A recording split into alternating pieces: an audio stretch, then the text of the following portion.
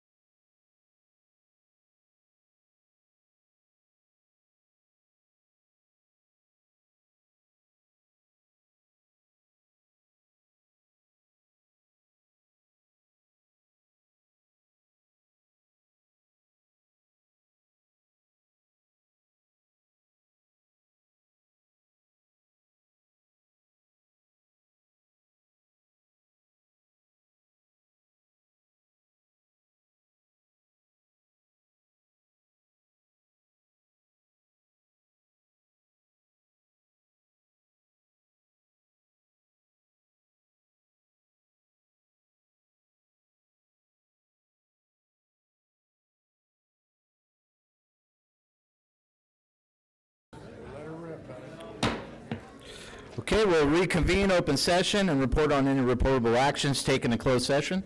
No reportable action to report on. Thanks, Mayor. Okay, I'll ask you all to stand for the Pledge of Allegiance led by Councilman Rivas, and then please remain standing for an invocation.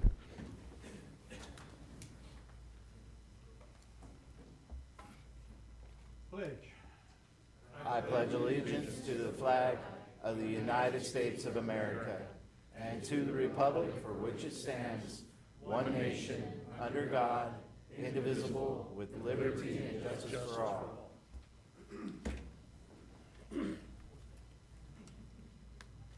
May I? Yes, if anyone would like to come forward and give an invocation, more than welcome. Our loving Father, thank you for this beautiful day. Thank you for each season in its turn. And Father, as we gather here tonight as citizens of this good town, may everything that we say and do be tempered by kindness and love and civility. And Father, we're thankful that we have good neighbors here. We're thankful that we have a good town.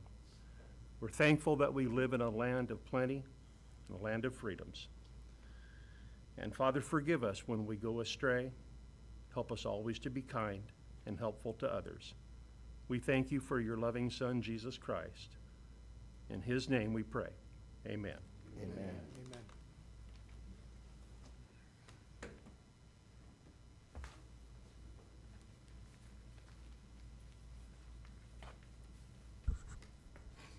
Our dear Heavenly Father, we come to you tonight, and we do thank you for who you are, that you are God who is ever present, and that you are here tonight. You've gone before, you go behind, and you are here in the present. I thank you, Lord, for those who have come and they are part of this council that represent this city. I pray that you would be their wisdom, their knowledge. I pray that you would be their sight. I pray that you would be their words. I thank you for this wonderful city that you have given us, and help us to take it with pride, to love on one another and be the people that you have called us to be. So, Lord, I just give this evening to you and thank you for being here in the midst of it. In your precious name we pray. Amen. Amen. Yeah, that's fine. The more the merrier. My prayer today is devoted to our mayor and to all city council members. The seeds that you planted in our city has many potentials. Under the right conditions, your seeds will grow into a great harvest of blessings, into the future of our city for all citizens and for future generations. May your work blossom into a harvest of goodness. Even at times when the path may seem uncertain, your faith is your strength. As a believer in Christ, you will all face many struggles, grumbling, and muttering against you. But know that God is never silent, always working in ways that you cannot see. In the Old Testament, it was Moses and Aaron who were the chosen, appointed servants. Because in one night, the almond rod sprouted, blossomed, and produced fruit. Moses then put Aaron's staff before the Ark of the Covenant for all to see. In this appointed season, now, it is Aaron's rod that God has placed divinely into your hands, demonstrating you have been chosen by God to empower you to write the vision down and make it plain upon the tablets. This position of priesthood implies wisdom and understanding of God's will. May the Lord provide a clear direction for all of your efforts for the city of Porterville, in the name of Jesus. Amen. Okay, I'm not seeing anybody else at this time, so I'll ask we all be seated. Okay, we have some presentations today, 2 proclamations, and then a Police and Fire Employee of the Year, and then Outstanding Business Honoree, ITC. So, but we'll start with one of the first proclamation, which is for Blessings of Liberty and Parental Rights Month. Is there anyone representing Blessings of Liberty here tonight? If you are, you come forward.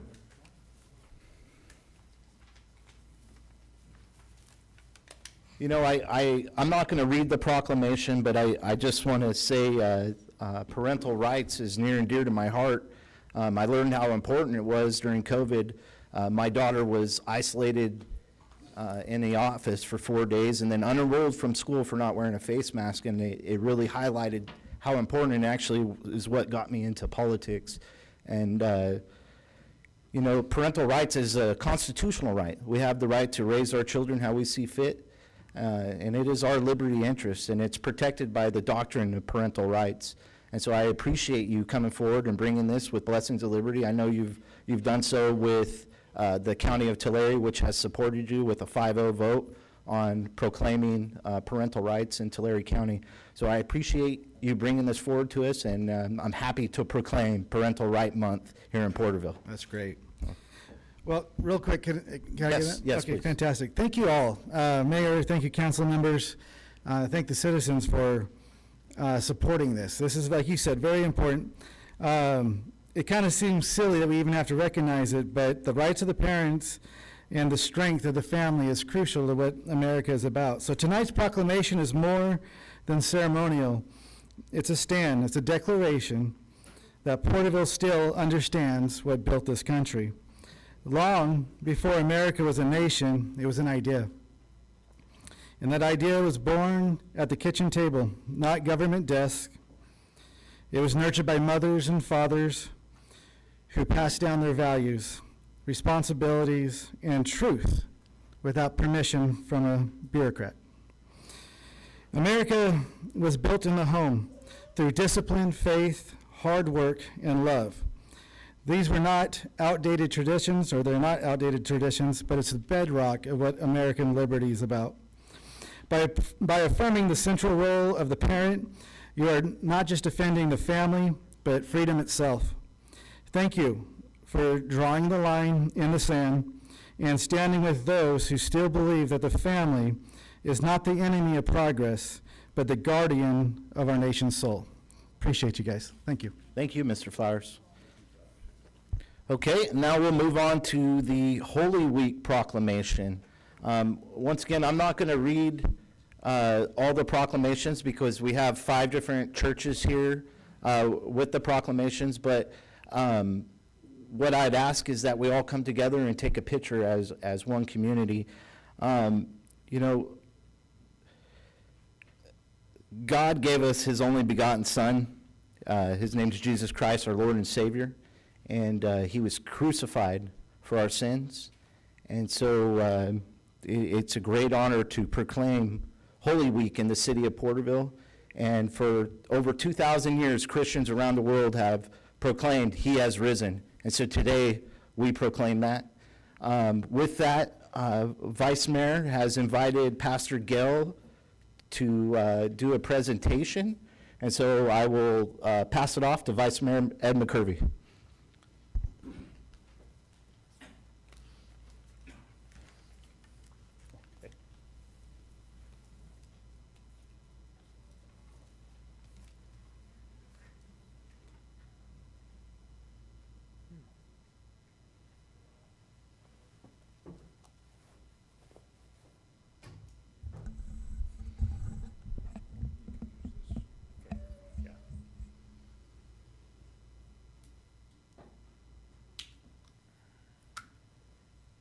Ready for me to go ahead? Okay. Good evening, everyone. My name is Gail Garrettson. I am the minister for the Church of Christ in Porterville. No, I do not dress like this on Sundays. But when my good friend Ed told me about this, I thought, you know, I want to have some fun with this. And I will tell you right now that these biblical time, these Middle Eastern type robes, this is hugely comfortable. You folks don't know what you're missing. I mean, it's really, really neat. But I'm honored to stand before you, and although I'm used to speaking to large numbers of people, and when I speak, if I know the people well and they know me, I can really speak from the heart. Right now, I feel out of my element because I don't know politics, up from down, side to side, but I do know people. I know the people in my church, and I know many of you good people here in Porterville. And I meant what I said. We have a good town. And people, we have a unique opportunity. This town can really move forward in great directions. It's easy for people to complain about, when should I stop? Oh, okay.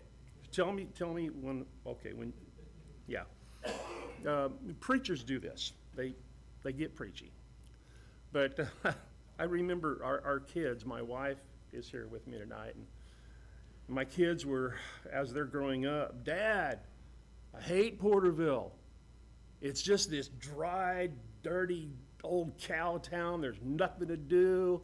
And I said, you know, I remember growing up with kids that lived a block from Disneyland. And guess what they said? I hate this town. There's nothing to do. I knew kids that I grew up with, they grew up in Morro Bay. Right there, Morro Bay. And they said, I hate this town. There's nothing to do. And I told my kids, I said, you know, it's who you're with that makes it worthwhile. If you hang out with people that are always in trouble and always angry and always down and always negative, it ruins it. But if you choose your friends wisely, and you hang out with people that are in the light and in the truth, and they find the good in other people, and they may not be able to find good things to do, but like I've told the young people of our church, I said, if you can't find a kind person, you be the good person, you be the kind person. If you can't find any love in the room, if there's nothing but hate, you become the love.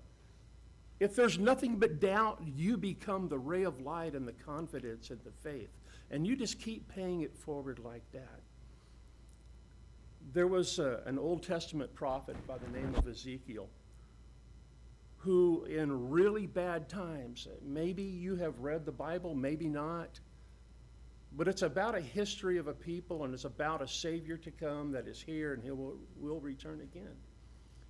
It's about a great many of things. But this prophet Ezekiel, he was talking to his people in the worst of times. They had been carried away from their homeland. It's like all of us in Porterville, in California, in the United States, if we were suddenly all rounded up and taken overseas to another continent for a period of 70 years, and our children forget our language and forget our customs, and then we've got to start all over. And that was the time that he was in, and it was hard. But he said, you know, there are times that are coming that are going to change. And he said, God has called me to be like a watchman on the wall that looks out on a place that has no electric lights, no street lights, so you watch for movement in the bush. And if that watchman sees danger, he needs to blow the trumpet. And then if people respond, they'll be saved. But if they decide to sleep in, they'll be overrun by the enemy. And he said, if he sees danger and he doesn't blow the trumpet, then everyone's blood is on him. People, that's why I chose to do what I do. I believe in the gospel message of Jesus Christ. I know many people don't. And out of love, I pray for them that they will find light and find truth. But they would blow the trumpet. I brought something with me, and I asked if it would be okay, and I want to ask again, okay? This is the trumpet that the old King James would use the word trumpet, but it's a shofar. I'm not real good at this, but this is what would usher in a period of change, a call to battle, a call to celebrate, a call to worship. And this is what the people would hear and they would respond to. Please bear with me and forgive me if I mess this up.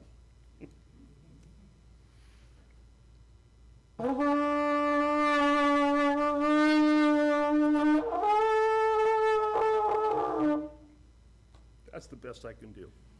And so, well, thank you. But I'm honored to be here, gentlemen. Thank you. Thank you, Pastor Gale. Thank you, Preacher Gale. All right, so I think what we want to do is we want to invite folks up here that are here to support parental rights and the faith proclamations and take a picture together. And we're going to celebrate Easter in our city.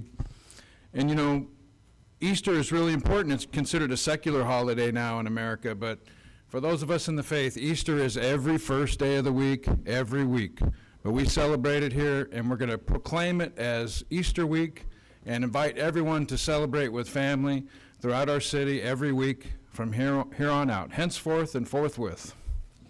And so if you're with the Porterville Church of Nazarene, Porterville Church of God, Porterville Church of Christ, and Jesus Christ of Latter-day Saints, if you'd come up and take a picture with us, we'd greatly appreciate it.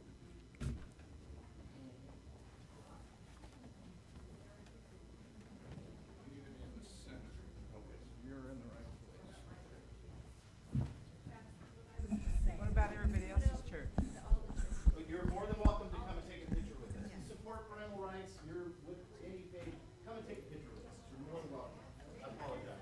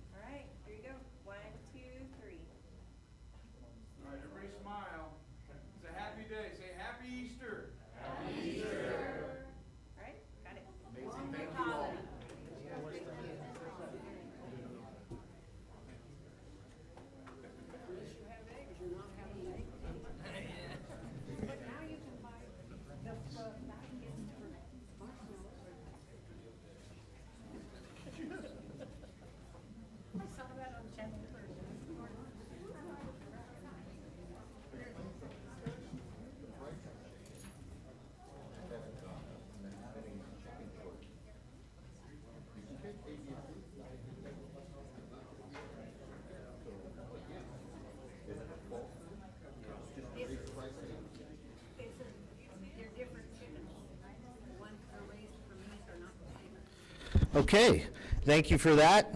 Now we'll move on to Police and Fire Employee of the Year. City Manager, or Chief. Chiefs. Thank you, Your Honor. I've asked the Police Chief to present the Police Officer of the Year, Sergio Cerna. Come on up, Sergio.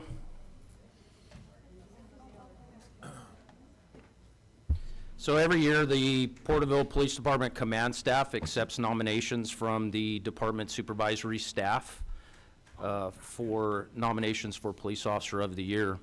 Porterville Police Department's 2024 Officer of the Year is Detective Sergio Cerna. He was recently recognized at the annual Porterville Exchange Club Public Safety Dinner. A little bit about Detective Cerna. He did grow up in Porterville, attended Monachi High School. He started his law enforcement career with the Tulare County Sheriff's Department, and then he wisely chose the Porterville Police Department. No offense to the sheriff or friends, I know. He lateraled to the Porterville Police Department.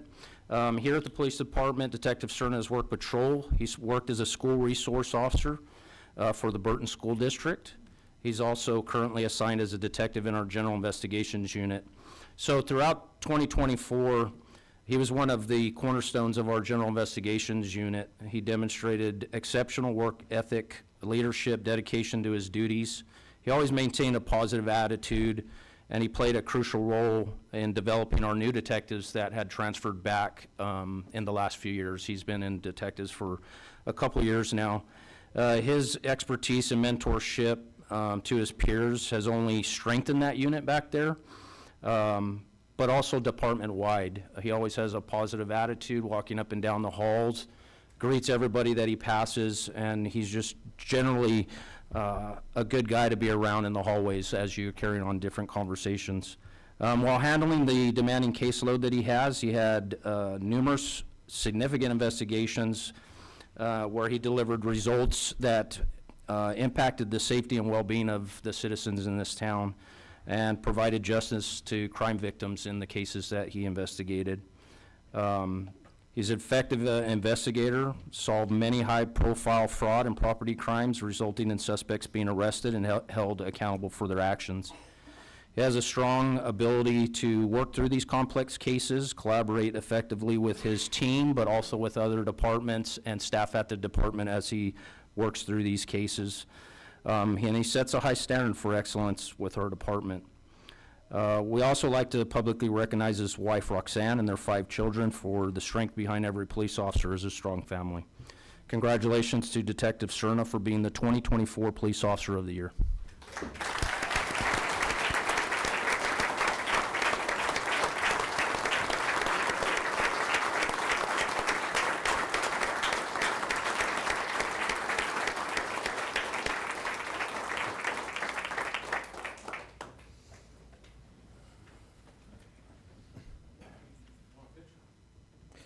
Let's do it with the fire employee of the year as well.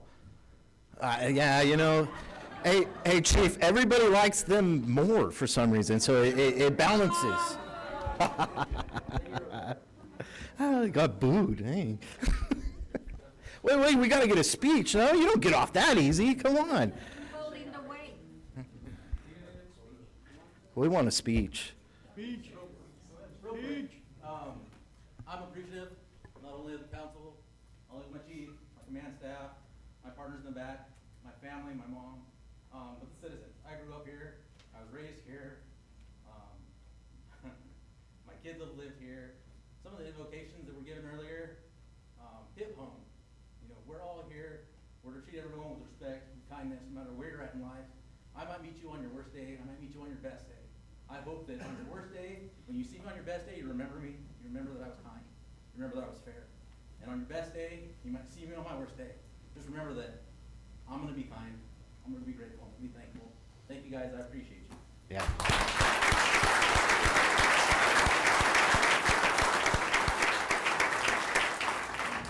Amazing. All right.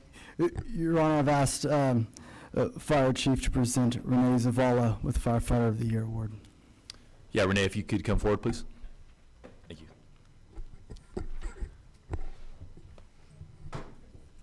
Renee was born and raised in Porterville, graduated from Porterville High School, and in 2008, he began his career with the City of Porterville as a heavy equipment mechanic.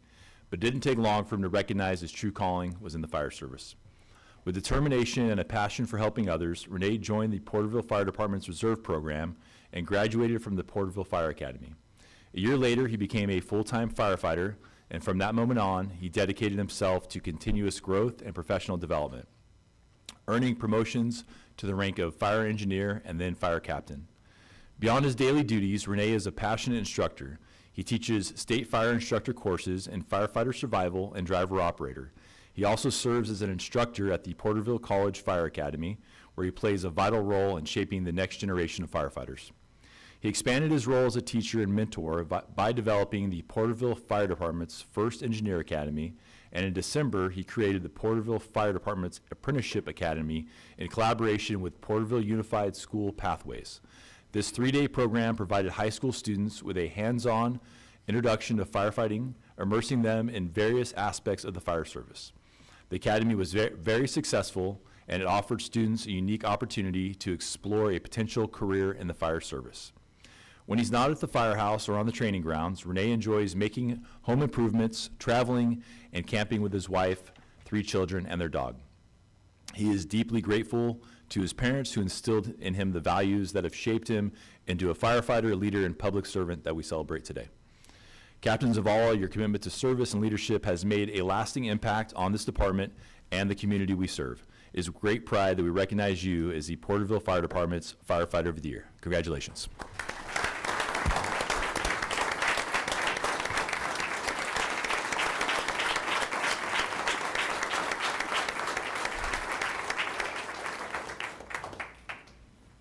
Give it, Cat. Good evening, everybody. First of all, I'd like to thank you guys, Councilman, Mayor, for all your continued support to the fire department. It's crucial for our success. I also like to thank Chief Cogburn and command staff for giving me the opportunity to participate in these programs. Our community's commitment to the strategic plan and now us placing actions into place are going to continue developing our next generation for firefighters. And I couldn't have done this without my family. That's the core and the foundation of where I'm at now. I thank God for giving me good health, mentally, spiritually, and physically to continue doing my job. So thank you very much, everybody, and God bless you guys. Thank you.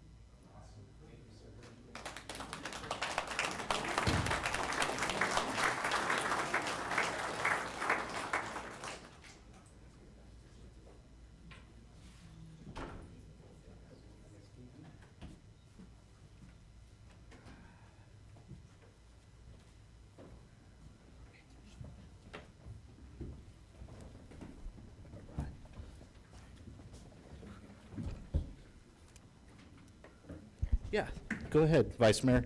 Honorable Vice Mayor would like to say a word.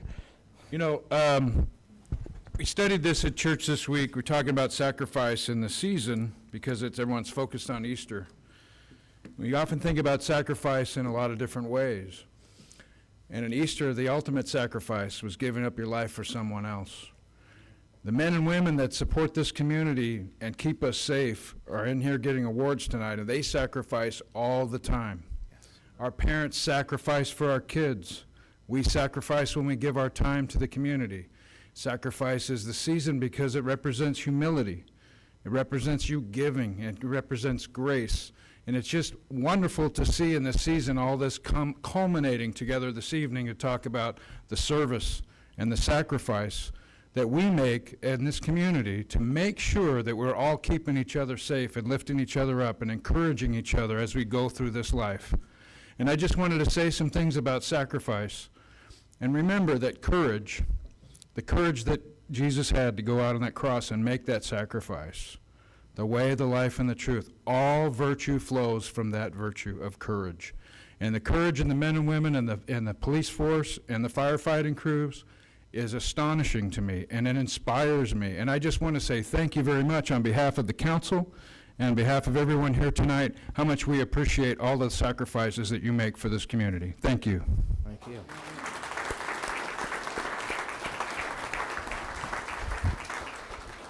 Vice Mayor is the philosophical one. He's very good. Beautiful, Ed. Okay, moving on to Outstanding Business Honoree, ITC. I see him in the back. You guys coming up to the front.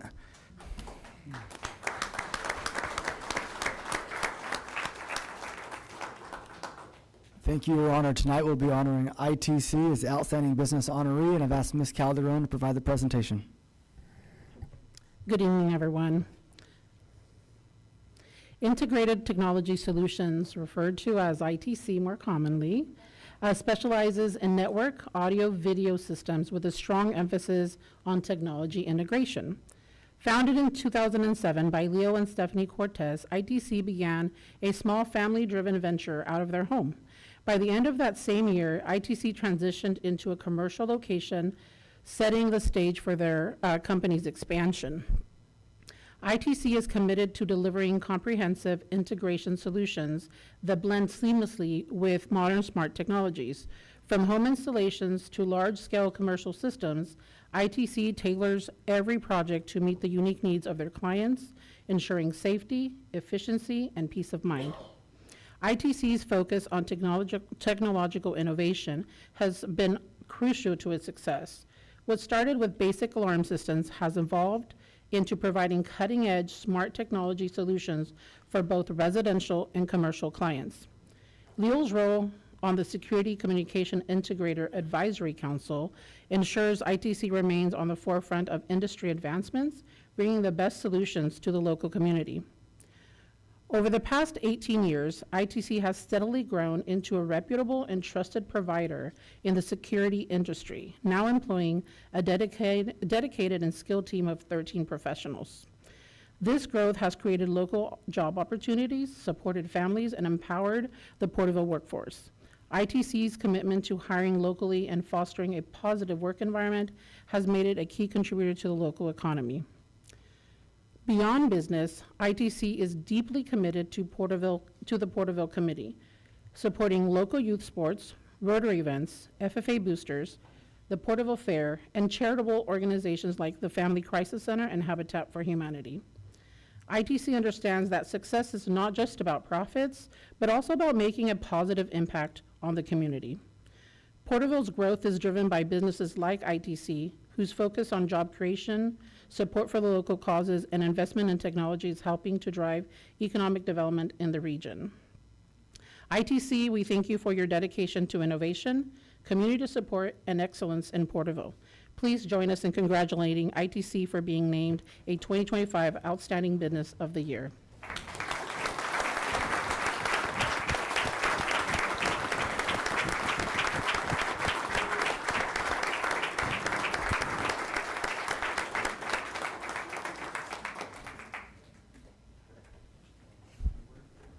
All right, Leo, you got to give a speech, man. I would like to thank you for this award. It really is an amazing presentation. This recognition really is a testament to the dedication that this team has, this incredible team. Thank you for what you do, and thank you for the support of this valued community. I appreciate it. Hey, before you guys go, I want to take a picture with you. I'm a politician, so I like that. But also, I just got to say, Leo, your beautiful wife, you came and we gave you, let you guys know that you were the outstanding business, and I got to hear your story and how you came from the grassroots, living the American dream, right? I love the story of your first job was McDermott, and you had to do it on your kitchen table, right? And come forward, and now this business has grown, and you're providing jobs and wealth in our community. And I just want to say, people like you are the backbone of this community, so thank you for what you do. We greatly appreciate you here in Porterville. Thank you. Thank you. So let's take a picture.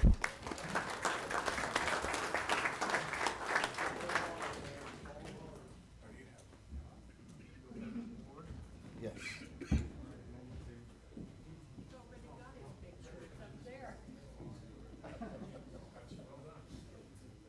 Are you guys going to pay for this?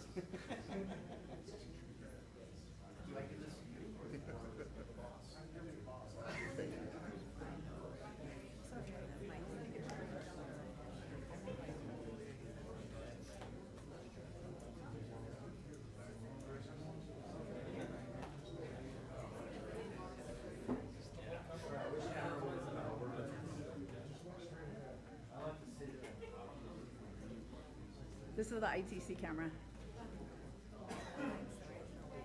All looking sharp.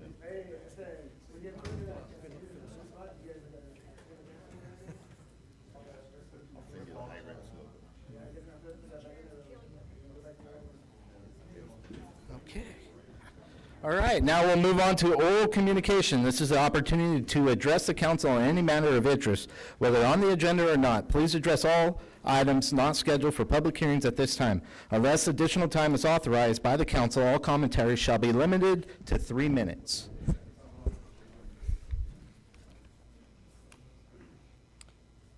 Sherry Shields, Porterville.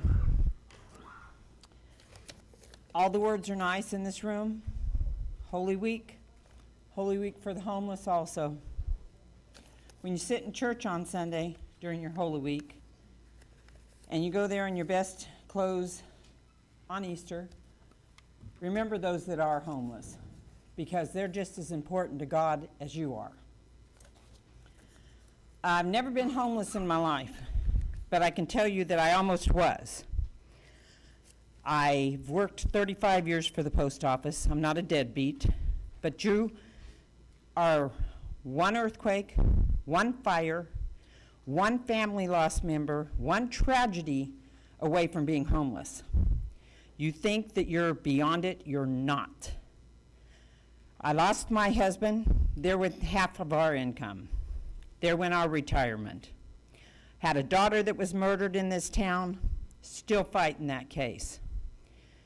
You go through tragedy with that when you lose family, because then you have homeless or family members that couldn't handle it, so they end up on the street and they are homeless. They did not break your bridges that you say they broke. Those are cement bridges. If you didn't get good enough contractors to take care of your bridges, you've got the problem. You've had the money. There was $1 million given to this town, to you all to spend. The figures that I finally got were figures from 23, 24, they were not of September 2024, of this homeless 1 million money. And I'll tell you what, they're looking right now, and the FBI has already contacted me over the 24 billion that is missed out of this state for the homeless.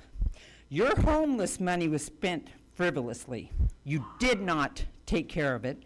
When I went through the figures that was sent to me, and don't give me that dirty look, Mr. Vice President of this, because you're giving it to me now. Last week or week ago, you told me that I was defiant because I had my arms crossed. I was cold that night. I went down the figures that were sent to me. Never have you fed the homeless. In those figures is groceries from Walmart, groceries from Smart and Final, waters, snacks. You all have paid salaries for 3 officers in this town out of the homeless money. You have paid for their benefits. I've gone down the list. I've got the list that you've given me, and it is going to the FBI. I don't have enough to say. You spent $100 on a deadbolt on 8/10/2023. How many deadbolts are around in this city that you all have thrown in a corner somewhere? Please summarize, Ms. Shields. Thank you, I will. The money was not spent properly. Go back and look at your figures you sent. I got them finally today, after pushing for about 6-7 weeks. Finally got the force to get them. Nobody likes being homeless. Nobody likes the homeless. There's a few of them I see on the street that are dancing around and really acting crazy. Yes, they need some help. They've got some mental problems. A lot of them have mental problems because they can't get a meal or a bath. Thank you, Ms. Shields. So enjoy your Holy Week. And I do believe the Thank you, officer ma'am. was respectful. Thank you, ma'am. Thank you.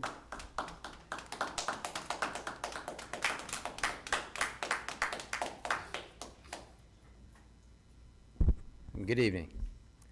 Chris Rutledge, So I've thought about this all day long, and I've changed it up a whole bunch of times. Last time I was here, I praised the law enforcement, I praised the city council, and all the first responders, and I'm not changing that. Most of the law enforcement that's in here know me, and they know I love them. There's been an issue going on for a while that's very near and dear to my heart, and that has to do with like the kids that a lot of you know as fixie kids. I just want to say they're not fixie kids. There's no such thing. These are children, these are kids that like to ride bikes. Some of them do stuff that is dangerous. Part of what we do, going out, riding with them, spending time with them, a lot of these kids have a bad home life. A lot of them have really bad stuff that goes on all the time. And they don't have anybody to have their back. They don't have any, father figure to be there for them. And my son rides bikes. He loves it. He got it from me. I loved it when I was a kid. Something about it just makes you feel good to get on your bike, and ride around town. I mean, this is our town. It's awesome. But something happened this morning that worries me, and it's something that, like I said, I've been watching for a while, because Porterville loves to hate these fixie kids. They're not fixie kids. They're just kids that ride bikes. But my son was on his way to school this morning, and he got pulled over on his bicycle. He was put on the curb. He got his pockets turned out. They ran his name, checked him out. Now, this is a kid who is a Christian. This is a kid who is in a Christian riding group. He goes to Bible study every Saturday night. He's an athlete in school. He gets good grades for the most part. Don't check his grades, but he's a good kid. Some of the law enforcement in here know my son personally, and I don't think anybody have a bad word to say about him. But I think we're kind of going a little wrong with this. The only explanation I got, and I called and I talked to the officer that pulled him over, the only explanation I got was that he was riding his bicycle with no hands. I mean, no hands, I mean, I could think of, I don't know, I don't even, this guy said it's against the law. Okay, it's against the law. I know plenty of stuff that is against the law, but this is a kid, a child riding a bike with no hands, and he gets pulled over. Chris, if you'd summarize, and I would tell you, you're more than welcome to grab my business card out front, and we could have a conversation, and I'd tell you my positioning on this. So summarize, City of Porterville, I love you guys all. Let's do better, please, for these kids. Thank you, sir.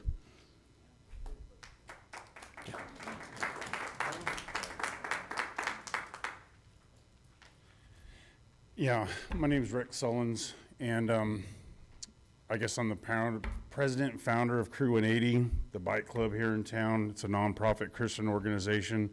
We got Bible studies at my house every Saturday night and stuff along those lines. And basically, we developed it to bring these street kids in and try to do something with them. We heard a lot of complaints. There is a group of kids in this town that are they're rough, and they're doing things they shouldn't be doing. You've seen them swerved in the bus, and Sammy got hit and stuff along those lines. But we have a whole other group of kids, and it's a large group of kids that are good kids, and they're working real hard to do the right thing. And nothing against the police department. I understand you guys are frustrated with them and things along those lines, but they're harassing them a lot. This one story with Jesse, Chris's son, he's not just a good kid. He's an exceptional kid, trying to get other kids to do the right things and stuff along those lines. Just super, super proud of him and stuff along those lines. But they're pulling them over and stuff along the line. They're lumping them in with these group of bad kids. I can tell you every bad kid. I can show you pictures of them. I know all their names. They're at my house. I've tried. But at the same time, like Chris was saying, man, their home lives are rough. And they feel strong together. They're hanging out in front of Target because they want to be seen. And they are up to a little bit of mischief and stuff along those lines. But considering it 3-4 years ago, it has gotten amazingly better. I mean, we were having real problems back then. If you turn around and flipped them off, you said something to them, they were coming after you. It's cut way down. The swerving on cars and doing that stuff, it's 100% unacceptable. But this gentleman points out that it's against the law to ride a bike with, without hands. Dude, we were all kids, man. I mean, that's nuts. That's absolutely nuts. You turn around and ride a bike for 10 miles and all that stuff, and your back gets tired, and you pull off and ride without no hands, and this is what we're majoring on? And it's not one kid. I can bring in, if I need to, a group of good kids that are outstanding kids that have gotten pulled over, searched like this. My wife rides, I ride. If I pull my hands off, are you guys gonna put me on the curb and turn around and search me? I think we're majoring on minors. I think we need to be together. You guys need, I don't need a lot of support, but I don't need to be harassed. The officers have been to my house maybe 6 or 7 times because we ride in big groups, and they're constantly, now there are some officers that have been pretty nice to us, but it's how you guys are making enemies with these kids. I mean, you know, they don't feel real good about the law enforcement and stuff. So I'm just saying something needs to happen. Something needs to change. So that's my 2 cents. Thank you, Rick. All right.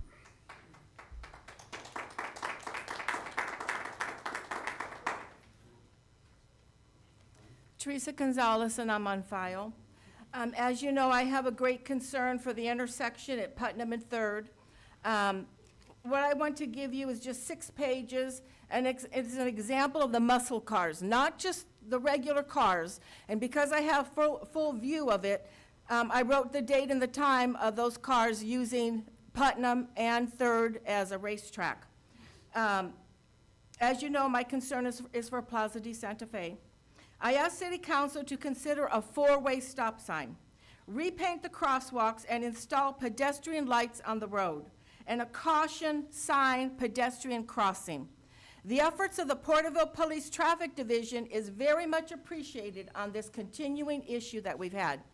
But for the safety of the seniors, those using walkers, walking canes, confined to a wheelchair, and/or seniors who need no assistance and that are able to walk, we will continue to strive to communicate on this area for a permanent solution to provide safety for all of the citizens. So it's just 6 pages, and I wrote it down, dates and times. Like I said, I have full view of it, and they're using it as a racetrack. And I'm concerned for the seniors and all those that live there. So if I could give this to you, please. Thank you. Thank you, Teresa.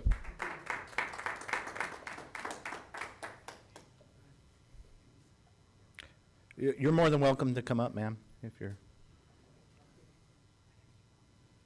My name's Diane O'Donnell, and I am stepping out of my comfort zone tonight. As I tell my clients, I do telehealth, mental health, of which we're now seeing being torn apart.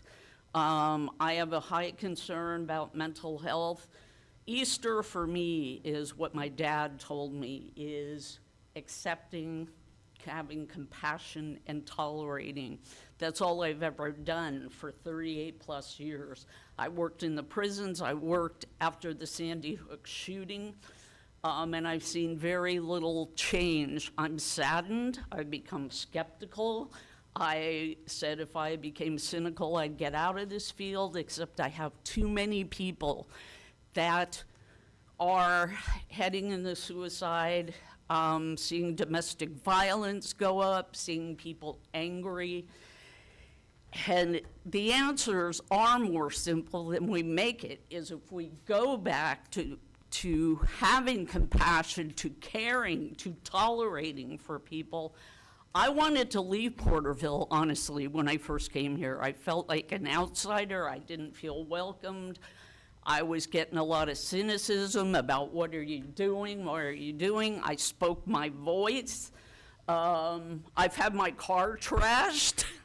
I had that trashed in Hanford, I had it trashed in Fresno, and yet I will continue to speak my voice because I have patients and elderly people who are alone, isolated, suicidal, and they're scared to death that they're losing any sense of who they are and what's going to be happening to them. And our company's already got information in terms of what's happening, and we may be on hold in terms of what we can do if anything gets cut. I am saddened. It's unfortunate that I grew up as an empathic, but I swore if I became cynical, and my responsibilities to me and God, that's it.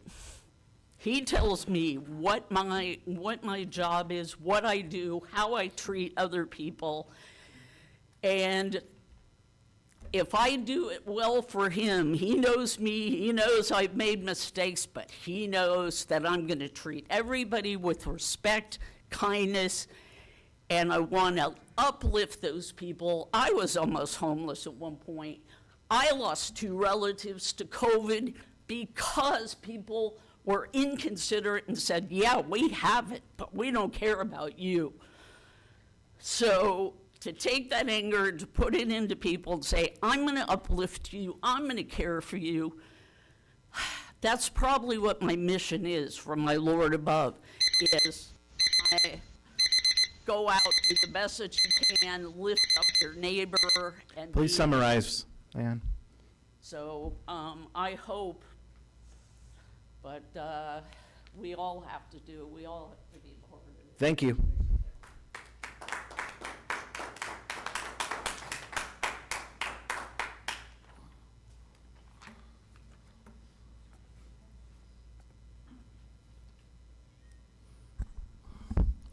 Council, my name is John Coffey. My contact information is on record.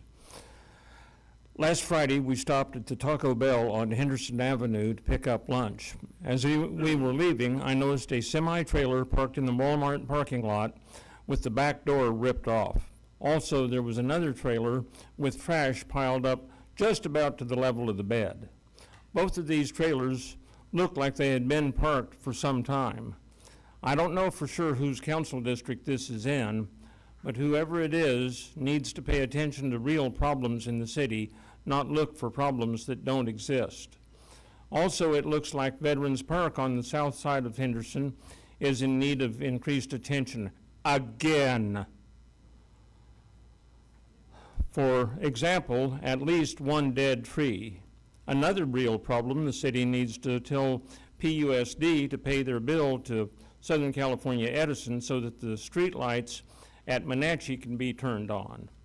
In my opinion, it is sad that some members of the council appear to rejoice in looking for problems that fit their own prejudice while ignoring the real problems in our city.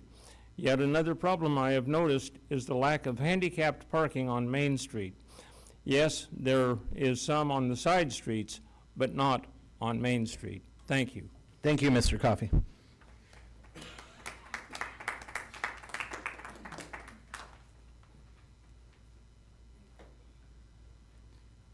My name is Ben Miller. I've been a resident here for almost 4 years.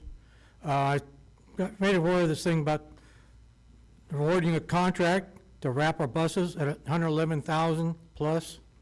Wouldn't that money be best spent on maybe buying putting toward another electric bus so we can have cleaner air instead of running these diesel ones? And also, I also heard about you guys were talking about transgender students and their parents are being notified by the school. If the parents were proper parents, they would know these kids are this way, or else they're keeping them down, not having honest conversations with them. So it'd be their parenting skills that need to be having. And they need, then I heard about some that says that they want their kids be taught sex education at home when they don't do it. I had sex education in 5th and 6th grade growing up. It was wonderful for me. I was able to understand. And we need to have more openness, more education, not blindness. Thank you, Ben.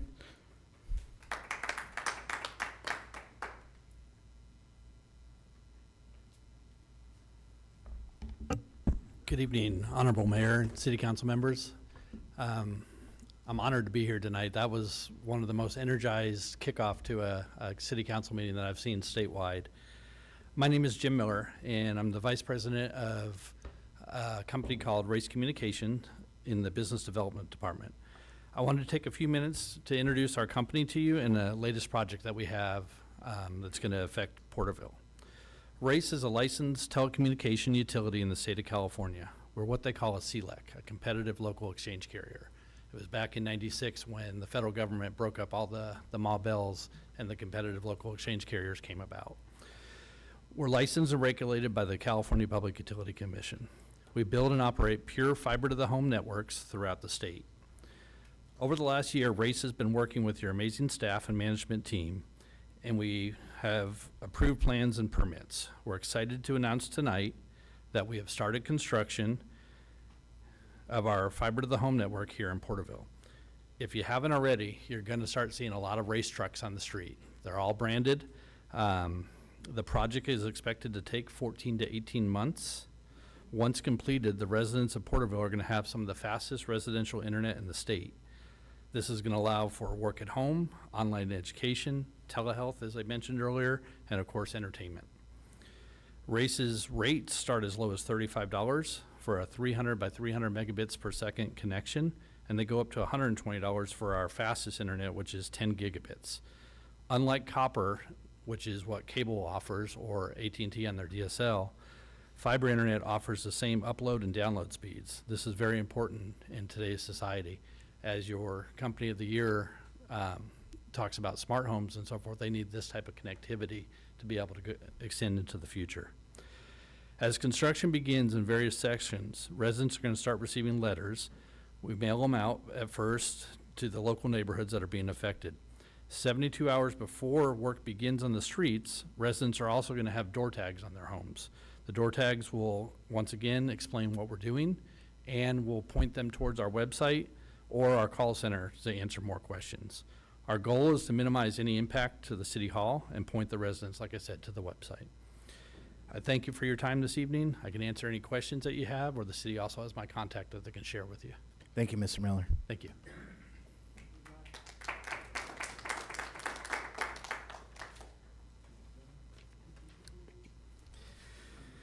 Good evening, council members. My name is Drew Dell, and I'm here to respectfully express my opposition to any conditions requiring me to transfer my shares in the Pioneer Ditch Company as a prerequisite for annexing my property into the city. Let me be clear, it is unlawful for the city to require the relinquishment of these shares. The U.S. Supreme Court has established in Nolan versus California Coastal Commission and Dolan versus City of Tigard that conditions placed on land use approvals must be directly related to and roughly proportionate to the impact of a proposed development. That standard is not met here. The city's own environmental study for my project shows that our water usage under development will be about half of what it is under current agricultural use. The project would account for barely 1/10% of the city's total water demand, and most importantly, the small increase can be met entirely through the city's existing groundwater supplies without needing my Pioneer shares. Let's also be clear that these shares are not surface water rights tied to the land. They are shares in a private company considered personal property under California law and not subject to policy PU-I-8 of the general plan. Trying to classify them otherwise is not only incorrect, it's inconsistent on how the city has handled other annexations like the Brookside development where landowners kept their shares. Singling out my project for a different and unfair treatment is not just bad policy, it's unconstitutional. It raises serious concerns of arbitrary decision-making and violation of due process and equal protection. I urge you to do what's right, what's fair, what's legal. Withdraw this condition and let this project move forward on a level playing field. Thank you for your time. Thank you, Mr. Della.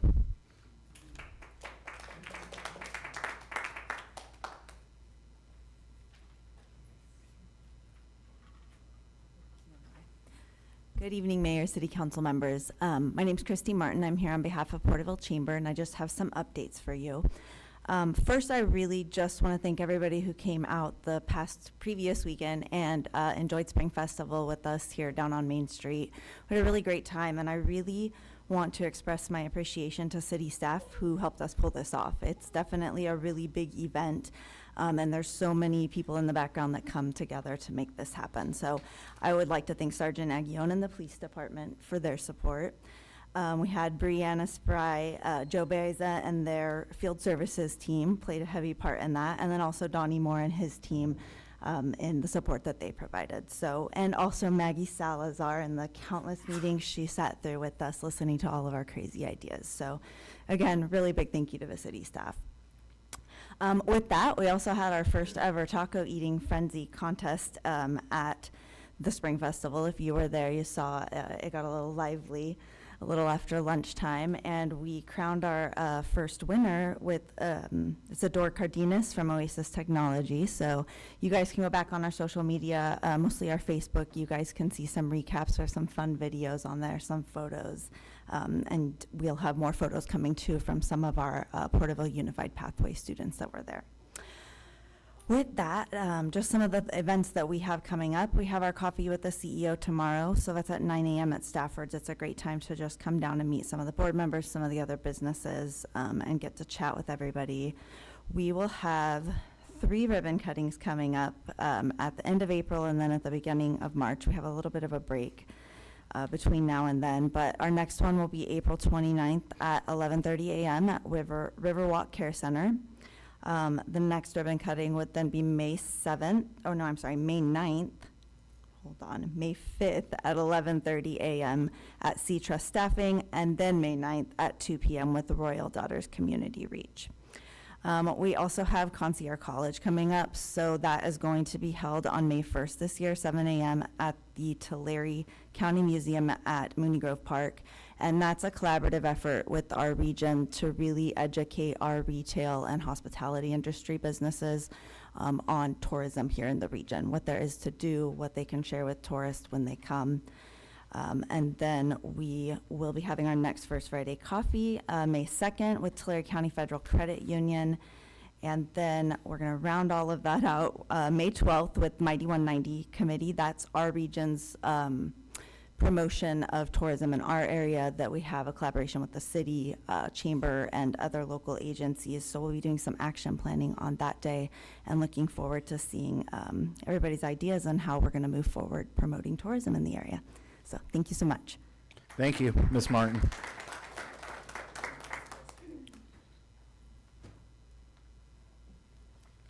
Good evening. My name is Hannah Ray. I live here in town, born and raised. I just wanted to say thank you to the City Council for everything you're doing for the city, everything you're doing for parents, for families, and for women. Thank you, Hannah.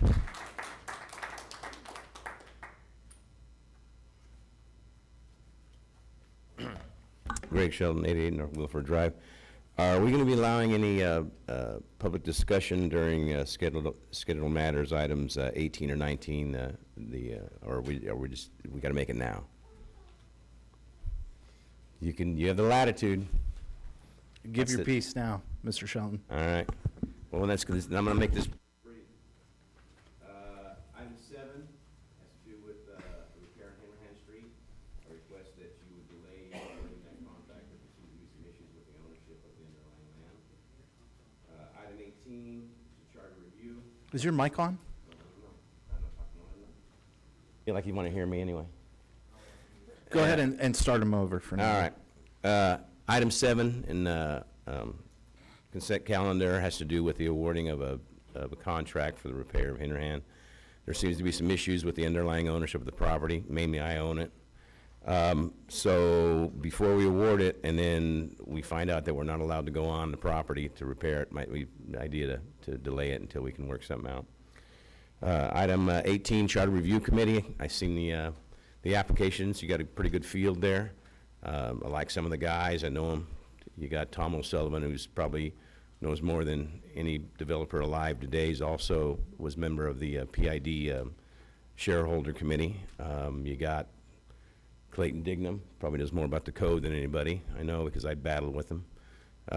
You got Alex Crace. That's a $350 an hour lawyer for free, so you can't really go wrong with that.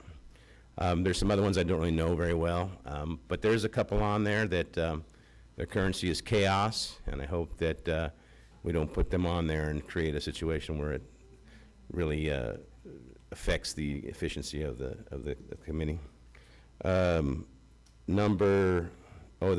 cargo containers, which is one I want to talk about later because I got a lot of information. But that being said, I was on the council when that was adopted, and that was something that it was a solution looking for a problem. It's been a nightmare ever since. I'm looking at some of the numbers: $400 in fees, permanent foundations. On the way over here, I drove by the Honorifica, which I know has them during the fireworks. I drove by the Elks Lodge, which has one behind there right now. I drove by the church that has one over there. I drove by, I said, this is silly. We should not have any, basically just say, it's gonna be in the backyard. Gotta be in good shape, not hideous, and leave people alone. Let them store. If they wanna lock their motorcycle up in their backyard, I don't know why we care. You know what I mean? You got a fence that's, basically the way this is written is there's no way you could ever legally comply. It says you can't see it. If you can see it at all from a public right-of-way, then it's illegal, which means, and our code allows for the highest 7-foot fence. It's an 8-foot C-train, so technically you're never gonna be able to comply. So it's one of them things where like the city of Porterville did in that time, where they're killing they're using a sledgehammer to kill a fly. So please, really, I think that needs to be changed. The last one is, I noticed that there's some guys back here on number 17, the subdivision map.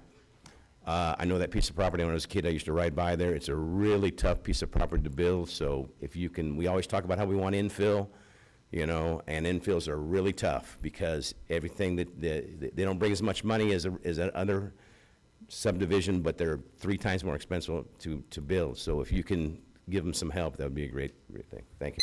Thank you, Mr. Shelton.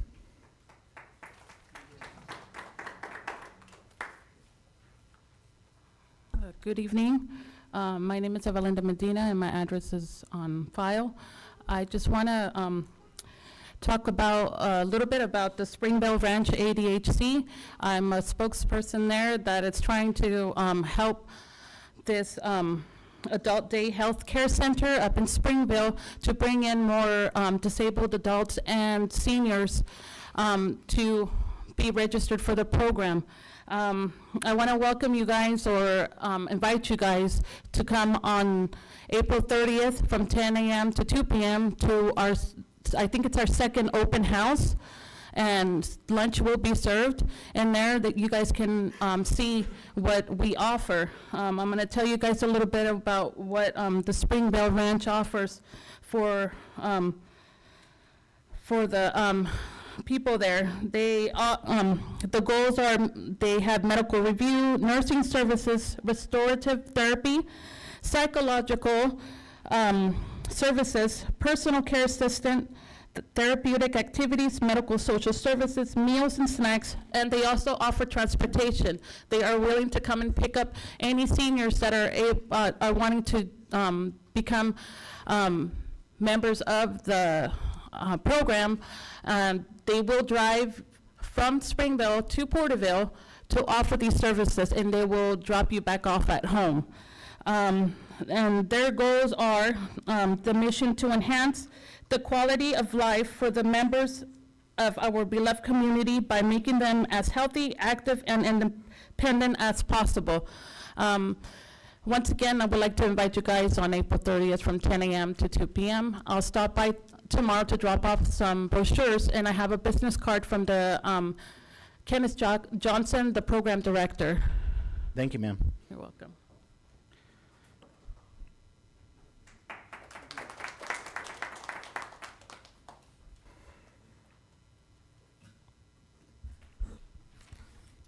Hello, Josh Flowers, address on record.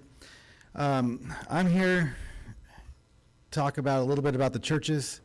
My parents, they attend First Southern Baptist, and their bill went up another $500 last month, and they had to water the lawns today. So the delay that I'm seeing is really costing the churches not small money, but $500 at a time just to water the lawns.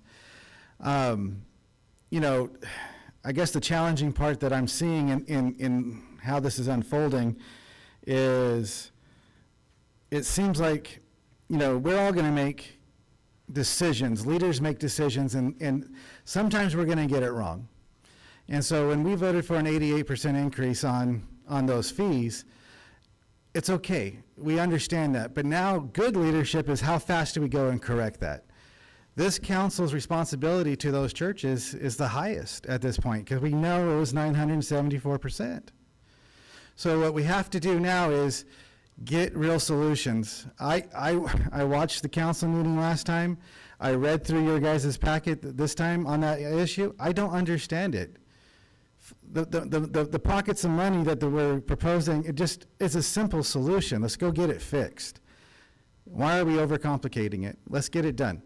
So if you guys can't find the money, I'm going to propose that you guys suspend any more fees on these guys. They've already paid a year's worth of fees in the first half of this year. We have to protect our churches. We have to protect the nonprofits. We know the money is not, or the billing's not correct. So I just ask you guys to get to a solution. You know, stalling doesn't help anybody. These churches need help. Thank you. Thank you, Mr. Flowers. Is there anyone else?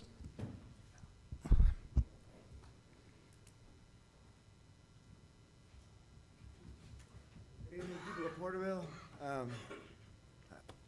My name is Sergio Gonzalez. I'm just a citizen here in Tulare County. I'm a concerned citizen with all the things that are happening in the whole community, from east side Porterville all the way to west side Porterville. As far as Springville, you can get to Camp Washawn, all the way out to West Hills. There's a whole lot of things going on in town and in California in general that they don't make sense as far as all the useful people that come from California and from the Central Valley, that so many things are bringing down the reputation of this county. And it's not just one person's reputation, it's all of ours. And I believe, I mean, I don't like being a outspoken person, but I have a little bit to do with a lot of the stuff that's been offered for the cities and the counties and the state as far as funding goes and philanthropy and things like that. But I don't like having too much of a input just because I'm not much of a intellectual type of person or outgoing, as you can say. But I want to see this whole state do really well, but Tulare County's got to be better than this. I mean, my whole life I've been from here, and I've never been embarrassed to say that we're this blind. The telephone poles within the town, all the electricity that's being overused, the missing speed train, the money that's going to these charter schools that don't need to be here. I mean, it's illegal for those schools to have been built. A charter school is like a continuance academy for military, you know what I mean? It's for problem children. And obviously that's what we have. But the Porterville Unified School District, it's going down the tubes. Burton seems to have their own set of rules over everybody, and there is no rules for high schools.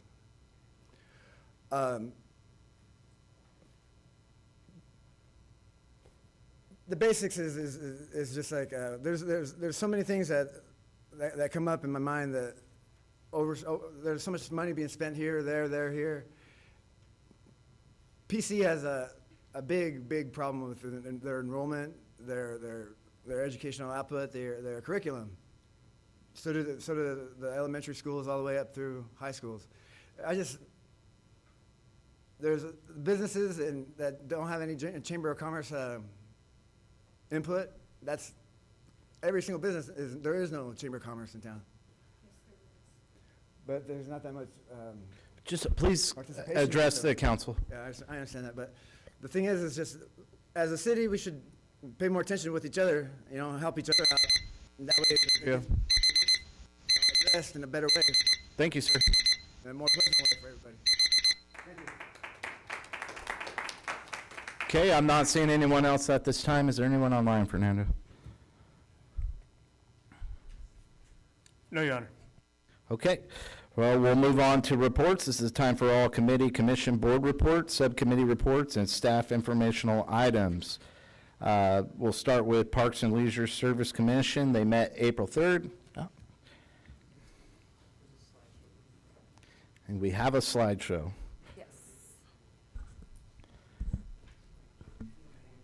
Okay, good evening, Mayor and members of the City Council. I'm Parks and Leisure Services Vice Chair Arlene Pena with our commission report.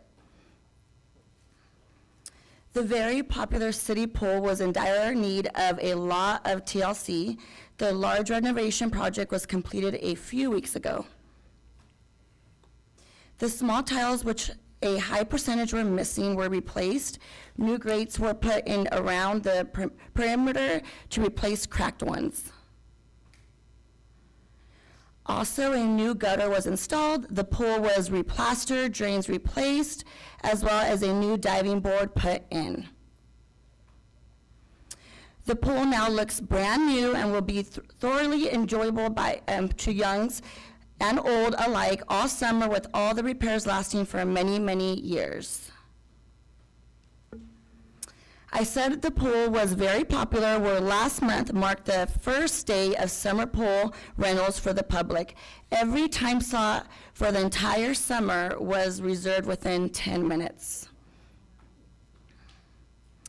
And the annual Easter egg hunt takes place at Veterans Park this Friday. 3 different hunts spanning ages 2 to 9 will be held. Over 6,000 candies and toy-filled eggs will be snatched up in a few seconds. Over 40 youth make up the Porterville track team. They are practicing for 2 upcoming meets. Arbor Day is April 25th. Porterville has been a Tree City USA member for the past 32 years. The annual tree planting ceremony will take place at the sports complex at 12 p.m. May 1st marks a big day for Parks and Leisure Services. It is the opening day for summer program registration, for swim lessons, day camp, and youth volleyball. Finally, April 28th is our opening night of our youth baseball league at the sports complex. And this concludes our report. Thank you so much. Have a great evening. Thank you, Arlene. Okay, moving on to Library and Literacy Commission, April 8th.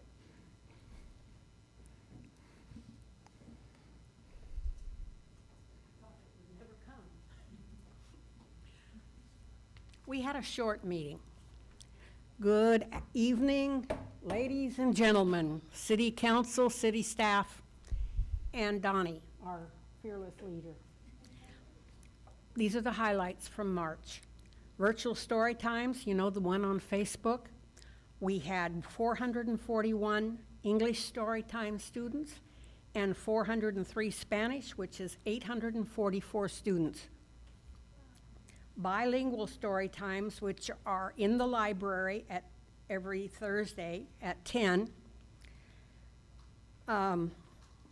There were a total, you know, this is where the kids play and read in different languages and sing and do movement, things to get the body moving and the mind thinking.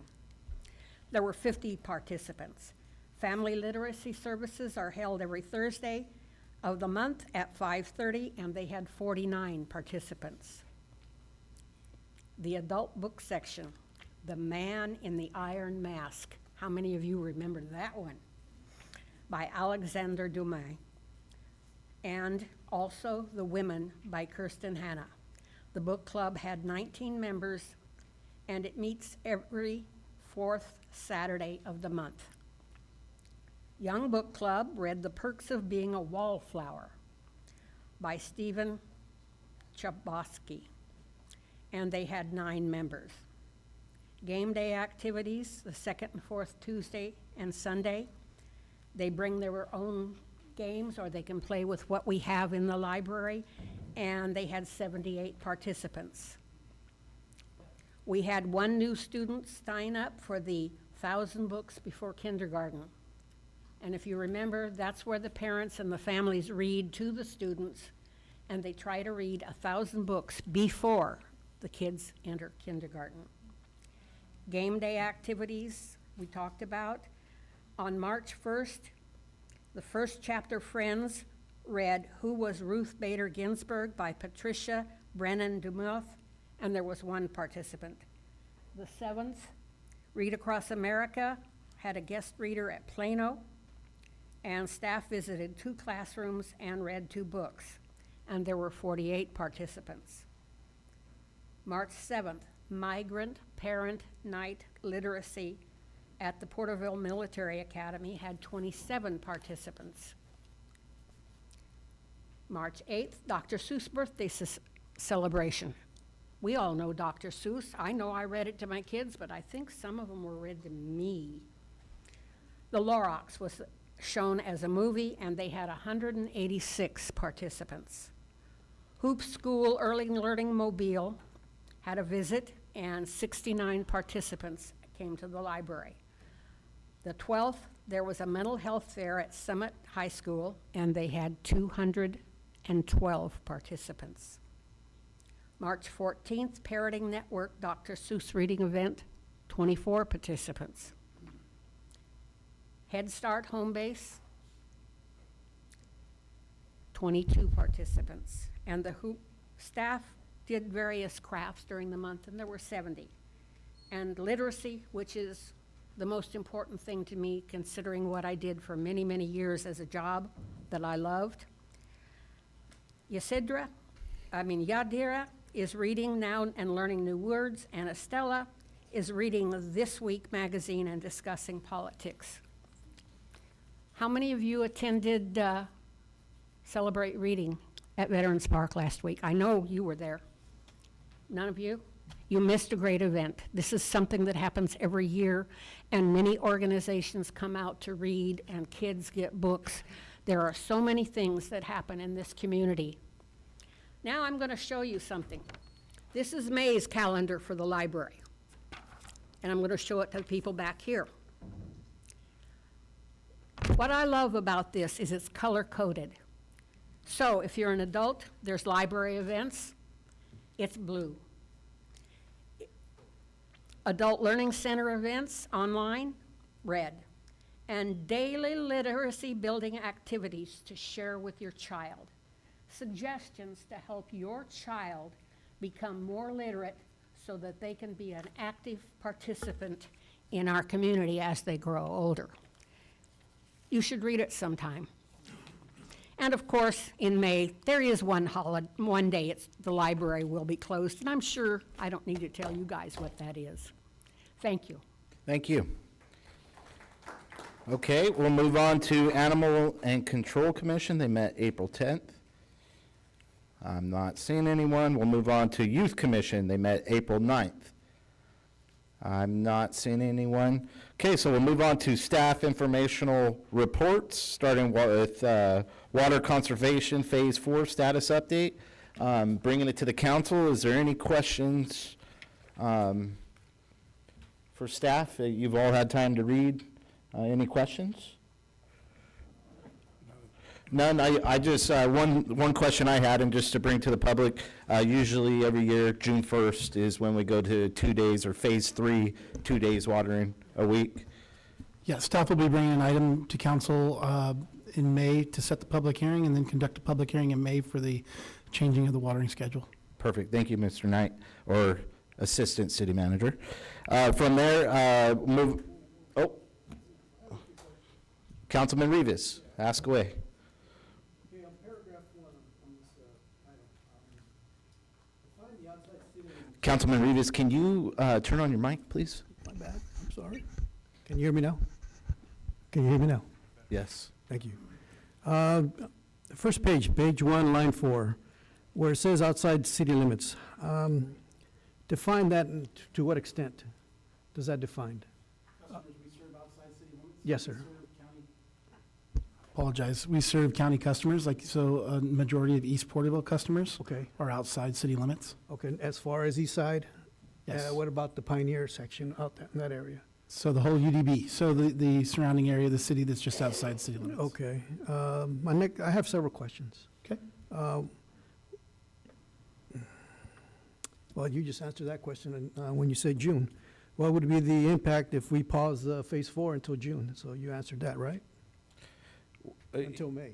I mean, Yeah, go into June or- historically, that's been the process in performing the water's conservation, the way of life. So it implies in June?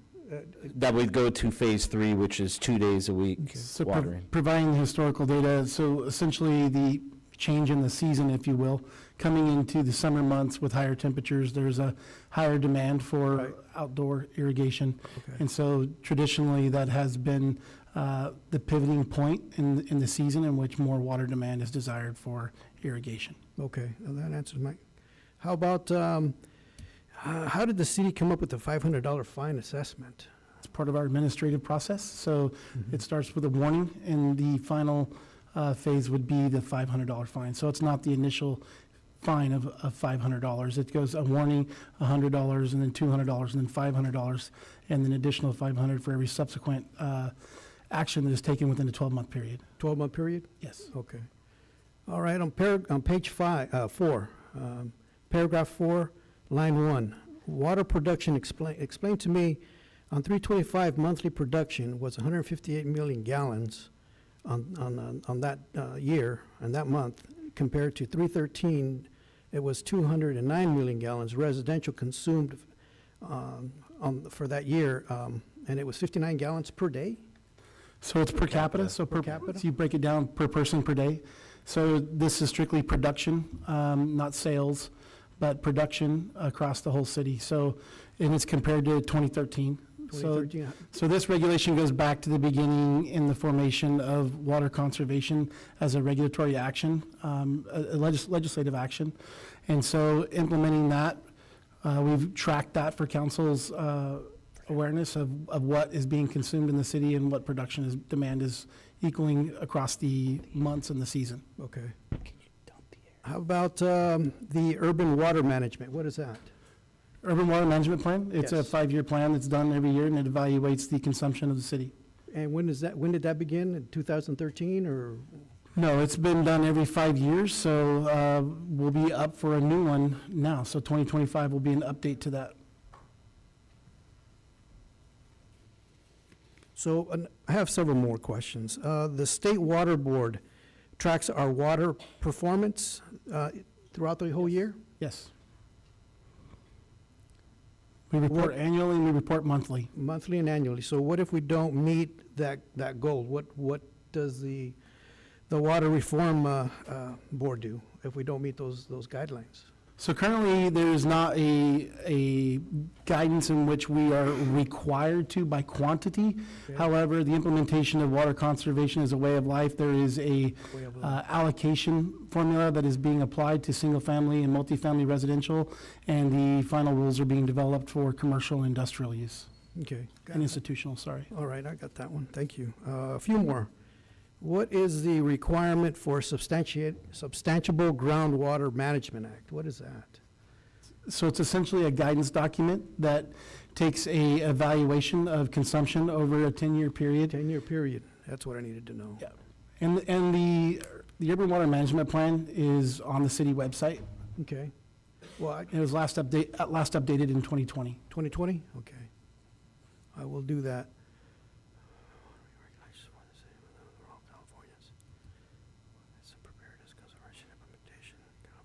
Is there any way you can get me the SB Senate Bill 606 and AB 1668? Sure. Can you get that for me? Yeah. I'm sorry? Just continue your comments with staff, please.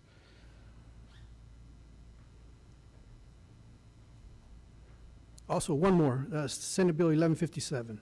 Can you provide that for me? Yes. Put it in my box. Yes. Okay. That's all I have for you. Thanks. Thank you, Councilman Rivas, and I just say City of Porterville is doing a great job on conserving water, and I believe the state is wanting us down to 55 gallons per person per day or per capita, and so we're down to 55 gallons by 2025, and we're down to 59, so we're 59. That's just for March. And that number is lower. Like I said, through the implementation of our fixed meter network, we'll have better data quicker. Yeah. So we're on a 5-week cycle now, so it's hard for me to provide that to you at the time of this report. But for the month, when you're looking at that 59 gallons per person per day, it's lower because that guidance is across the single-family and multifamily residential. This calculation is based on our overall production, so the number is better, but it's a reference for council to consider during this staff report. Thank you, Mr. Knight. Any other questions? Not seeing any, we'll move on to the spring cleanup. This is exciting. Any questions for staff on this? bring it back to the council? None. Not seeing anything. Okay, so April 26th. Do you want to read the staff report or just, it'll go out? Okay. All right, from there, we'll move on to the consent calendar. All consent calendars items are considered routine and will be enacted in one motion. There will be no separate discussion of these matters unless a request is made, in which event the item will be removed from the consent calendar. All items removed from the consent calendar for further discussion will be heard at the end of scheduled matters. How would council like to go forward with this?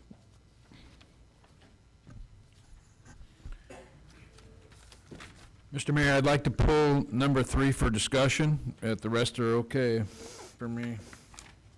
So, agenda item number 3.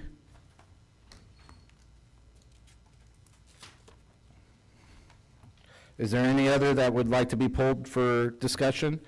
Is there an amendment for 7? Is there, looking for legal help here? So just to, since we discussed it in closed session, and I know that council has authorized us to work with Mr. Shelton, but I think staff's request was to go ahead and approve because we do have a window of time before we need to get the project going. So but it's up to the council. But I think that would be the recommendation since we are working also with some grant funding that we want to make sure we meet the Okay. deadlines.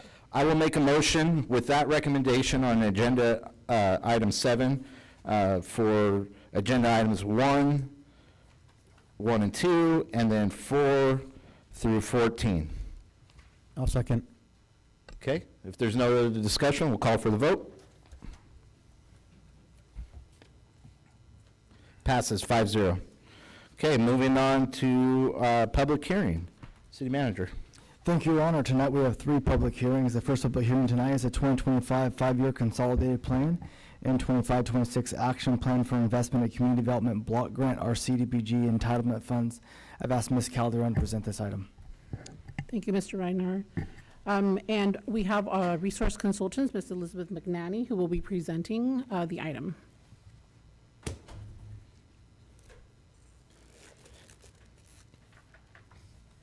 Good evening. Thank you, Mayor and Council. I'm excited to be here to talk about this plan tonight. I'm Elizabeth McNanny with Resource Consultants. And I will just wait a moment for the presentation. Perfect. So tonight is there'll be a public hearing after the presentation, hopefully, about this project. Thank you so much. And we are excited to move through some of this information, and I will also happily answer any questions. We'll talk about an overview of the entitlement funds and then the consolidated planning process and annual action plan. And then any questions, feedback, and public hearing information, and then we'll also discuss the next steps. You become an entitlement community with CDBG through HUD if you have 50,000 people as a resident population, or you are the principal city in a metropolitan statistical area, or you are an urban county with 200,000 or more residents outside of the entitlement communities. There are some communities that are grandfathered in that don't meet any of these requirements, but that is less common. And these funds are provided on a formula basis, and HUD is awarded a set amount of funds each year. The funds are awarded by looking at population, poverty rates, housing stock, including condition and things like that in the community. There is a YouTube video that talks about how HUD makes these formula calculations. It's super riveting if any of you are interested. So the Community Development Block Grant, CDBG, funds housing and community development activities across the country. The targets are to benefit communities and residents of our communities at or below 80% of the area median income. And this funding, I say it's flexible to meet critical needs in the community. It's mostly flexible to meet the needs of the community, as flexible as HUD could make anything. So the core principles are really about benefiting low to moderate income residents and persons and communities, areas and neighborhoods. Community participation. We have undertaken surveys, and we were at Pioneer Days and lots of other events, as well as stakeholder interviews. So it's a lot about participation and getting input. Leveraging and partnerships, because there's not enough money in these programs to solve any one problem. It's really about that next bullet point, being strategic and targeting your investments where they can have big impacts. Here are the income limits that are just out for the 2025 program years, and this will go into effect, I believe it's May 1st for CDBG funding, even though your program year starts on July 1. So they don't always coincide because communities start their program year at different times. So you could be a household of 4 and be eligible to receive benefits through CDBG, through public services, home buyer assistance, things like that, if you earn up to $75,100. And I won't read through all of them because they're up there. The overview of the CDBG program, it's really about viable urban communities and principally for low and moderate income residents. And that is really to provide decent housing, a suitable living environment, and to expand economic opportunities. There are national objectives that have to be met. You can't do anything that doesn't meet a national objective. It has to benefit, an activity has to benefit a low to moderate income household, either as an area benefit, limited clientele, typically that would be public services and things like that, housing or job creation. You can also use the prevention and elimination of slum and blight. That's a slightly more challenging national objective to use and has some very specific requirements. Address an urgent need as a national objective wouldn't be used unless HUD tells you you can use it. It is typically used for natural disasters, and it has to have happened in the last 18 months, pose a serious threat to health and welfare in the community, and there must be no other funding that can be utilized. So HUD would always approve that prior to using that. We did a community survey, and both in person and online, this was available to the community, and you can see that we had response from all of the quadrants in the city. And some of the non-housing needs that rose to the top were a youth center, which I know is coming back again in Porterville, and that's really exciting to see that the community was really invested in the desire to have a youth center. So you see a breakdown there, and people could vote for more than one thing or have more than one priority. And then when we look at housing needs, affordable housing. This is not a big surprise because this is a challenge across the nation. That comes up very often when we look at housing needs in a community. And special population housing, senior housing came up pretty often in the survey.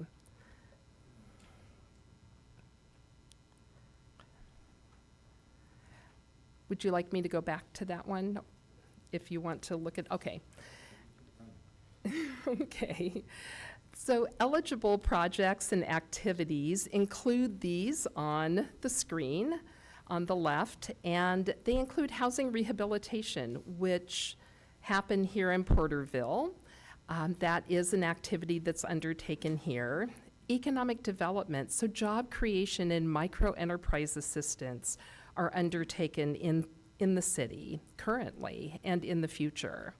Public service activities, and these are actually public service activities that are happening in Porterville that have been really identified as critical needs and approved through the committee and are really important for the residents. Public facilities and infrastructure, that's kind of like park improvements, and if you have a public facility, a senior center, or something like that, that would fall under that category. And then administration and planning. There must be an eligible matrix code to go along with any activity, so it's not just anything you want to do that would be good for the community, but it has to be eligible. Ineligible activities are expenses to carry out government. Income payments, you can't write checks. Buildings or portions thereof used for the general conduct of government are not eligible to receive funding. Typically, purchases of equipment and furnishings and other personal property are excluded. Maintenance and repairs. The way to think about this is you can pay for upgrades to an eligible park in an eligible service area, but you can't pay to mow the lawn with CDBG dollars. And supplanting funds. If you have already approved something in a budget, you cannot then use federal funds to supplant already approved funds. So you can't switch funds out. And the funding history here in Porterville for CDBG, you can see that it has gone down a bit over time, over the last basically 4 years, because the 5th year there, fiscal year or program year 2025, which starts July 1, is an estimate. We don't know the entitlement amount yet. We're anticipating that that information will be available mid-May, and we'll have the exact numbers at that point. So HUD asks you to use the numbers from the previous year as you're making estimations. And with the continuing resolution that is passed, we anticipate level funding or relatively level funding for this next fiscal year. The CDBG award for program year 2024 was just over $710,000. Of that, the planning and administration cap is 20%. Public services are capped at 15%. And again, HUD is estimating that they will have award amounts by May 14th. That would be, that's kind of their deadline that they've set, but they don't always meet that every year. So we are using estimates from the current year that we're in, and we have written into the plan that adjustments can be made percentage-wise according to the actual award amount. So there are goals in the 5-year plan, administration and planning. There is a lot that goes into administering these programs, and we'll talk about that a little bit later. Housing, public services, public facilities and infrastructure, and then economic development. This covers everything that Porterville has typically done with this funding and the things that are being proposed for the next 5 years. You don't always have to do every one of these in every year, and that happens sometimes. You may not have a project that comes up in one of these goals, so they don't all have to happen every single year. But each activity must meet one of those national objectives we talked about previously. Leveraging funds. So Porterville has done a fantastic job of leveraging funds over the years. Home and Cal Home, currently Porterville has over $1.45 million to assist low-income families purchasing a home. And the Permanent Local Housing Allocation, PLHA, the city has allocated over $2 million over a 5-year period for programs that address homelessness. Of that allocation, there have been 3 years of total funding received of a little over $1.4 million to date. The city has applied for year 5 and the application for, or year 4, and the application for year 5 is underway. So the city should hear about year 4 relatively soon. And it's a great, HUD asks you to leverage the funds that you receive with CDBG, and they track that. So the city has really done a great job, just a stellar job in leveraging these funds over the years. And the funding caps and action plan that we'll look at in the first year. So there's the 5-year plan, that's the big buckets. That's the needs and goals, that's kind of big objectives of the program. The annual action plan, we do the first one with the consolidated plan. So this is the breakdown of what's covered in the annual action plan. Administration and planning, so up to 20% of the grant can be utilized for planning and admin. And it's overall program management, coordination, monitoring of subrecipients. So you have to get agreements done, you have to actually provide oversight for the projects, and you must monitor your subrecipients. It's a requirement of not just HUD, but 2 CFR 200. Environmental reviews, and those can be pretty hefty as far as the time commitment. And then reporting and evaluation. HUD requires that you track these funds pretty closely, and you must submit an annual evaluation report to them about what you've done. It also covers any citizen participation costs and public notices. Public services in the first annual action plan, up to 15% of the grant and up to 15% of prior year program income, should program income be received. The city is looking at the navigation center operations, permanent supportive housing case management, fair housing education, continuum of care for homelessness services, home buyer education, and homeless outreach program, the HOP program. So again, that's limited to 15% of the annual allocation. Capital improvement projects, so the housing rehab loan program has been really successful, and they are looking at continuing that program in the city to help homeowners stay in homes in a safe, suitable way. Park improvements. So you can see the parks there that are up for improvement with the funding that's available in that first annual cycle. The multi-sports field improvement project, and that is a great investment for the community. Business assistance, which can be loans to businesses who are looking at increasing employees. It can be a job creation.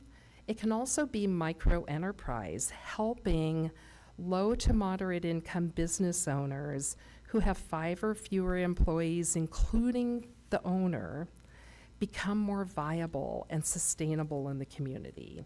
And we know small businesses in communities like Porterville help the city thrive. And then the first time home buyer loan program. And that's been a great success also. Here's a breakdown of the funding. You can kind of see in the 2025-2026 entitlement allocation in that first column. And you'll also see that some of those have a 0 in them. That's because there are considerable prior year resources that are being carried over into this plan year. HUD makes you tell them how you're going to utilize those prior year resources, and there were enough of those to pay for those 2 line items fully. And where you see anticipated program income allocated there, that is really an estimate of program income based on past performance. So loan repayments. And then also where it doesn't match up in the far column, like the multi-sports field improvements, we'll have $175,000 this year. Where that doesn't match that last column, that's the prior year resources coming into that activity. So while we're estimating that the total allocation for next program year will be just over 710,000, there's a little over 1.6 million in allocation for this first annual action plan.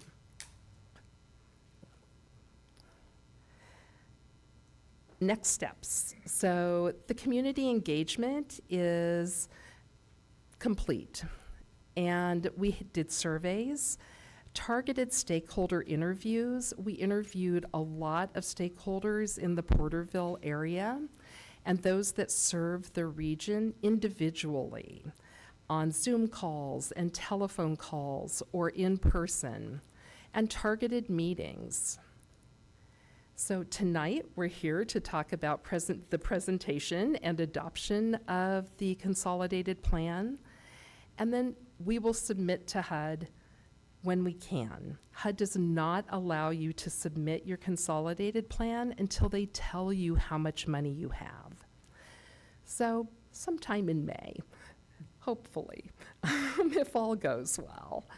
And we'll be ready to submit, within a couple of days. There'll be some minor budget adjustments, obviously, once we know exactly what's coming in, but we'll be ready to submit very shortly after we get HUD's award numbers.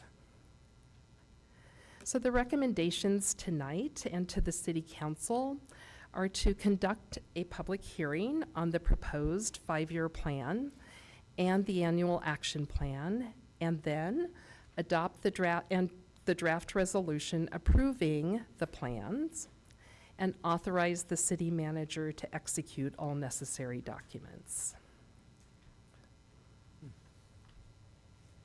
And I will stand for any questions or any information that you need.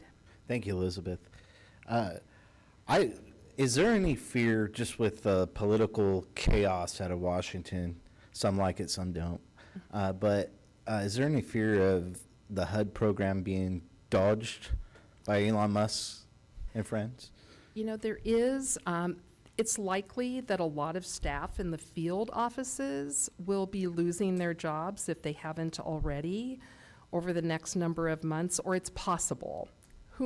My crystal ball is broken. Fair enough. So, and we do know that these funds were funded at a level the same as the current year in the continuing resolution. Yes. Yeah. With the continuing resolution going forward, it should be funded for this next year. Yes. In theory. Yes. Okay. Is there any other questions from the council before we open the public hearing? I just want to make this is kind of complicated, but I love how you break it down for us, especially with the slide display. Could you briefly give your experience? Absolutely. So I have been not just someone who works across the country in, putting these plans together. My company does this across the country from Virginia to Yakima, Washington, and all points in between. But I'm a trainer for the National Community Development Association and a prior board member. And I was a board member with them when I was actually running program. I've run program. I don't just help cities with the planning process. I've actually run the HUD programs on the ground. I know how hard it is. I know how vital the staff is to making these programs run really well. And I really enjoy this work. I also provide technical assistance across the country. So I get called in sometimes when communities may have run afoul with their program, and sometimes that's at the request of HUD, and sometimes that's before HUD has gotten involved. So, thank you. Another follow-up. I met with you, I think, sometime last year, and you gave me a little bit of your background, and I just wanted for the community to understand the assistance that you're providing to our community development and the housing department. And you mentioned several times about all the reporting all the checks and balances that the city staff has to constantly be evaluated, reporting. And so just for individuals out there that think that the city might be misusing the funds, we are constantly under, being monitored of how this is, and bringing an individual like you in to assist.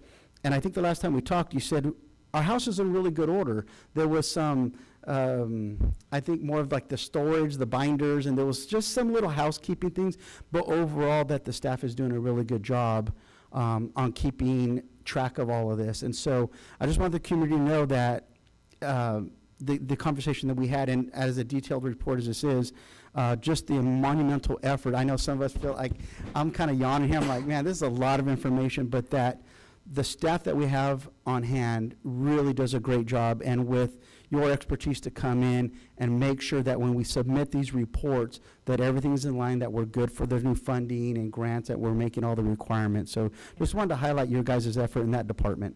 Thank you. I definitely agree with you, council member, and the staff has done a great job. I've worked with staffs all across the country, and they're all committed to the work that they're doing. Your staff here is committed to the process too, to making sure that the I's are dotted, the T's are crossed, they're doing the right thing, they understand the requirements, and that's huge. I work with a lot of communities where staff struggles to understand the requirements.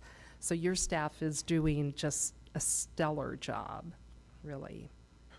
Yeah, thank you, and thank you for the compliments, Councilman Beltran. Any other comments before I open the public hearing? Okay, let's open the public hearing at 8:31. If you would like to make a comment, please come forward. I'm not seeing anyone at this time. Is there anyone online, Fernando? No, Your Honor. Okay, we'll close the public hearing at 8:31.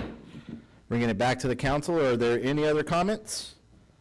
How would council like to go forward? I'll make the motion to accept staff recommendations 1 through 3. I'll second that motion. Okay, if there's no other comments, let's call for the vote. Passes 5-0. Okay, how are you guys doing? Do you need a recess, or do you guys want to keep going? Okay, I'm with you. All right, so moving on to public hearing number 16. Mr. Ridenhour. Thank you, Your Honor. Our second public hearing for tonight is consideration of a conditional use permit for a brewery at 152 North Main Street, and I've asked Ms. Calderon to present this item. Thank you, Mr. Reiner, and we have Mr. O'Neill that I've also asked to present the item. And the applicant is in assistance as well. Thank you, Honorable Mayor, Vice Mayor, City Council, Jeff O'Neill, City Planner. As mentioned, the council is being asked to consider a conditional use permit that would authorize issuance of an ABC license type 23, which is a small beer manufacturer. That would allow the brewing and sale of beer at a public eating place at 152 Main Street at the corner of Main and Oak. The project is located in the downtown retail north of Olive Avenue district, and it's designated as downtown retail by the general plan. The Porterville Development Ordinance requires a conditional use permit for any use involving the sale of alcoholic beverages. As we've discussed at previous CUP hearings for alcoholic beverages, the California Department of Alcoholic Beverage Control, or ABC, allows for a specific number of licenses per census tract based on population. This census tract is currently considered to have an undue concentration of licenses. And although this type of license would technically allow for both on and off sale of alcohol, ABC classifies this as an off-sale license. If the City Council were inclined to approve the conditional use permit, then a letter of public convenience or necessity would need to be sent from the city, signed by the mayor, to ABC in support of issuing the license for the facility. The applicant proposes hours between 6 a.m. and 2 a.m. the following day, which is the standard hours of operation allowed by ABC, but has stated that most likely they would not operate during those full hours, but would like the option to remain open in the future. Approval of that time frame would allow them flexibility if they choose to amend those hours later or participate in community events. The applicant has also requested the ability to host live music and/or participate in other events. While there are no official proposals at this time for that, they would like to retain that potential. They would use, one of the options would be the community civic events or temporary use permit, which would be conditioned by the council or staff respectively if applied for. The downtown retail designation is intended to maintain pedestrian and transit-oriented environment with retail, restaurants, and services, with active commercial uses on the ground floor, and this proposed brewery and restaurant with alcohol sales would serve the purpose of the general plan land use and the zone district, and the model would also comply with ABC's standards. Again, Porterville Development Ordinance, Section 60404, requires the council make certain findings prior to approving a conditional use permit, and staff believes that those findings can be made. The environmental coordinator has made a preliminary determination that the project is exempt from further review under the California Environmental Quality Act as an existing facility, meaning that it would be exempt under CEQA Guidelines Section 15301. As mentioned, the applicant is in the audience. That concludes staff's report, so we would request that the council open the hearing to the public to take any testimony, find the project exempt from the California Environmental Quality Act, and adopt the draft resolution approving the conditional use permit, authorizing the mayor then to sign the letter of public convenience and necessity. Thank you, Mr. O'Neill. Thank you. I'm going to do it a little different this time. I should have did it this way earlier. So at this time, we'll open the public hearing at 8:36. If anybody would like to come forward and give comments.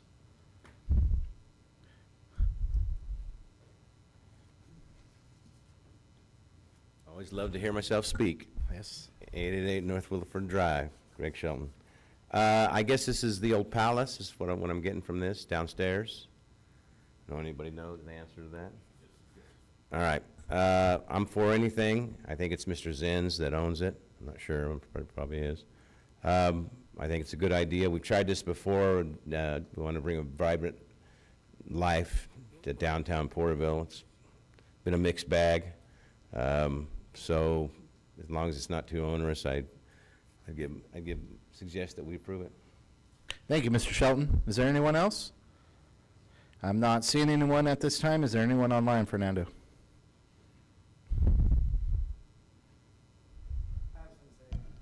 No, yeah. As far as being a license holder, don't people have to be a part of the Chamber of Commerce also? And go through the ABC ordinance of having them judge who gets the licenses? Yeah, it wouldn't be like anybody else. Thank you, Sergio. Thank you, sir. Okay, we'll close the public hearing at 8:37. Bring it back to the council. You know, anytime we see a producer in our community want to do open shutter doors on Main Street, I'm in big support.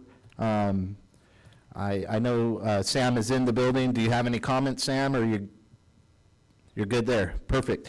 Okay, so with that, I'd open up to the council if anyone has any comments. I'm not seeing any, so Councilman Rivas, you.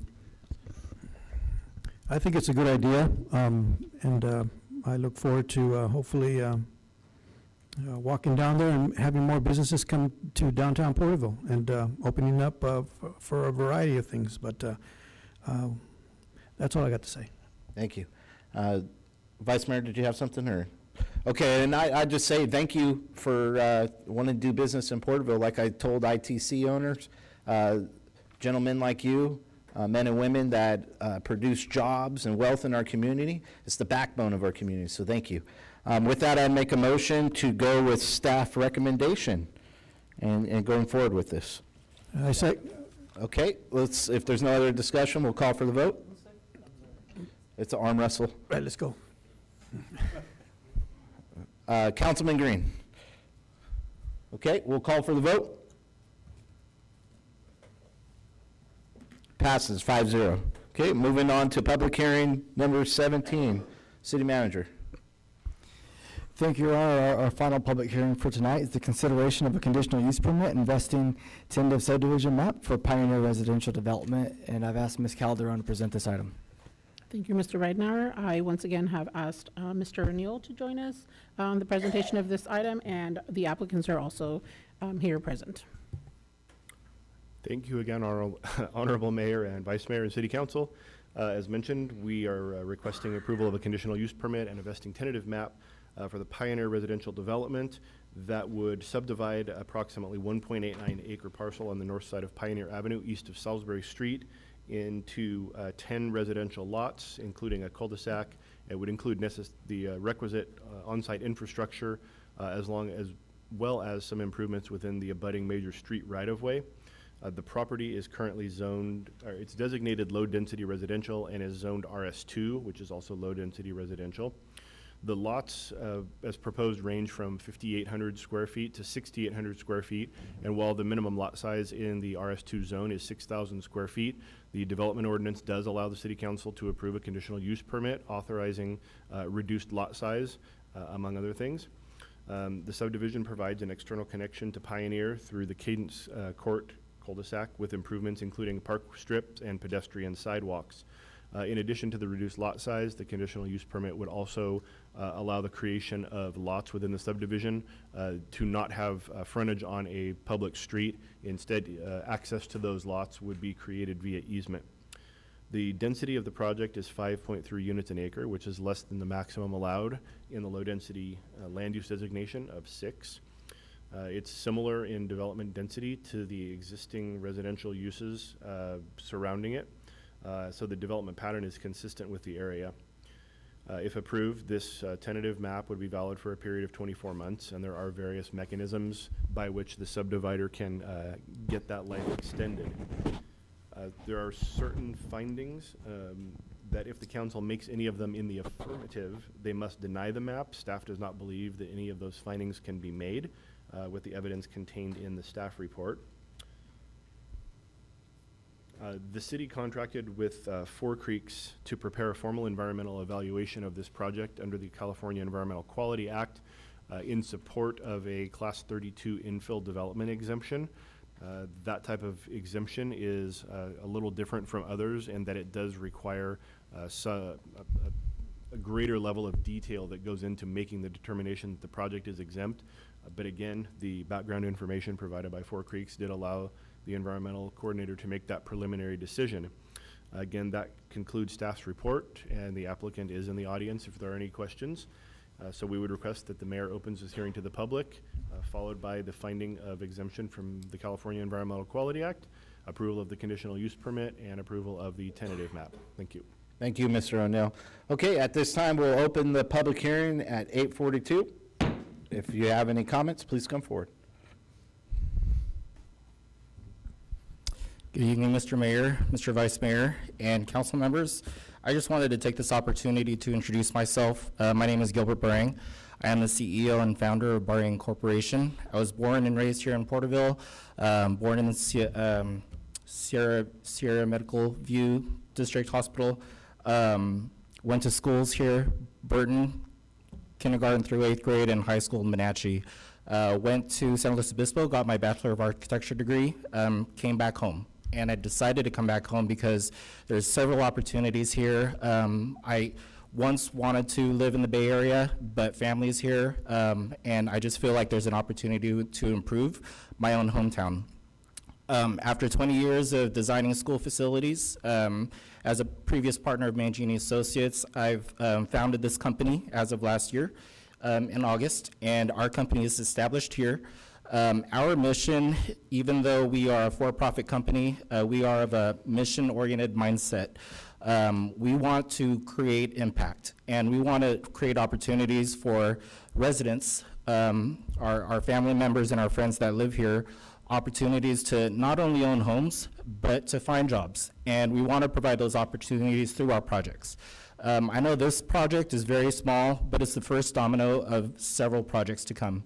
And what we would like to do is provide an opportunity for the residents here in Porterville and to show them that, you know, maybe there are not opportunities for all the students to either go to USC or Harvard or those larger communities and cities.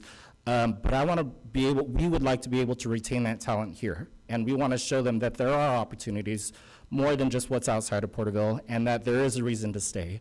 All of our projects, we want to make sure that we want to give opportunities for young individuals. We have an internship program very highly motivated to encourage young adult or young students, and we have an internship program in the company. We started with just myself August of last year, and we've grown to over 20. I would say probably about 90% of our staff are high school students, recent college graduates, and interns, and we want to provide an opportunity for them to learn the industry and then also to be generous. I just recently spoke with students at Burton School District, and one of the students raised their hands and asked, what is the most important skill that you have? And I would say that as an architect, as a designer, as a builder, as a developer, the most important thing for me is generosity. You have to learn to find out what your purpose is in life, and you have to understand what your highest skill set is in life, and to be able to give that back to your community. That is the most important skill that you need to have. And it's just unfortunate that there are a lot of students out there that are looking for the money, and I told them, find your passion, the money will follow. Thank you, Gilbert. Is there anyone else? I'm not seeing anyone at this time. Fernando, is there anyone online? Yes, Your Honor, give me one moment. We have Ms. Dawn Bennett. Ms. Bennett. You're in, Ms. Bennett. Okay, good evening, Mayor and Council. I actually just had a question about this in particular, as far as what is the estimated purchase cost for these homes going to be for the residents or potential purchasers, relocators to the Porterville area? Okay, thank you. You just... Okay, is there anyone else online? No, Your Honor. Okay. All right, at this time, we'll close the public hearing at 8:46. We'll bring it back to the council. Is there any questions? We'll start with Councilman Rivas. Any questions? No? Councilman Beltran? There's more comments than anything. I was looking your company up, your LLC, and I was like, I don't see anything on the record yet. And so thank you for giving your presentation of who you are, where you're from, and especially coming back to our community. I love that individuals go and seek further education, but they forget to come back home. And so I'm excited for this opportunity for you, for those who may purchase your properties, and giving back, like you said, having interns and young designers and architects. That's something I love. My dad was a city engineer, something I enjoyed when I was younger. I wish I had stayed with that. But I just appreciate you found that piece of property that needed to be kind of filled in, that was just kind of empty. And so I really like the targeting of the location and your speech about trying to pay it forward and give back. And you're not seeking necessarily, you want to be successful, but at the same time, that's not the ultimate goal, isn't the money, it's making the impact in the community. So I really appreciate just you introducing yourself and all that, because I was curious. There's always a concern when a developer comes into a town, no one knows who they are, like, okay, what are they going to do? What are they going to build? Are they going to just try and make a quick buck and then leave? And there's some issues with the property. So thank you again for introducing yourself, and good luck. Yeah, come up to the mic, sir. Yeah, I would like to make a clarification. Thank you for pointing that out. Barring LLC is a sister company. Our company is Barring Corporation, so Barring LLC is owned by myself and my wife, Lerma Barring. Barring Corporation is we are also the shareholders. So if you would like to look us up, the best place to do that is www.barring.us, and it states our mission and our alignments with community development. Could you answer the question, too, from our community member on the cost of what each residence are you estimating? Absolutely. I think, so I have family members and a lot of friends that can't afford rent. They can't afford a mortgage. Interest rates are super crazy, and construction cost is very high. So from the architect's perspective, there has to be a way to make this better. There has to be a way that people can afford their homes. So what I was envisioning for this property is, the big challenge is affordable housing. How do you increase housing when you're going up against the current? So the idea is that there's a couple things. One is, how do we reduce expenses up front? Obviously, architect, engineers, contractor that I'm working with and partnering, I've asked them as well, what do you guys think about not getting paid up front, taking your fees, and then providing that return on investment on the back end? What that does is reduce soft costs, it increases the value, and it reduces it reduces rents for market value. So to go back to the question and to be able to answer that, our philosophy is we want to build assets that retain value over time and allow tenants to be able to come in and rent these houses, and then over time, have an equity share to say, I've been paying rent for the last 5 years, 10 years, whatever it is. We want to reward you by using your rents, contributing a portion of that back to the tenants, and use that as a down payment to purchase your house. So what you're having is a rent-to-own format? Build to rent to own, correct. Wow, that's neat. And it's, again, it's a proof of concept. It's the first domino. Working with city staff on other projects with the city, including SO2, I think that we can create a system that uses that model, and sky's the limit. Like, we can scale and be able to provide incentives for families that can't afford it. Love it, thank you. Councilman Green, any comments? No comments. Vice Mayor McCurvey? Yeah, I just want to say thanks, Gilbert. I know we had a chance to meet recently, and we were in a meeting, and just love your energy, love the leadership, love that it's local. You're applying a real creative thing here. It's nice to see you getting out of the school portion and adapting in this environment and bringing this creative approach. I really appreciated it. To echo what Councilman Beltran was saying, we need this infill, we need the creativity, and we need this energy of your company to do this kind of work. Thank you for bringing this project. Yeah, that was beautifully said, Vice Mayor, and your team is strong as well, right? You got your partners with you, and we got to have that meeting and talk about the SO2 project and your ambitions there as well. So I look forward to continue to try to prosper and build this relationship with the city and your company and see what comes in the future. With that, if there's no other discussion, I'll make a motion to go with staff recommendation. I second. Okay, call for the vote. There's no, the public comments are closed at this time. Thank you. Okay, passes 5-0. Okay, at this time, is council wanting a recess, or you want to keep going forward? Let's do one more. Let's knock out one more. I like it. Okay, moving on to schedule matter number 18. Mr. Ridenhour. Thank you, Your Honor. The first scheduled matter for this evening is the consideration of appointments for the Charter Review Committee, and I've asked Ms. Andrade to provide a staff report. Thank you, Mr. Ridenhour, Honorable Mayor, Vice Mayor, and members of the council. At its meeting of February 4th, 2025, the City Council established a Charter Review Committee with the adoption of Resolution Number 16-2025. Resolution Number 16-2025 established the appointment method, composition, and eligibility requirements of the committee. This independent citizen group was created by the City Council to conduct a comprehensive review of the city charter and make recommendations to the council. The committee consists of 9 members and 2 alternate members, 5 members appointed by individual city council members, and 4 members and 2 alternate members appointed by a majority vote of the city council. To be eligible for appointment, members must be registered voters or property owners within the Porterville city limits. The committee currently has 5 vacancies for individual city council member appointments and 6 vacancies for members to be appointed by the majority of the city council, consisting of 4 positions for committee members and 2 alternate committee member positions.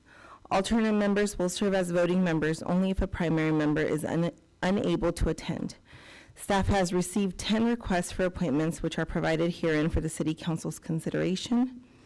The names are Don Bennett, Scott Bowler, Clayton Dignam, Brock Neely, Alexander Reed Crace, Taha Saleh, Greg Shelton, Blaine Smotherman, Tom O'Sullivan, and Jacob Vallejo.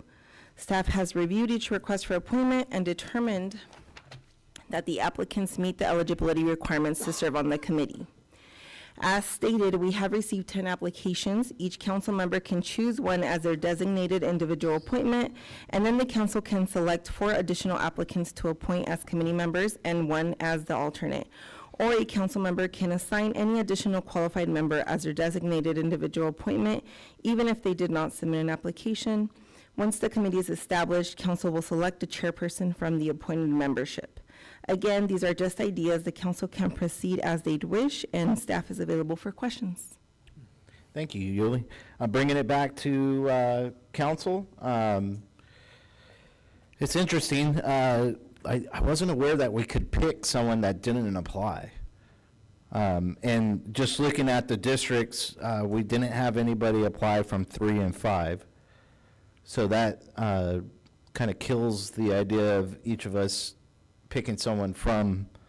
So I guess I'd leave it to Councilman Green. Do you have anyone from your district that you wanted to pick?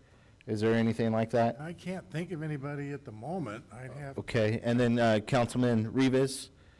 From the list?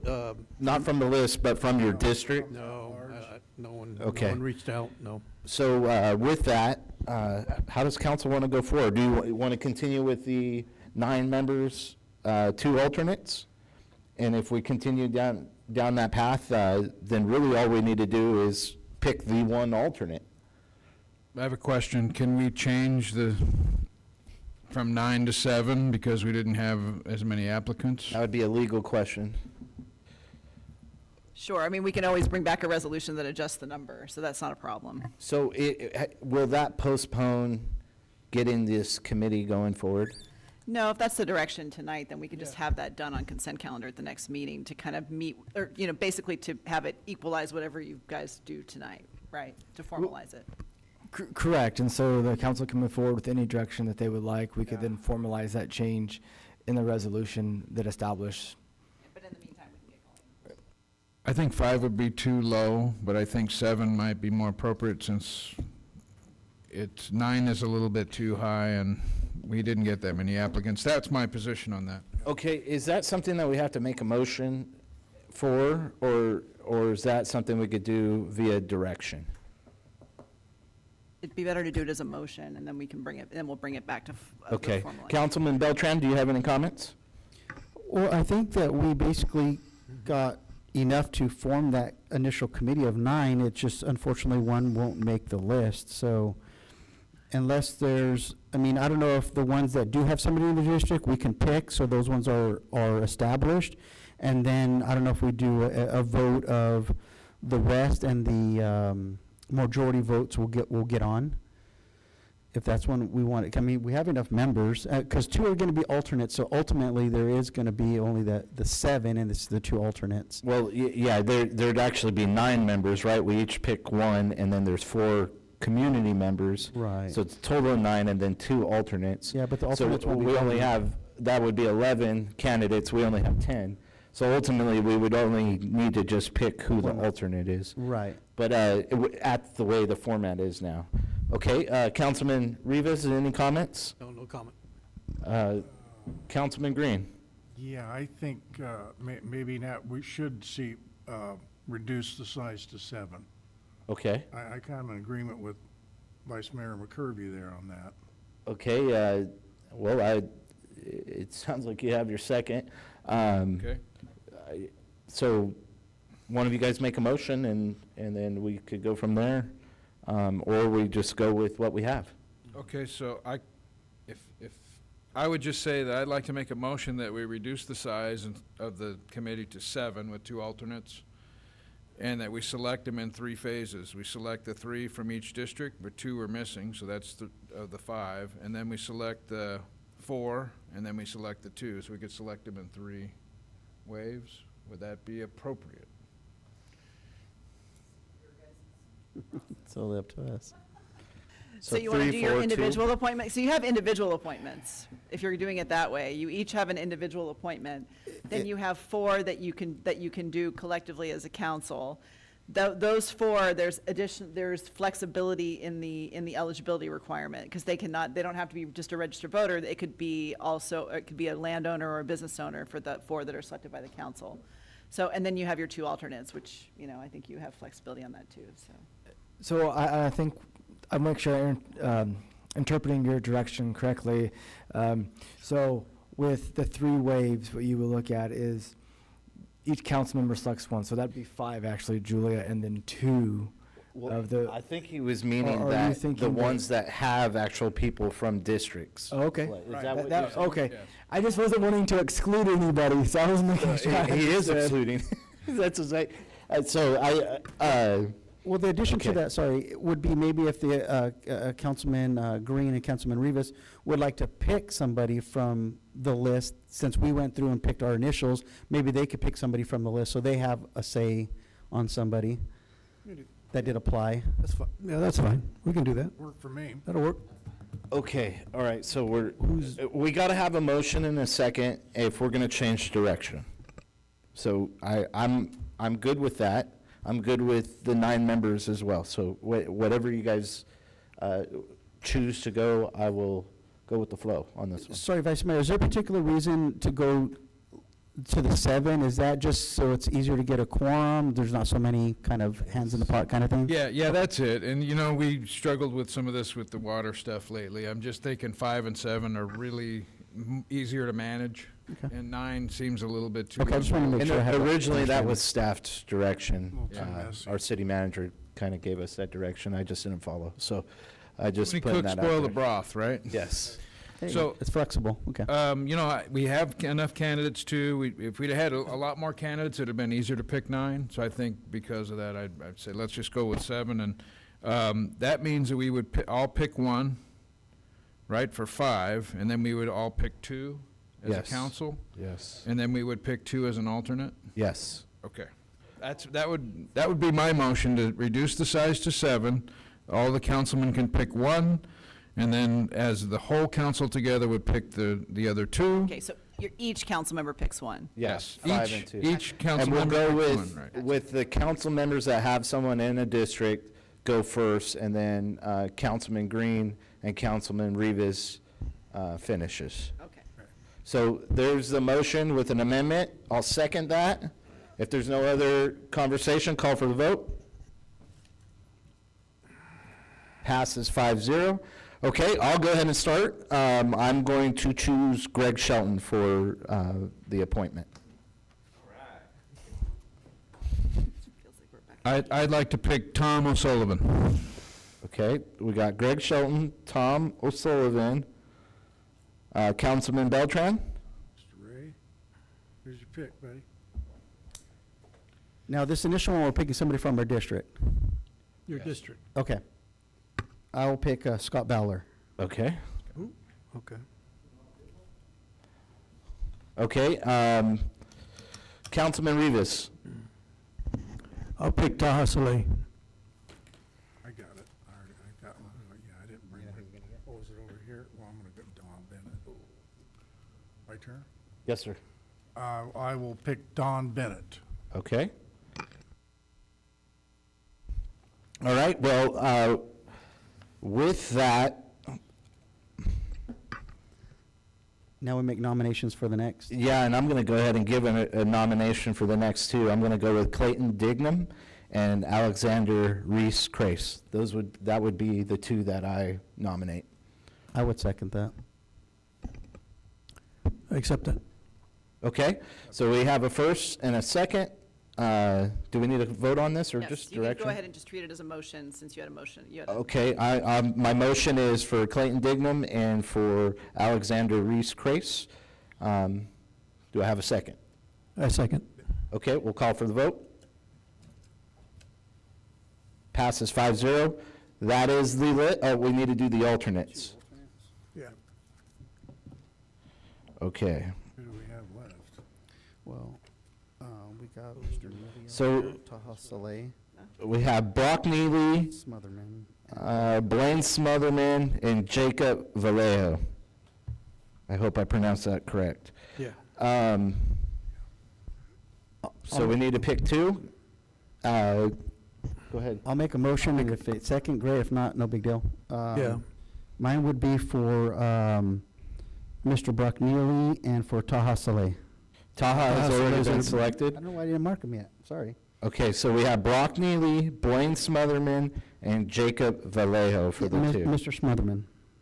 Okay, so, okay. Mr. Neely and Smotherman. That would be my motion. I would make a motion for Blaine Smotherman and Jake Vallejo.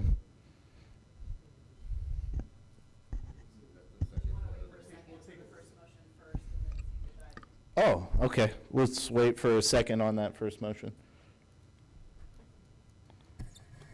Okay, it dies for a lack of a second. I'll make a motion for Blaine Smotherman and Jacob Vallejo. I'll second. Okay, if there's any other discussion, we'll call for the vote.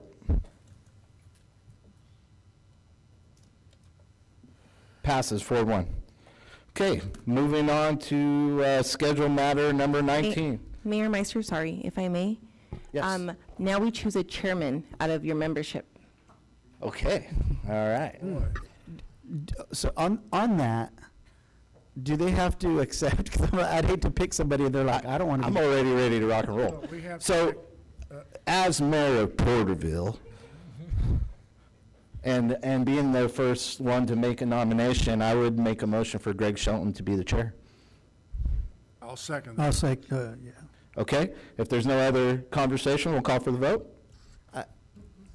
Go ahead, Councilman You're Beltran. going too fast for me. Yes, I want to go home. I would honestly my request of Mr. Tom O'Sullivan. He is probably the most educated man to help guide, and kind of like mayor, you kind of pull when we get off what we're doing. I think he would be the right chair to bring us back into focus of. I would agree with that, but with Greg Shelton's expertise and former experience as a councilman for the city of Porterville, and then Tom O'Sullivan's heavy schedule and actually communicating with both men, Okay. I believe Greg Shelton is the best man for the job. Thank you. I didn't know you had communicated with him. So, Yes. Okay. Okay, so I have a first, I have a second. We'll call for the vote. Passes 5-0. Okay, moving on to scheduled matter number 19, city manager. Thank you, Your Honor. Scheduled matter number 19 is the consideration of cargo container regulations. So at the meeting of April 1st, City Council approved Mayor Meister's request for an item to be added to tonight's agenda to review the regulation for cargo containers. As mentioned earlier, the resolution 14-2014 was adopted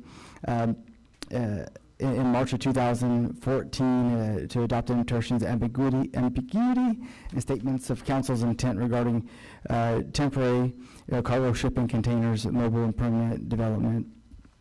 Resolution 15-2014 was also adopted, which established fees for the use of the containers and application fees. Staff included Resolution 14 and 15-2014. Subsequently, the council at that time also adopted Resolution 08-2015, which grandfathered in for 5 years the cargo containers that were already on site, because they were already there and to provide them a legal non-conforming status for 5 years. I've also asked Mr. Javier Sanchez, as reviewing this, is in regard to provide a background on, my understanding is some of the request is to have cargo containers convert from being temporary in nature as the prior council's direction, which is outlined in 14-2014, to being permanent structures, which could be allowed in different zoning districts. So I've asked Mr. Sanchez, will you please provide building code? I just want to make sure that we understand. I did learn a few things this week as well in regard to the building code and how the state of California regulates cargo containers. Thank you. Director Sanchez. Yeah, thank you. Thank you, Mr. Ridenhour, members of the council. So, yes, it was interesting to look into this item, just because it's been a bit under 10 years ago. So we started looking at pre-2014, and when we would issue permits for sea trains, And in looking at what was existing at that time, we found that as a city, we had general guidelines for what we would allow, and the use of C-trains was only permitted for storage purposes. And as part of digging through the building code, again, pre-2014, we pulled up the 2010 code, found that it was silent. 2013 code found it was silent. And it wasn't until actually this last building code that was adopted in 2022, which took effect January 1st, 2023, that the code finally spoke on cargo containers. Specifically, the chapter, or that section is 3115, titled Intermodal Shipping Containers. And digging around and reaching out to a few contacts, why all of a sudden, right? You would think everything's in the building code. But it recently came up only because there's an increased desire to reuse those containers instead of just having them sit out there to rot and whatnot. There's been apartment complexes that have been developed in Los Angeles, plus other areas, that are built fully from storage containers. There's a number of Starbucks that have been developed that are fully built out of storage containers. And so the intent for the inclusion of this to be in the building code was to provide direction and design parameters for how to safely incorporate this into permanent construction. And so, let me see, again, with the intent of the state to repurpose these as housing and or commercial structures. And so, with the addition of this to the building code comes a list of requirements that they listed. When you read through this, there's a lot of verification that needs to be made that each storage container should already come with, such as manufacturer's name, date manufactured, safety approval number, identification number, max operating gross weight, allowable stacking load, transverse racking test force, and maintenance examination date. All these things are required just to make sure that this box is safe, right? Because now people are going to be living in it, or a number of people will be going daily in and out of it. So the safety is paramount, and that's where all these code requirements came from this section. And then they talk about if they're going to be heavily modified, there's a certain design process you follow, which is pretty much you need a structural engineer to evaluate this, because these things are being used for an intent that they weren't originally designed for. So somebody's got to prove that they're safe. Now, as far as what I think we're envisioning it to be used in our city, which is more of a storage purpose, there is a simplified method that, it's a one container use. It's not going to be modified. It's simply going to be plopped on the ground, and you're going to throw stuff in it. And so even with that, there are some design requirements that the code tells us to do. But again, in reaching out to other resources, reading the code, looking at other examples, if it's solely storage purposes and there's no, like a flood hazard that it may float and start just going down and the weight damaging things downstream, then staff is likely to fall back on our guidelines pre-2014. But if it's for the use of residential and or commercial purposes, we'd have to fully comply with state code law. section. So it's interesting, Director Sanchez, what you're telling me is the state is less restrictive than the city of Porterville when it comes to storage units or C-trains? More so now. In the past, we developed guidelines to provide some guidance of how to treat storage containers. And it's not to say that just the code was silent. If they were to be used in a certain manner for construction, there is a method that's called alternate means and methods request, which if the code is silent on that, you can request the state to review a proposal of how you're going to use a certain material, and then prove that it's going to be safe. And let me reframe my question.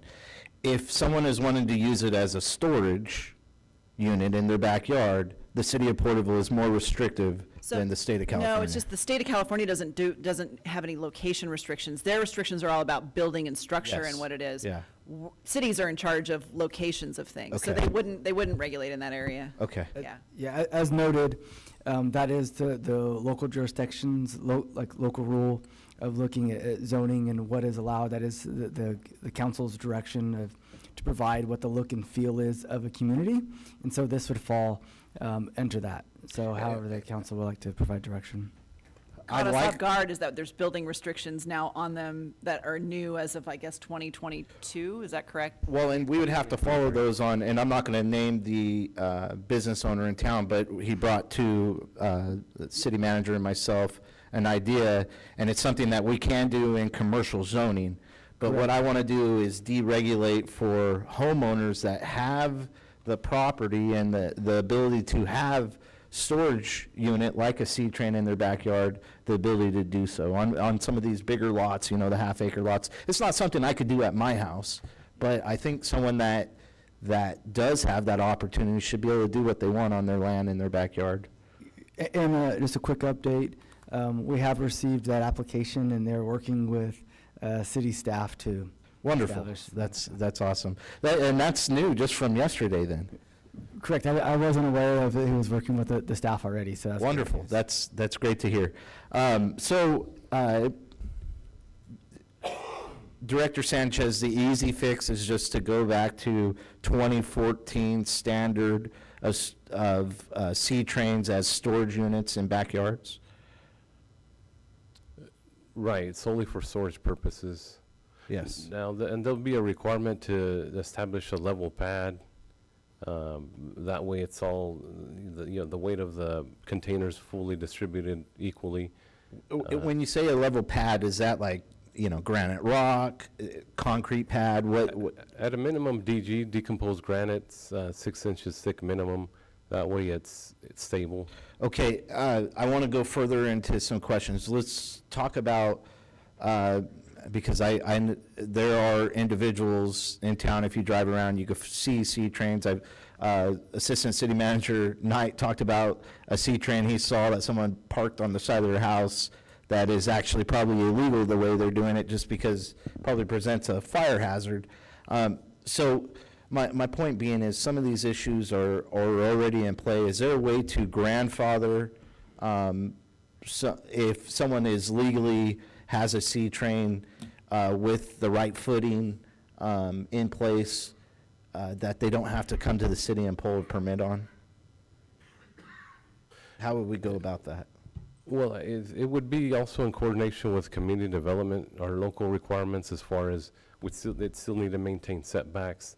It still would be subject to lot coverage requirements. I don't know if there's an aesthetic component, if it's required to be painted just to blend in better. And so it'd be those type of things. Yeah.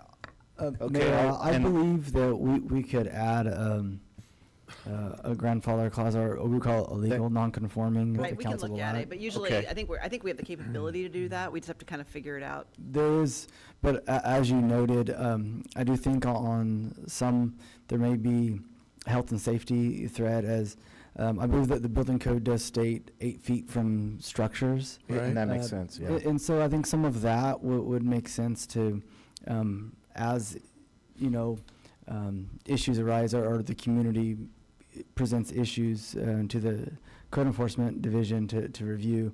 I think that's something that could be reviewed to try to assist that. So the health and safety that presents is if it is, within the setback of the side yard and too close to the structure, the fire department may have a difficult time getting in there to help extinguish a fire if a fire happens. Okay, kind of been on it. I'll bring it to the council. Councilman Rivas, do you have any comments? I have a question. What is the maximum square footage on those C-train? I mean, to be allowed back there in any backyard, in residential, for storage purposes? Well, the sizes are 10, 20, and 40 foot long by 8 foot wide by 8.5 feet tall. And so it just come down to lot coverage. Lot coverage? And what's accessible back there, now you can fix it up? Right.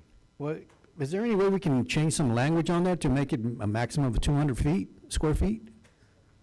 So the council can, this is a local regulation. The council can set the regulation as they would like. I would like to note that they also have these where they're modified to be 10-foot long. I have seen some of those. Right. And at 10-foot long, that would be under the building code square footage regulation, and so that would be the same as like a tough shed. Okay.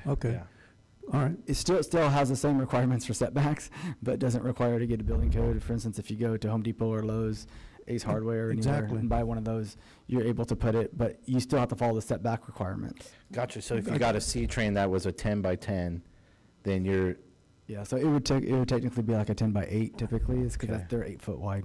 Well, I get a little bit confused because when you guys say C trains, I'm referring to C trains. Those, because I used to, when I was a kid in high school, I used to load those C trains with powdered milk that went to China, and those C trains are huge. So when you guys first said the C train, I was like, how in the heck can somebody put a C train behind that backyard? Yeah. But we're talking about sheds and storage spaces, right? So what these typically are, they are cargo containers Right. that are repurposed as storage. There have been also instances as Mr. Sanchez said, where people convert these To living spaces? Convert it to living spaces. I've seen people convert them to shops. and we have a business owner that's in the process of doing that right now. Correct. All right. Well, yeah, I recommend, if I could, at this point, maybe we can change the maximum square footage to 200 square feet. That'd give you a little bit of room space for. You're talking a 10 by 20? Yeah, 10 by 20, yeah. Okay, 8 by 20. Councilman Beltran, you have any comments? Yeah, so kind of, some of my questions were already answered. A lot of it had to do with the lot size. And as particularly in residential areas, not all properties are the same. Yeah. I have a big lot, so I'm able to probably put one back there. I wouldn't. But my concern was, it's up to 3 on a lot, but I guess it goes just back to lot coverage. So I don't know, I would hate to implement an ordinance where somebody who lived in a smaller lot put, basically their whole backyard is covered with these guys.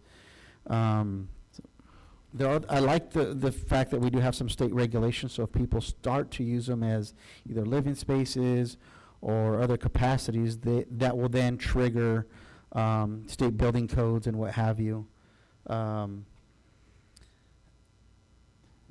Thank you, City Manager, about the whole thing with public safety. That was another concern with, if these are too close to lots, some of the things with getting grandfathered in, what I noticed in some of the older neighborhoods is some people never applied for permits, and there are things that are like 1 foot from the fence line, 2 feet from their home structure, and so a lot of the things are not in compliance that I already see out there.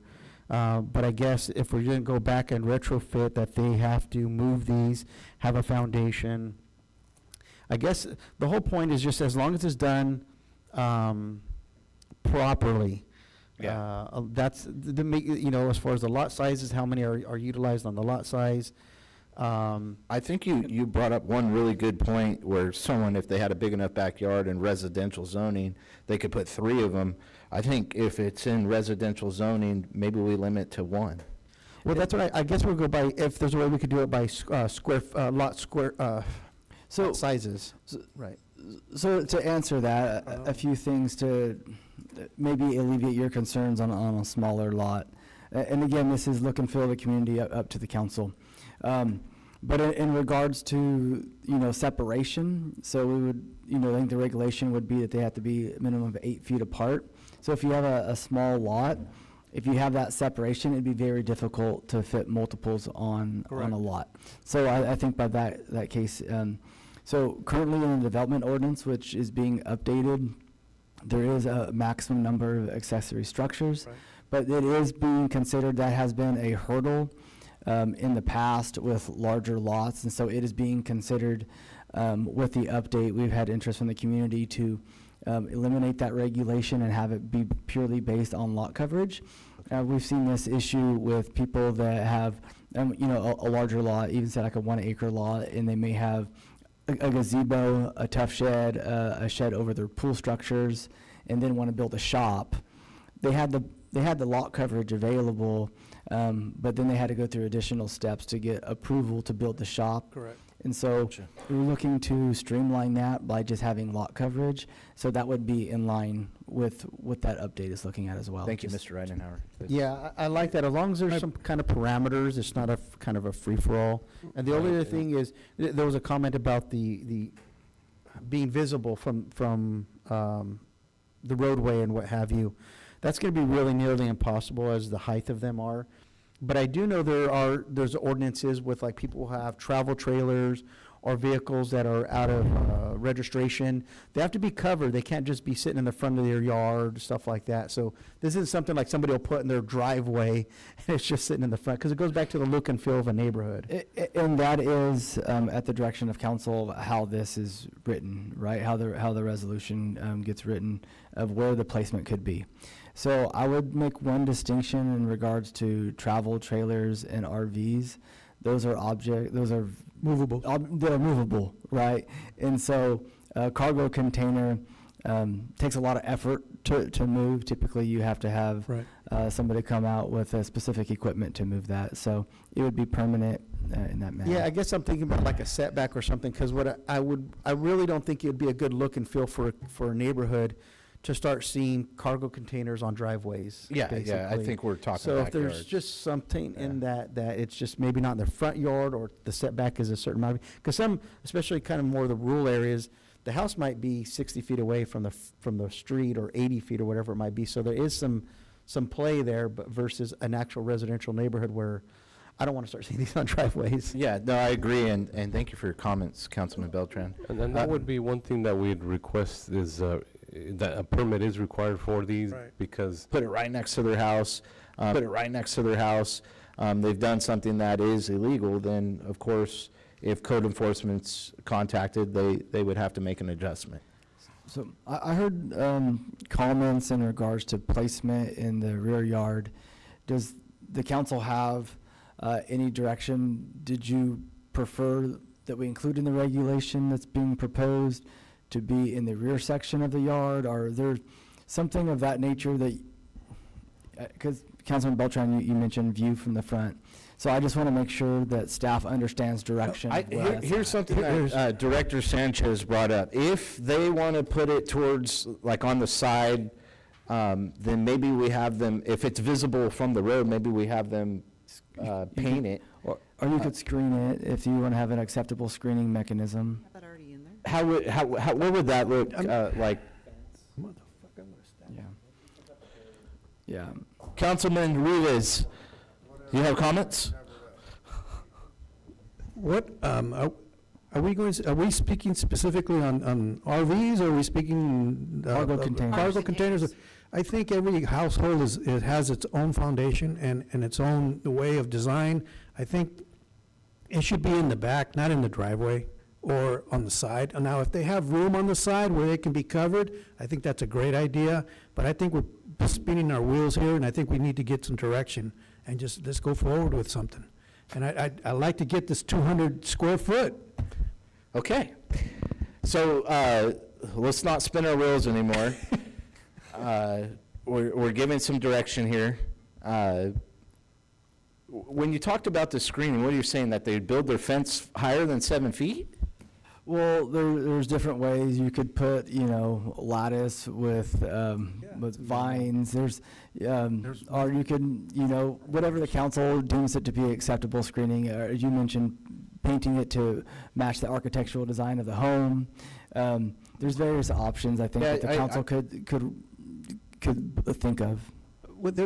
I have a person in my district. He had a boat on his driveway, and what he did is he just extended his fence, covered the fence, and covered it up, and made his half of his driveway the backyard. So, I mean, we can do something like that.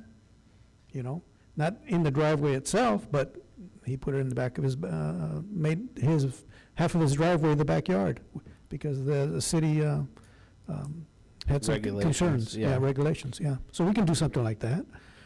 We don't have to include screening. I was just making it an That's a option. beautification. I mean, that's what the code enforcement requested, and that's what he did, so. I had a brief clarifying question on the wanting to be 200 feet. Is this state code only allow 120 square feet? So, no, 120 square feet is if you stay under 120 20 square feet or under, you do not need a building permit. But that would trigger then just the permit process, because we're talking about maybe not having them to go through the permit process. So staff recommends having them go through the permit process. If it's 120 square feet or less, we would not require it, as the state does not require a building permit. Majority of these are 20 feet long by 8 foot wide, which is 160 square feet, or 40 feet long by 8 foot wide, which is 320. Thank you for that comment, Mr. Beltran. Now, what if it's pre-14? Can we grandfather that in for a 200 max length? The council can do whatever they would That's like. what okay. Well, can you clarify that then? Because that's, it's not violating state law at that point? If you're going back to 2014? So, No, I understand so in that, yeah. regard to the local regulation, the council can, if something was legal at the time, so this regulation that we're talking about today was adopted in 2014, the council at that time made all the existing cargo containers to be legal non-conforming for 5 years, which would have ended essentially in 2020. If the council would like, they could have any pre-2014 structures, essentially by the local regulation, be legal non-conforming, which is a technical term for grandfather.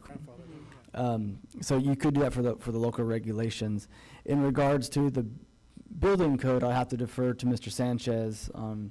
Okay, I'm going to give some direction here, because I think we're all on kind of the same page. So, and you guys can amend as we go, but what I'd like to see, if it's visible from the street, then it needs to either be painted to the structural, whatever the house, the architect is calling for, or there's some kind of blinding lattice. So screened or camouflage. Screen or camouflage, if it's visible from the street.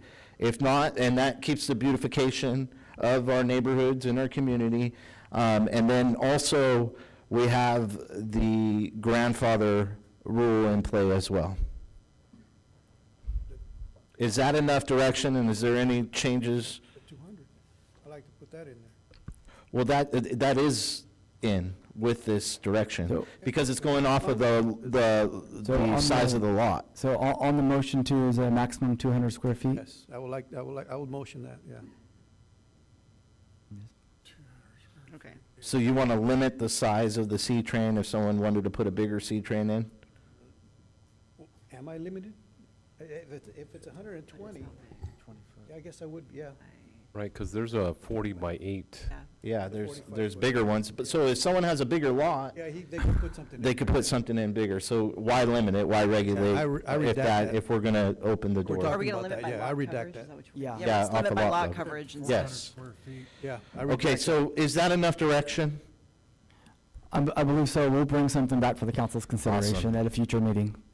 Okay, awesome. Does council want to have a recess, or do you want to keep going forward? I'd like a break, but. Want a break? I can step out if I need to. I kind of second that. Okay, at this time, we'll call for a 15-minute recess, and then we'll come back and go into scheduled matters number 20.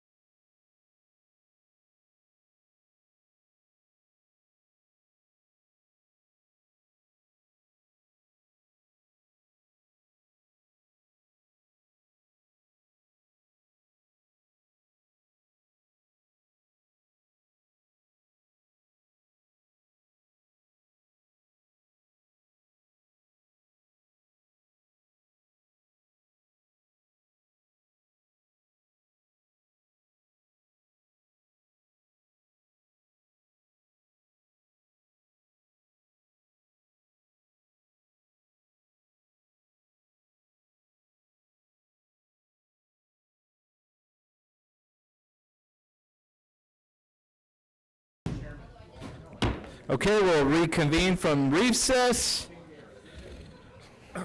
Schedule matter number 20, City Manager.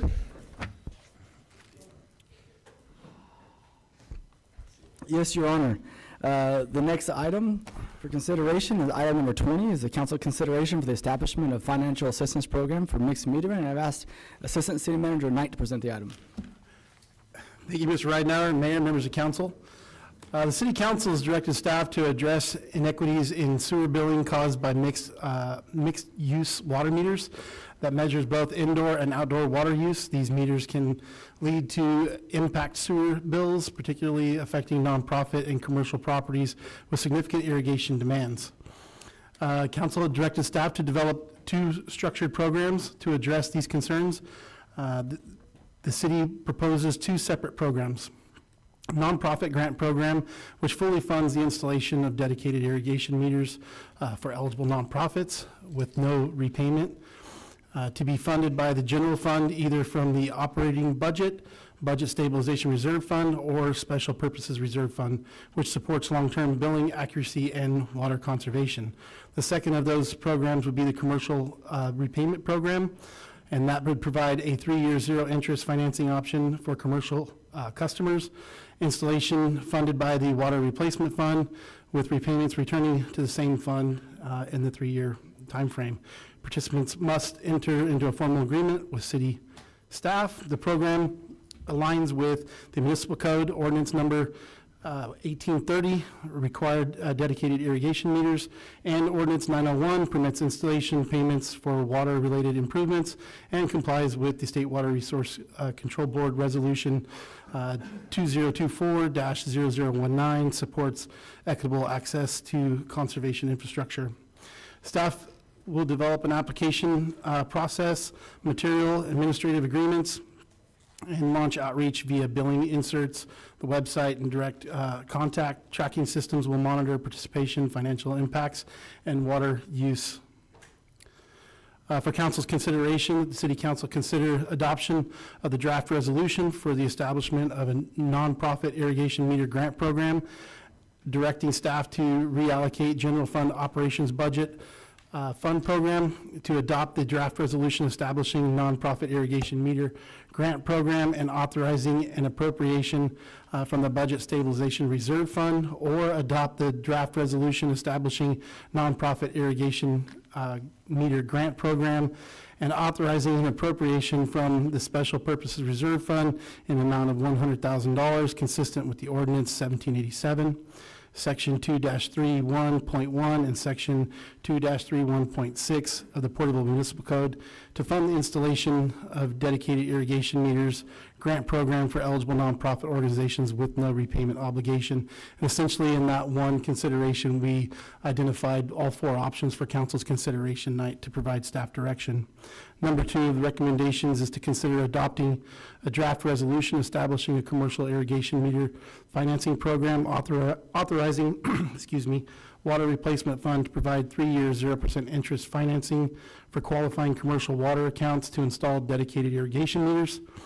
Direct staff to implement both programs, including development of application procedures, agreement forms, eligibility verifications, and public outreach efforts, and authorize the city manager or designee to administer the program, approve agreements, and take all necessary actions to carry out the intent of this resolution. Staff's available for any questions. Okay, bringing it back to council. Thank you, Assistant City Manager Knight. Vice Mayor McCurvey, you've been championing this, so we'll go ahead and start with you. Well, first of all, let me say thanks again, Michael, for all the work that you've done on this. I know that we've gone back and forth a little bit on some items, and it grew a little bit too. As we were going through this, it grew into something that was bigger. And so we have some other options here, these options 2, 3, and 4, which I think are all good options. I really appreciate the time that the staff has taken to put this together to fix this problem that we've discovered and help those churches out. And I would just express that I'm going to make a motion after we have discussion on what I'd like to do, but I think it moved us to a place where we started to get concerned about money when I asked for $100,000, and I'm going to probably go back to what you recommended initially, Michael, and go to 50, so that we don't get in any issues.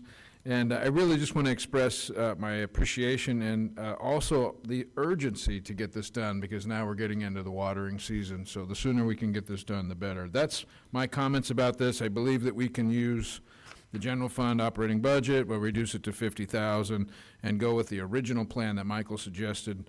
And I think that we'll be in great shape with our budget. Could you confirm that, Jason? Is that a true statement? So, as I mentioned to you the other day, as the data sits right now, we are looking to have a mild surplus from where we're standing right now. I have no crystal ball, as one of the members said earlier, as to what revenues will be for the rest of the fiscal year. But as we sit right now, we have had a few vacancies in the police department where we're trying to fill those vacancies, and through that we've had some savings through that. And so the general fund operating budget, the largest portions of that are the Parks and Leisure Services Department, the Fire Department, and the Police Department. And so we would be able to reallocate funds from the police department's operating budget of the 50,000 that you indicated to be able to achieve this goal. Thank you very much, Jason. I appreciate it. And I'll give it back to the mayor for any other comments, and I'll make a motion after everyone has a chop. Okay, I do have a question, just so we're on record and clear. When pulling from our police department, from the general funds, one, because this could very easily sound like defunding our police department, and I don't want anything to do with that. So, Chief, is this going to, if we use $50,000 from your budget to cover this, what's the impact on your department? Is it still going to be whole? So like the city manager said, it's positions that I haven't filled. We have 11 different openings. I have 7 positions that are in different hiring status. So the money is leftover money that I would roll over into my vehicle depreciation, but I've already did my budget and submitted it, and my depreciation is looking good, and the city manager and I had this discussion, and I don't think that would impact our current budget because it would be rollover money. Okay, and just for clarification for the public, what kind of rollover money are we looking at out of the police department? I think, so, Jason, you can answer. As we looked at this, and again, looking at the data that we have before us, because it does change over time, we were looking at potentially being able to roll over around $200,000.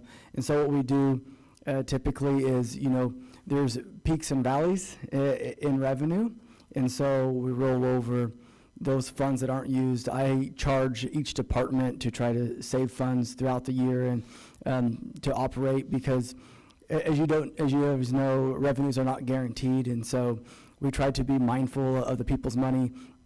And so, in looking at uncertain times, what we often look to do is, if you can roll over funds to the next year, it helps even out some of those valleys to get you through, say, if there is a decrease in sales tax. And so, does that answer your question? Yes, sir. Thank you. Okay, I'll it's good to be transparent on what we're doing, right, and what the impacts are going to be. So before we go down that road, I want to draw that out in the open so that the public knows what we're doing. Councilman Beltran, do you have any comments? No, I appreciate that update on the funding sources. My main concern overall is there was comments made as though the city is ripping off or somehow taking advantage of churches. And I think that's just a misunderstanding of the whole sewer rate study. That's, I believe, is in August 29th of 2023. I'd ask council to go back and look at how we got to that number and why.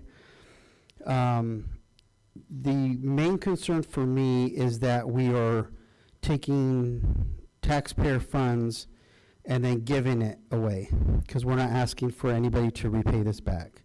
I have a big concern with that.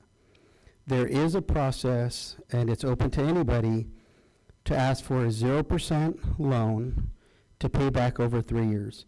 And it's stated several times in staff report that those, I think it's roughly 9 to 10 churches that kind of fall under this category of utilizing, overutilizing the units of water. If they were to implement this, pay for this, it would pay for itself within 12 months. So they, I mean, if they want to take 3 years to pay back, take 3 years to pay back, but it would pay for itself. So I think it's really interesting to talk about, the last time we had a meeting was this, we need to do some accounting to make these churches whole, as though somehow we defrauded them or something. So I think that's just a misunderstanding of how the sewer rates were established, why they were established. Given the general rate, I know there's this constant comment of 900%, a little over 900%. These rates were artificially low for a long time. Even with this increase, they are still lower than regional rates from other municipalities. So I don't like this kind of idea as though we're ripping them off or overcharging. It's just trying to bring us up to the status quo of what everybody else is, especially as this enterprise. It needs to fund itself. So I have a big problem with giving taxpayer funds to, even if it's a nonprofit, there's different ways that this could go about. I believe there were 2 churches specifically that came up and said that this was a concern for them. One was addressed that they actually had a leak that contributed to the high bill. And I believe Mr. Flowers came up here and spoke earlier today about, I believe one of them was a congregation his father goes to, and his father came and spoke to us. I found it very interesting that this is a hardship, they're having trouble, paying this, yet this last week, their parking lot, they just had resealed. So I don't know how much they're hurting financially if they're doing this project in their parking lot, but they can't afford this, that'll actually pay for itself. So I have a really hard problem thinking this is a major problem when it's actually just 2 that kind of brought this to our attention. Now, there are other people that they are using over the allotted units of water, but they're not coming up here saying, hey, I can't afford this. Staff, like they said in the report, they could reach out to them. There's a 0 interest loan for 3 years. You will be made whole. It's open to them at any time. I do have a problem with giving taxpayer funds to pay for something. Other churches already did this. They really implemented it. So they're kind of out on that because they were doing their due diligence. I just have a problem when a couple of them come up here and say there's a problem, some but self-inflicted. But I really have a problem when one comes up here and says we can't afford this, but yet are doing projects on their property in the same time frame that's several $1,000s. It just does not look good. So again, as much as I want to help, there's a 0 interest program for 3 years. They'll be made whole. The numbers were given to me in this report. The public can see it. I don't think it's the right, being fiscally sound, to say, here's free money to go and do your project and you do not have to pay it back. I think that's not being a good steward of the taxpayer funds. So I think you said it 4 or 5 times, you like the recommendation number 2. Which Okay. is, yeah. That's it. Correct? Yeah, and just for clarification, it was 974%. And then what's happening is we're charging on sewage for water consumption. They're getting charged on sewage when they're not using that sewage. And so that's what we want to fix today, just for that clarification. How is giving them money fixing it?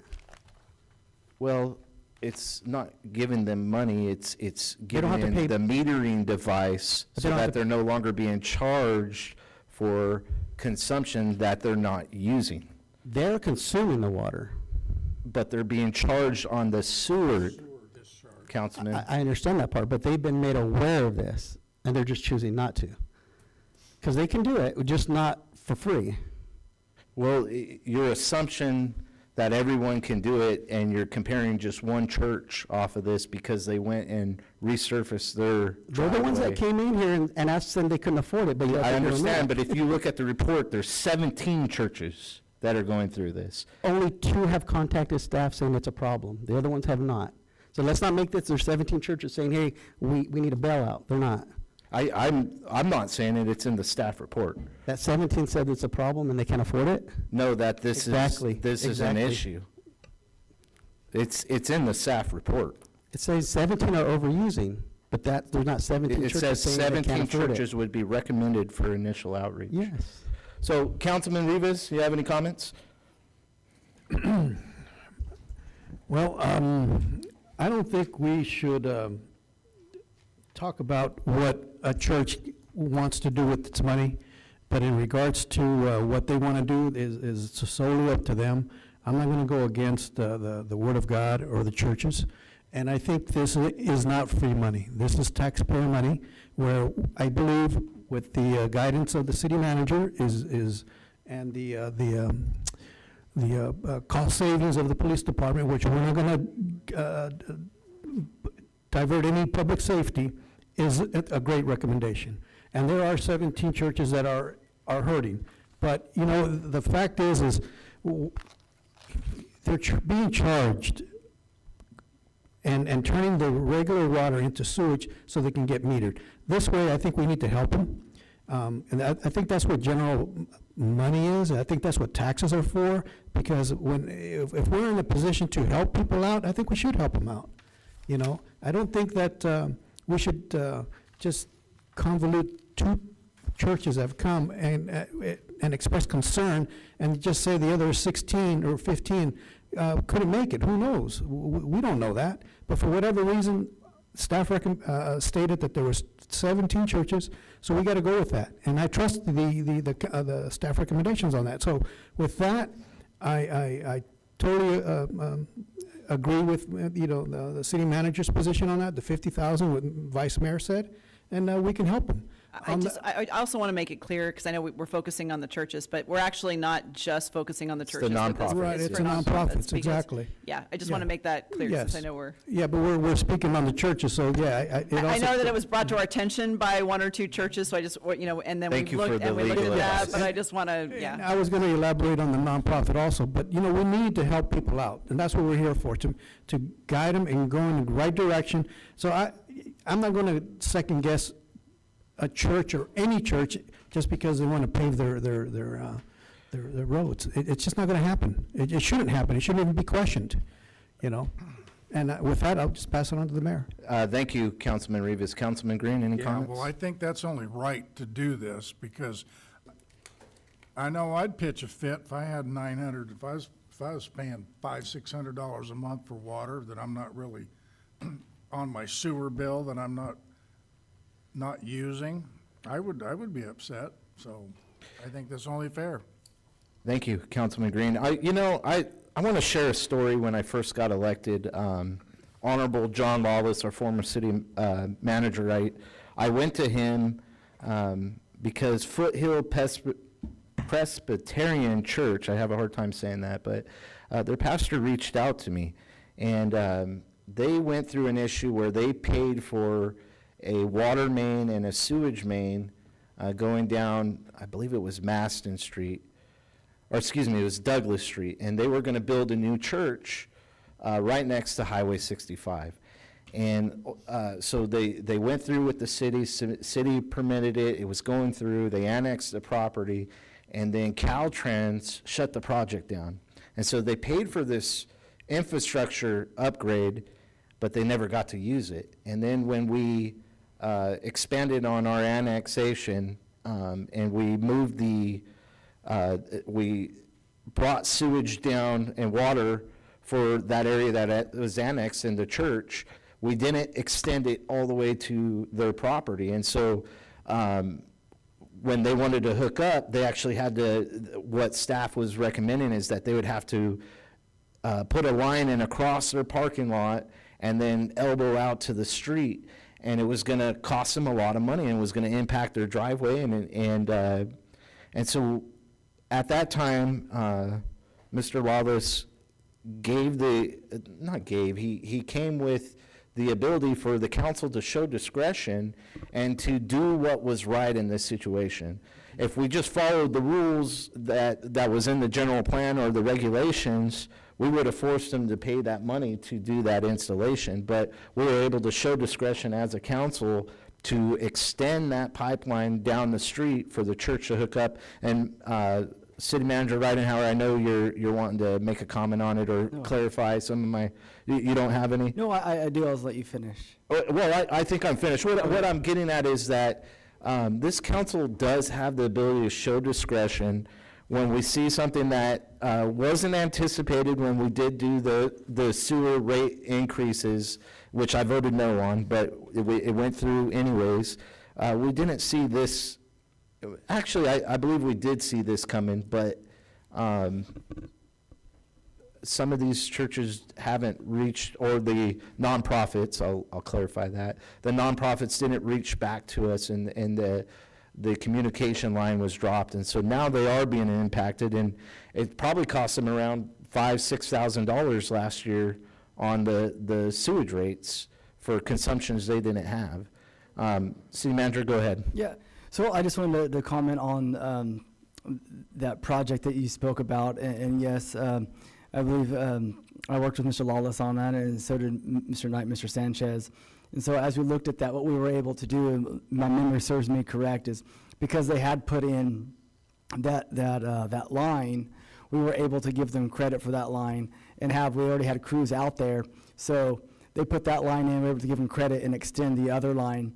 And so, because they had already put that line in, so it was a way to be creative and not impact the ratepayer, because they had contributed by putting that line in. So it was a very creative solution to be able to have that done, and it worked out very well.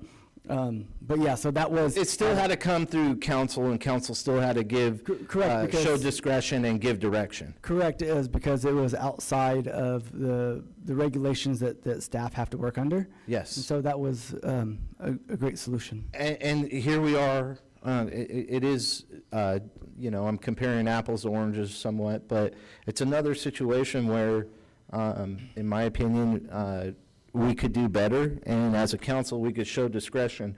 Now, the question is, how do we go forward with it? So, I know I got a couple members that want to bite at the apple again. Vice Mayor McCurdy, go ahead. Well, I think you covered it really well, and we have a council because everything doesn't fit on a spreadsheet and fit in this nice spot the way it's supposed to all the time. So it's not a bailout. There's a condition. There was a condition that was created by the rate increase that was unforeseen at the time for the people that are being impacted. And, $4,000 or $5,000 for these churches is a lot of money. Now, we're not saying that we're going to give them the money. It's not a bailout. We're saying that we understand there's a condition. We want to do the right thing for these nonprofits and these churches that have been impacted severely by this rate increase, because the water that they're paying on the sewer is not going back to the sewer, and it's a condition. It's not anything that anybody did to them on purpose, but if we can solve it with putting a meter on, that's what this is about. And if we can simply reduce this to a manageable level so it doesn't impact the budget, it's like taking money out of your left pocket and putting it back in your right pocket, because the money has already been collected from all of these folks that are impacted into our master budget. It's on the enterprise side, which makes it hard for us to do the right thing. It cripples us. We do not have discretion on the enterprise account because of the engineering. This is the only way to solve this problem, and it's a good creative solution that the staff put together. And so I'm really excited about it, and I appreciate all the time that the staff did this so we can do the right thing for our nonprofits and our churches. And we don't want to be obstinate about it and just say, point to other bad behavior to justify bad behavior. It's a condition. Let's try to solve the condition. If the churches want to apply for the grant funding, they can apply for it. We'll get that solved for them. And the ones that don't. They're going to get a bite at the apple here.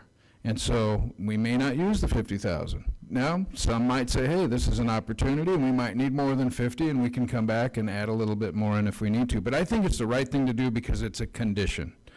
The money that they're spending on sewer, the water's not going back into the sewer. That's a condition. And I think this is a fair way and the right thing to do to solve this problem for our city and for those that are on a very tight budget. And this is a lot of money for them, and some more than others. It depends on how bad the condition is in each site. But I just want to make sure and get that on the table. I am wanting to make a motion now that we go forward with this, but with the stipulation in number 1 council recommendations to say we use general fund, we only use 50,000, and then we apply also staff recommendation number 2 and number 3 and number 4. Okay.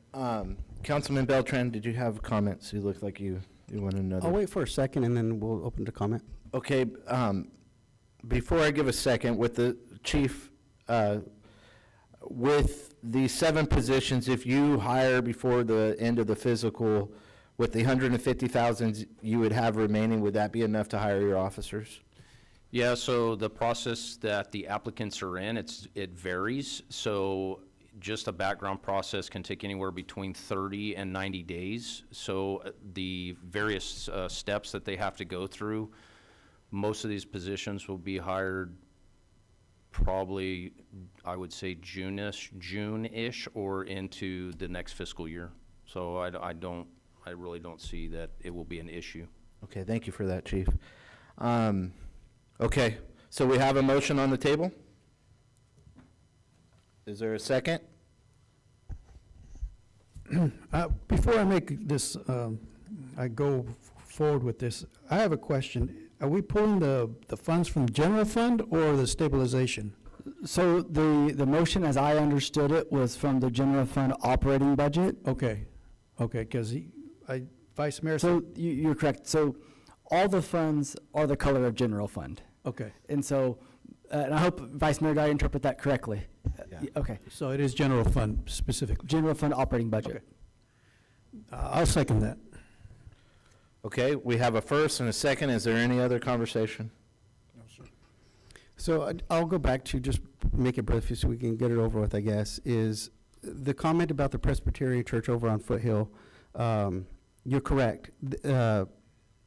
But they invested $100,000 in that water line. It wasn't $5,000 or $10,000. For a small church, that was a lot of money.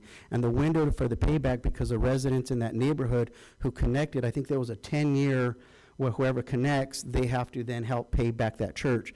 Unfortunately, that time closed. So that was a $100,000 investment that church made that I agreed at that time because I voted to support that because I thought, man, that was $100,000. 20 years ago, too. 20, yeah, that was That a would have been lot 2, for 3, them. 400,000 today. So this is where I have this conundrum.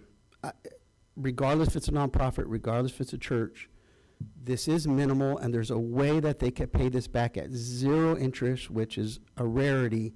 Over 3 years, they can make this whole without having to dip into general fund, because there's a lot of things that the general fund money could be used for. This is something as a cushion that we can still supply for $50,000 out of our discretionary fund if we wanted to still, that's general fund money, to go to that.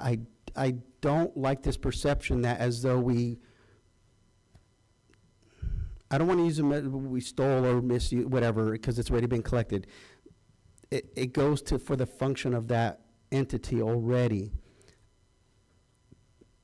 Regardless of the status of nonprofit or churches. I think there's a way to remedy this without it.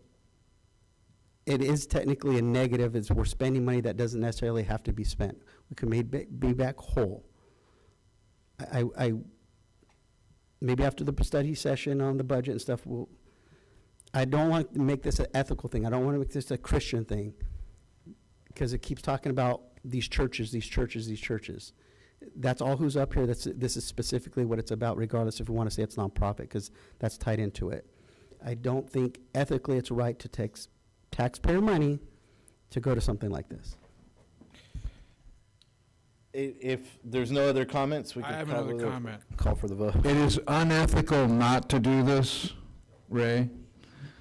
We have already taken more than $4,000 or $5,000 from at least 17 churches in the form of sewer fees for water that didn't go back into the sewer.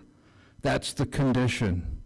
And it's unethical not to address it. You're saying that it's ethical We are addressing opposite it. way. We're addressing it. But one is not being paid back. You guys have both made valid points, and we have a motion and a second, and I'm ready to call. Is there any other conversation? I think we're at a point where we could vote. We've all kind of drawn our lines where we're at. So I will call for the vote, and then that decision will be made, and you guys can arm wrestle afterwards. Okay? Thumb wrestle. Passes 4-1. Okay, moving on to scheduled matter number 21. Thank you, Your Honor. The next scheduled matter for tonight is in regard to the 2025 K-Jug Free Concert Series sponsorship. The city has served as a sponsor for the K-Jug Free Summer Concert Series for the past 4 years, which includes also city staff coordinating the concert preparations at Centennial Park. Momentum Broadcasting, they operate K-Jug, has approached the city to again sponsor and ask staff to coordinate this year's K-Jug Free Concert Series at Centennial Park. The concert date hasn't yet been announced. They typically announce it very close to the concert date. At the time that, if the council would like to sponsor this, at the time that staff receives that, would bring an item to the council for the closure there. The cost of the sponsorship is $2,000, which is the same as last year. Sponsorship in the past has come from the community promotions account, in which there are funds available this year as well. Liability coverage must also be obtained. Typically, it's cost about $2,000 for that. Should the council again wish to support the K-Jug Free Concert Series, as I noted earlier, that staff would bring back an item for the street closures and use of the facilities at that time. Staff's recommendation is that the city council consider the sponsorship for $2,000, and also, if you'd like to sponsor the event, authorize staff to obtain liability coverage as well. I think this is a great event. It's well attended. Bringing it back to council. With that, I will make a motion to go forward with staff recommendation on this, and then it's open for comment. I second that. Okay, if there's no comment, we could call for the vote. Passes 5-0. Okay, moving on to scheduled matter number 22, city manager. Thank you, Your Honor. Oh, yeah, it's on. The next item is on-call engineering and surveying consultants. I've asked Mr. Javier Sanchez to provide the staff report. Right, thank you, Mr. Ridenhour, Mayor, members of council. This item is seeking direction on one of two options on our on-call engineering and surveying consultants list. We circulated or established the list on April 19th, 2022. The terms of the establishment of that list stated that it would be valid for 3 years with the option of 2 one-year extensions for a total of 5 years potentially. And we had originally 6 firms on that list. We recirculated it to add some more consultants. With other projects that were coming up, we needed some other type of consultants. And so the list expanded to 9 consultants in 2023 without adding on to that 3-year timeline that was established in 2022. And so so we are at this the point of 3 years, and so the question is that we authorize the first of the 2-year extensions, or that you want us to go the direction of recirculating an RFQ to reestablish the list and temporarily extend the current list until the results of the new RFQ are compiled. Thank you, Director Sanchez. Bringing it back to council, I am haven't been reached out to anybody else wanting to get on the RFP process. I would be good with staff recommendations number 1. And that would be my motion, but I'll leave it to you guys if there's any comments. Councilman Rivas? No, I have no comment. I will second that if there is no more Okay. comment on number one. So we have a first and a second. Vice Mayor McCurvey, any comment? I just want a clarification before we vote. Javier, we're going to have to do this next year then, RFQ next year? We would have Just the put it off option. for a year, right? Yeah, Right, if and you we'd have choose the to option do a for. one-year extension. Yeah. Do you, are we seeing that, like what the mayor's saying, are we seeing that it's probably good to go status quo? You're not having any issues? This isn't going to delay anything if we do an RFQ and temporarily go forward? No, because even if we would circulate a new RFQ, we would ask that the current list stays in place until that new list comes up.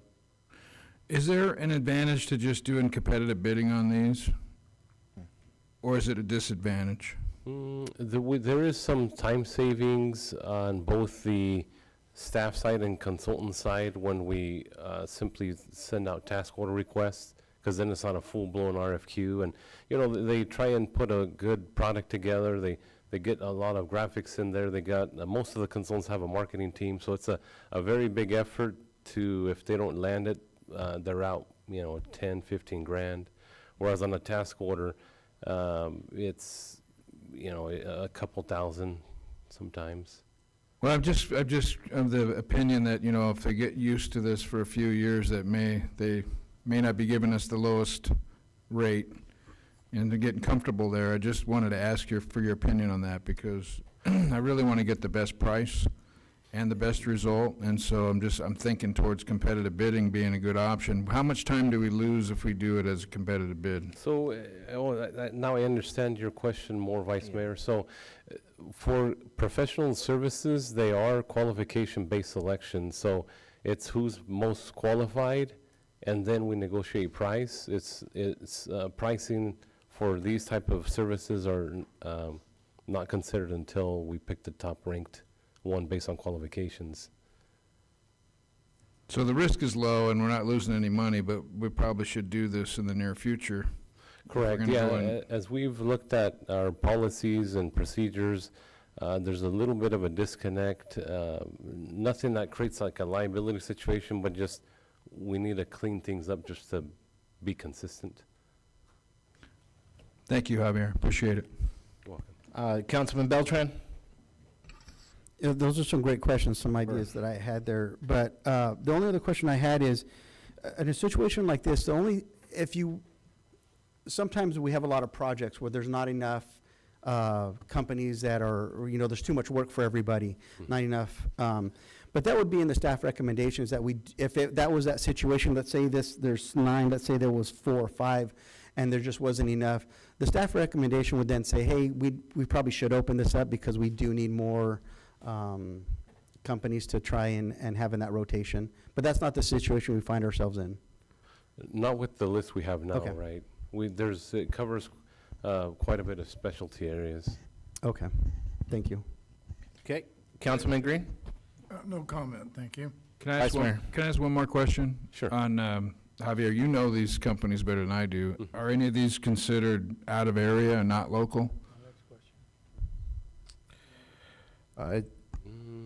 QK is local. Four Creeks is out of Visalia. Yeah, so, and we have a lot of history, like say, D. Jaspar, they're out of Bakersfield. They did have a local office here, but we've worked with them for 15, 20 years. So they know our area quite well and our facilities. They're our go-to water consultant because of the type of work that they do. Similarly with Carollo, they've been doing work for the city 30-plus years.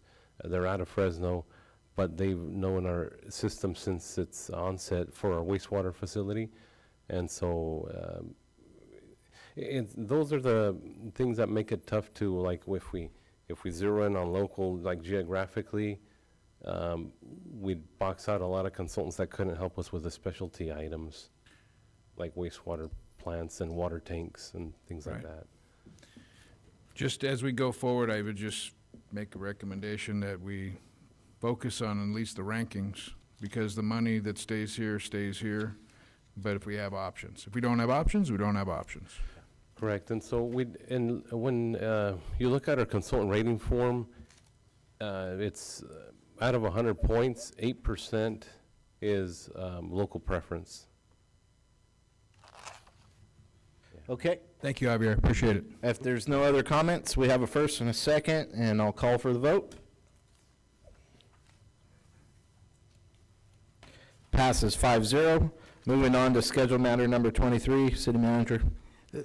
Thank you, Your Honor. Schedule matter 23 is very similar to schedule matter 22, but in regard to on-call materials testing consultants. I've asked Mr. Sanchez to provide the staff report. He can provide the staff report at council's direction or answer any questions.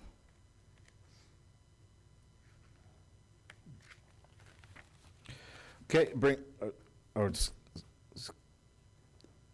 who's doing the staff report, or that was it? So Mr. Sanchez can provide a staff report if the council would like, or is essentially the same recommendation, the same exact staff report as the prior? Incredibly similar. Yeah. So I just said we could answer questions specifically to I like this the contract. sound of Director Sanchez's voice, and, you know. More than happy to read I'm the just staff kidding. report, sir. All right, so with that, is there similar questions, or we understand where we're at? Okay, I'll make a motion to go with the staff recommendation number 1. I second that. Okay, we'll call for the vote. Someone's got to vote. Oh, I'm sorry. Passes 5-0. Okay, moving on to schedule matter number 24, City Manager. Thank you, Your Honor. This item is the consideration of a letter of opposition to Senate Bill 634. Staff's bringing this before you today as on February 20th, Senator Perez introduced Senate Bill 634, homelessness, civil and criminal penalties, and it was amended on March 26th of this year. And this will prohibit any state agency or local jurisdiction from adopting or enforcing a local ordinance that imposes civil or criminal penalties on a person who is homeless for any act immediately related to homelessness or act related to basic survival, or a person who is assisting a person who is homeless with any act related to basic survival. Most importantly, this bill defines a basic act related to homelessness to mean standing, sitting, lying, or sleeping in a public space, including but not limited to a public street, a public park, or other outdoor area that's open to the public. Furthermore, acts related to basic survival are defined under the proposed bill to include but not limited to possession of a tent or tarp, erection of a tent or tarp, eating or drinking, possessing, utilizing blankets or pillows, seeking shade, and other activities protect oneself from the elements. This Senate bill, as it is currently written and amended, would prohibit the city of Porterville from enforcing our encampment ordinance, which is Ordinance 1905, which is a concern to the city. I think the Police Department and Parks and Leisure Services Department done a great job in cleaning up our city and utilizing the tools that the council has provided staff to make those improvements in our community. So staff is recommending that the city council consider and direct staff to issue this letter, not only to the committee as well. We will upload it if directed and approved to the committee chair. There's a process for that, as well as send it to our local representatives so they know our stance. I personally reached out to Senator Hurtado's office as well prior to writing this item to let them know the concerns that the city would have with this bill. Staff's available for questions. I don't seriously believe this is actually has a snowball's chance of passing, but I think it's really important that we voice our opposition to No, it. I love it because I saw this when Mr. Reinenhauer reached out to me, and as I said, hey, you're saving me from having to make a motion, and now through this process, we're actually 2 weeks ahead. And so I appreciate you bringing this forward. So on my end, the only thing that I would want to add is that we also add a letter to Mr. Newsom, our governor, and so that he sees us taking that stance as well. But I'll bring it to Councilman Green. You have any comments? No, sir. Councilman Rivas?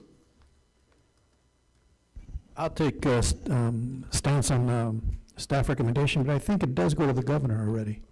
No, submitted a letter to the governor, the chair of this state. Correct? Am I reading that right?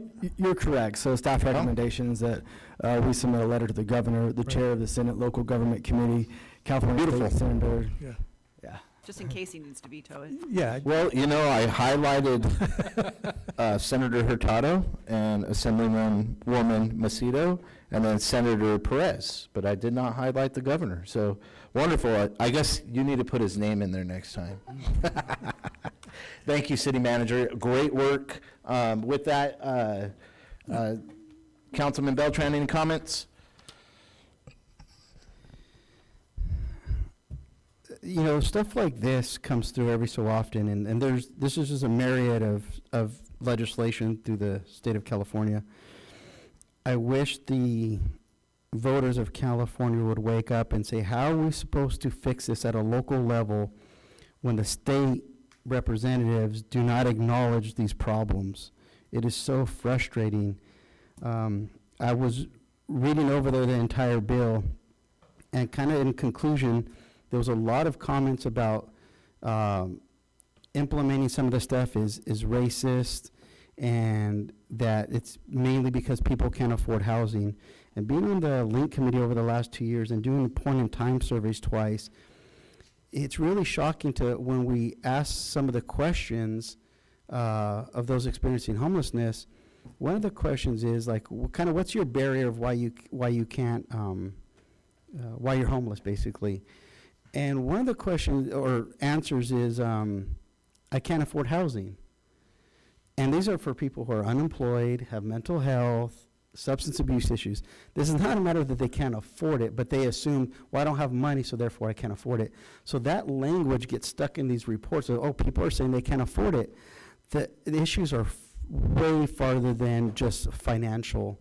And so it's just very frustrating at the state level that our leader for the state, the governor, isn't going into these committees or having discussions with the leaders and going, this isn't the problem. We have not seen any mental health facilities open, substance abuse facilities open, at least in our county area.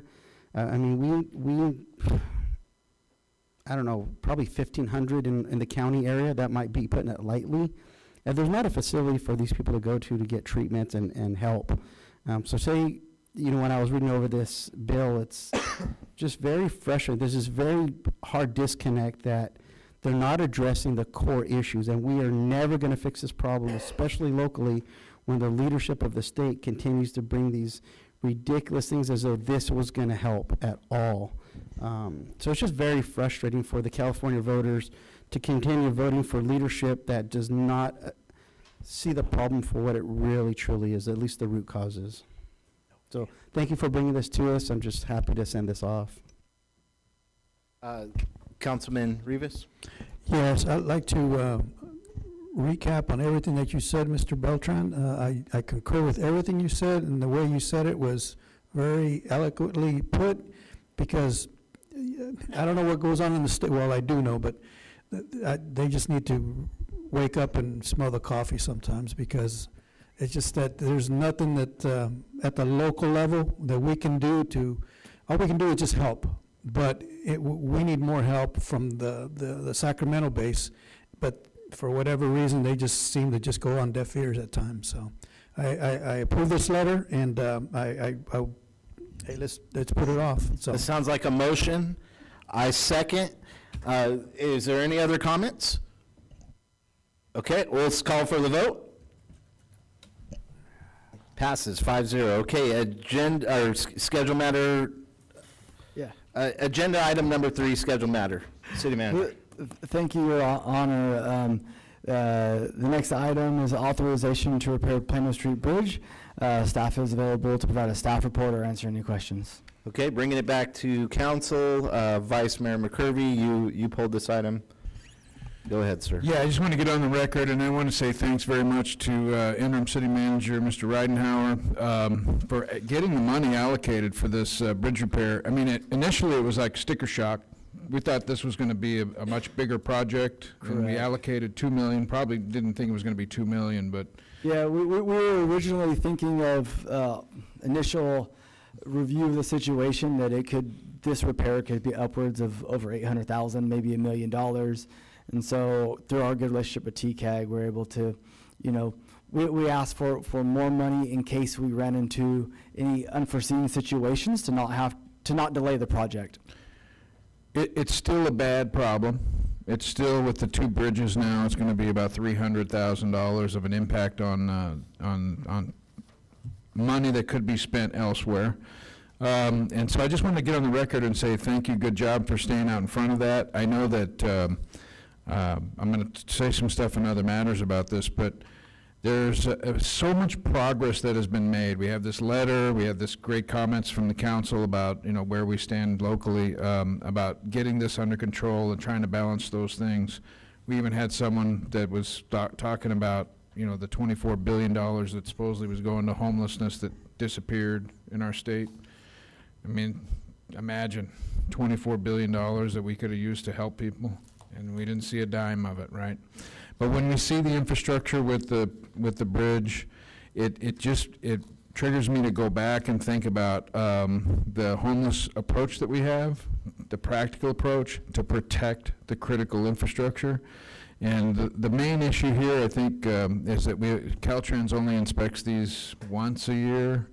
So in my other matters, I'm gonna address this, but I want to get on the record and say thank you for staying in front of that. Thank you for staying on top of it. And the public needs to understand that it isn't going to cost $2 million now, that it's only going to be $300,000 for the two bridges. But I used to read about trolls when I was a kid. I didn't think they were real, but these two situations where you have people actually under these bridges that were living and digging and doing things that are criminal. No, It's just terrible. I agree, Vice Mayor, and it's unfortunate, and I'll let you know that I have been working with the police chief as well as Public Works, and we are having ongoing reviews of our critical infrastructure by the police department as well as our Public Works department, to have eyes on all of our critical infrastructure, especially in areas that are highly trafficked. The hot spots. Correct. And so we hope to not have this situation occur again in the future. Thank you. If there's no other comments, I'd entertain a motion. I motion we go ahead with staff recommendations on this item. I'll second. Okay, call for the vote. Passes 5-0. Okay, moving on to 1234 reports. Mr. Green, Eastern Tule Groundwater Sustainability Agency. I apologize, I played hooky on the last one, so I'm gonna, and our Assistant City Manager, Michael Knight, set in for me. He pinched hit for me. So, Michael, I'll turn it over to you. Happy to provide an update on that, Councilman Green. So the ETGSA board met here in council chambers on April 3rd at 2 o'clock. Not a very eventful meeting. We did approve the minutes from March 6, 2025, ratified some bills, set a public hearing for Tier 1 penalty delinquencies. That proposed date for the public hearing is May 1st, 2025, here in council chambers. Received a series of reports. The bulk of the meeting was in closed session. The next scheduled meeting is May 1st, 2025, 2 p.m. here in council chambers. End of report. Thank you, Assistant City Manager Knight. Okay, moving on to 1234 report, Tule River Improvement, JPA. Is that Vice Mayor or? Yeah, I'll take it. Okay. Well, first of all, I want to say it's great to have 3 representatives down there. So Stan and I are on there, and Michael was with us too, so we had great representation at the JPA. There was a lot of discussion. I guess we're still quite a bit of money short, so they're trying to get some money to finish the project. There will be a ribbon cutting, despite that not being complete, coming up in May. We had a really lively, robust discussion that went all the way back to the flooding in 2023, because as we finish the dam project, they're going to have to go through all the iterations to test it, to make sure it works under certain pressures and all of those things that have to do. Once that's done, we're also going to have to reset how they allocate the water in those situations, like we saw with the 2023 flood, and how the decisions are made right around March is usually when they make a lot of those decisions on what's stored and what's not stored and what the capabilities are. So we had a good, lively discussion. I really appreciate Michael's input on that too. We got one of the consultants that had dialed in to chime in and give us some appreciation for that lively discussion because of the flood and how much everyone went through in 2023. And Michael asked for some transparency. Our city needs to have a lot of influence on what happens at that dam. Even though it's managed by Army Corps, we have a chance as we go through this process to weigh in. And the thing that we discussed the most and a persuasive argument was we don't want to get in a situation where we're making a decision based on a spreadsheet or a guidance on how that's supposed to work while we're staring at risk factors like a fire damage drainage, severely fire damage drainage, and 200 to 300% snowpack. If those risk factors are included in this nomenclature that they use for storage and release at our dam, then they may have made different decisions back in 23. And that's the discussion that we're having and will continue to have. And I appreciate Stan had a great story about the 66 flood. You could talk about that if you want. But as we get the capacity increase for the dam, and it gets up to, I think it's up 112,000 acre feet. Yep. Once it's done, it's got to get through the testing. It's going to take some time. We will have some influence on that decision. It was a great discussion. And there was a good sidebar afterwards too. And I'll do a follow-up on that, but I won't talk about that here. What did I miss? Anything, Michael? No, you got it. All right. Okay. Stan, you want to tell a story? No, it's late already. Thank you.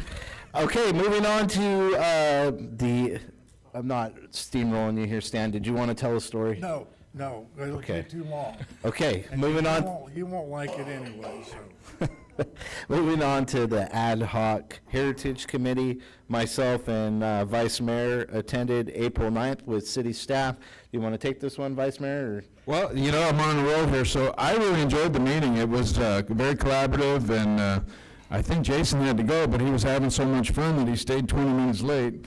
And we just had a good time talking about all the opportunities, and the optimism and the energy in that meeting was really high. And we fleshed out some ideas and connected a few things that we're going to be working on some follow-ups around marketing. I had the pleasure, Jason, of going to the museum board meeting the next day.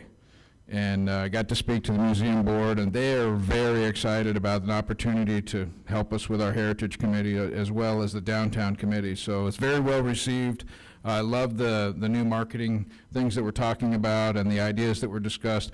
I don't know if you want to talk about a couple of those ideas to market them right here. Yeah, no, I'd love to. So, celebrating 250 years of American history, that's what the Heritage Committee's goal is.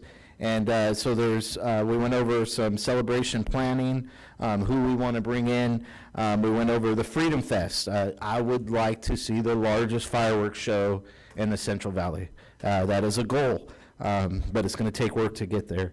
We looked at some hat designs, something Councilman Green was requesting, some capital improvements downtown, maybe street striping, fire hydrant signage. We're talking about reefs. We want flags on Main Street. I have reached out to electeds from PUSD and Burton to get buy-in for painting the fire hydrants. I've also reached out to superintendents at PUSD and Burton. They seem excited to do it. So what I was pushing for is if we could get all of the fire hydrants on Henderson, all of the fire hydrants on Olive, and all of the fire hydrants on Main Street painted in Americana red, white, and blue fashion for our 250th anniversary. I've also reached out to Porterville College Primavera. She is supposed to get back to me tomorrow, but she seems really excited. Director Tree brought a great idea for a challenge coin Some great ideas going into celebrating our 250th anniversary. So I'm really excited for it, Vice Mayor. With that, we'll move on to the Porterville Flag Day Committee. I led that up. We met April 8th. We also talked about the Spring Festival, and some thoughts came out on the Spring Festival was actually, it was better downsized. And so I know we have a member here from Chamber of Commerce. I guess it was easier walking. So it's just something maybe to consider in the future until we have more businesses or more vendors, keeping it smaller so that you have that community spirit all around each other. But that was just something that came up. We talked about who our guest speaker would be. The committee requested that I'd reach out to Alexandra Macedo, or Assemblywoman Macedo, which she has committed to being our guest speaker for this year. What's his name? Rudy Aguilar. Came in. That's the end of my report. That's the end of my report. Councilman Beltran did have a link committee. Is that something we could just kill now? Yes, I apologize inadvertently. Okay, so Councilman Beltran. Somebody had the meeting shorter. They didn't want me to do this report. It's brief. It's pretty standard. So we met on April 2nd over at the Thurman Conference Room across the street. It's a standard welcome introductions, minutes were approved, no changes to the budget. Want to highlight a couple of things more from the Porterville Navigation Center. Both their bridge and emergency shelter beds were full. I believe they started managing the Porterville Navigation Center in July, I believe, of 2023. Since then, they've had 2,192 unduplicated individuals seeking assistance there. Since they've been there, 24 individuals have been housed. 4 are pending right now. Since the temporary showers and restrooms have been utilized, I believe it was the end of December, there have been over 1,000 individuals have used the shower and nearly 500 uses of the restroom facility. Recently, they planted a small community garden, which is really neat. Helps establish, to keeps individuals busy, and is also happening as a good community effort for all of them to collaborate and work together on. The subcommittee had a meeting. Mostly that was to discuss this year's drive-through dinner fundraiser, which is set for September 26th. I'll bring more information with that later on.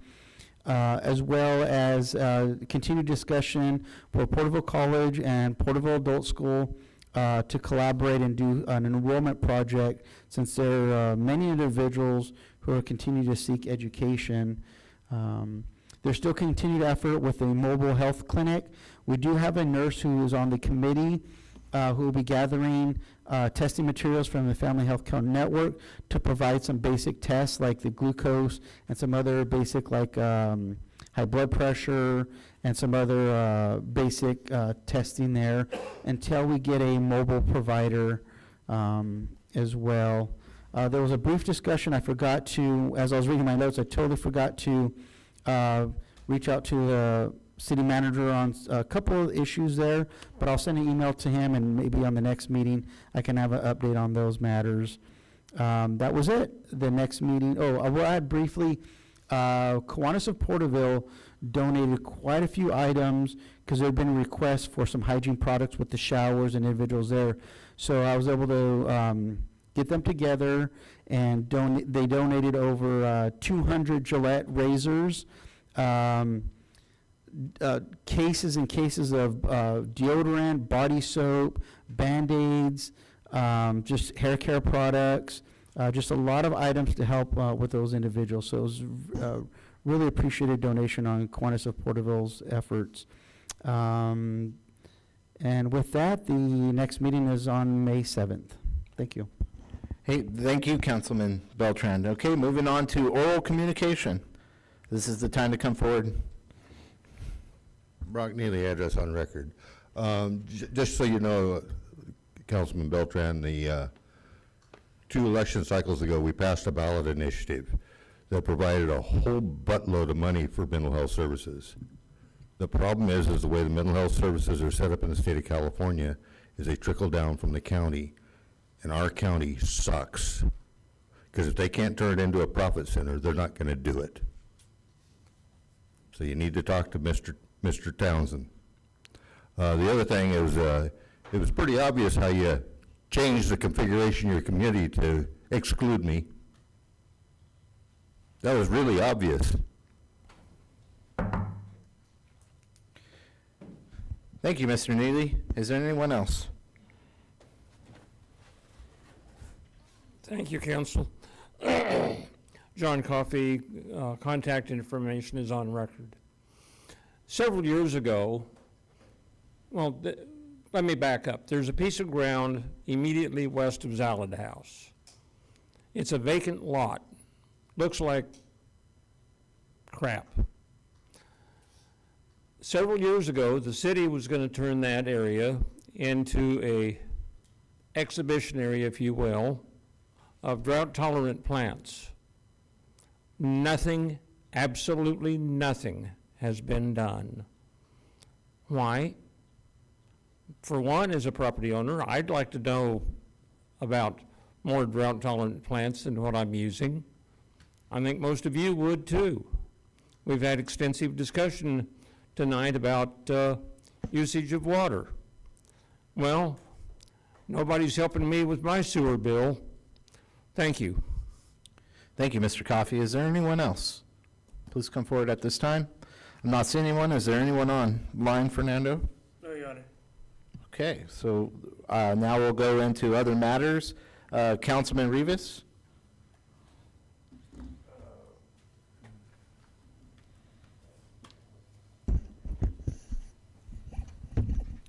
Yeah, I just want to make some announcements on a couple of events that occurred. And that was on 4/5 of this year. We had the Porterville Spring Festival that took place in downtown Porterville. It was a very amazing day. The day was great. The Porterville United Car Club was there, along with a few other specific car clubs, the Royalistics, the Illusion, a few solo riders. Mr. Darren Garrett turned into his 57 Chevy.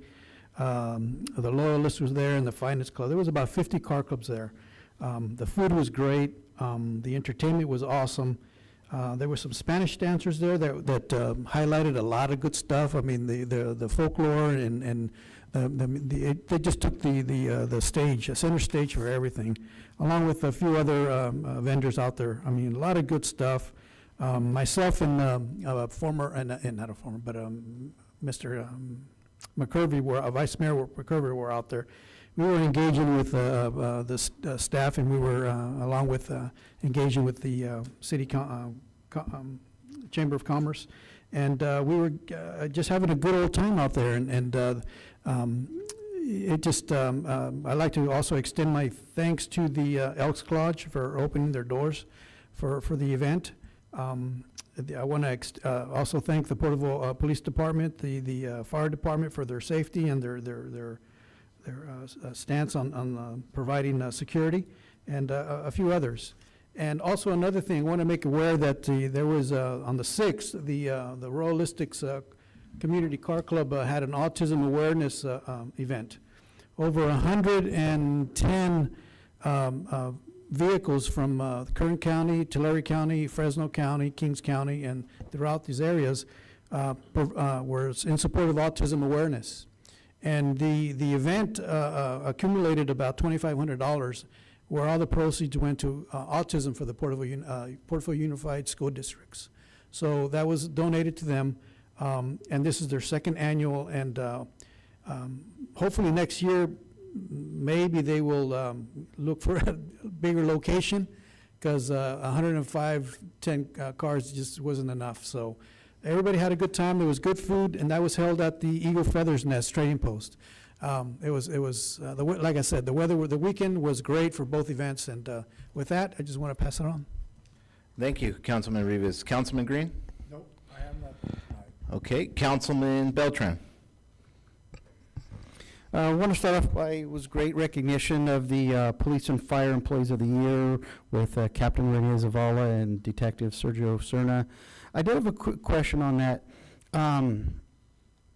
We acknowledged them here today in council chambers, which I think was great, and the local community could celebrate them. But I felt really weird when I was there at the event that all the other dignitaries throughout the area were there in front of all their colleagues and getting presentations, and there was nothing from the city. I felt like they're in our community and they're having the event in our community, and we weren't there to, not that physically there, but there wasn't anything for them to receive. So I don't know if that's the tradition that we do it here in council chamber? It is, because I reached out and I asked for a certificate, but I got it was the historically, Chief is going to tell us. Yeah, so historically, that hasn't happened. We talked about it before. Usually, it's the department heads or their seconds that are providing the information of the nominee, and we provide our department, and I know Brian does too, we provide our own plaque that we develop from our department, plus the Exchange Club provides a plaque of recognition for the officer or fireman or firefighter of the year. Usually there hasn't been. This year was an exception, I heard, when Dominic briefed me on it because I was out of state. So that was an exception this year, and if we want to look at that moving forward, we would be happy to include that in our presentations. Yeah, I apologize because Chief and I discussed that with the mayor, and we were going off of what historically has happened there with that event, and we're trying to be in line with what the event. I didn't want you to feel that way. And so I knew I couldn't make the event, and so that's why I reached out and tried to accommodate that, but they said that historically, and I think you might have even had a certificate draft ready to go, and we went with what historically has been done. We did. We actually drafted a certificate, and then we just reframed the message and date for tonight, for the council to honor them tonight. So I apologize for that. We did not get the message from the group as we were doing what was historically yeah, and I think it was still that. fun. Like I said, it's not like one was worse than the other. I just thought it was a little bit missed opportunity with our other colleagues from Lindsay, the county, CHP, that they were recognized, but not in that I get it, man. official You're a way. politician. You want to take pictures. I would have taken a picture. It was just, it was everybody gave them something and we had nothing for them. So I was like, oh no, our own in our own backyard. It kind of felt. I've been there, and so I know what that feels like. And But that's a tradition. sorry. I'm not trying to rock the boat. I just, for me, the image of not having it there Bring a was. challenge coin or something. Well, I would say for next year, we will most definitely do that. We'll plan for that. So, We were trying to be in line with what the culture of the event has Yeah. been. yeah. Anyhow, just a great event. So it just reminded me of that. The other thing was all the events that are going on this time of year. The Porterville Celebrates reading was great. It's good to see all the mostly PUSD and Burton School District out there representing every single school site. That was really neat to see. There were a few, like the Exchange Club, the Optimist Club sponsors it. But really good to see the community out there.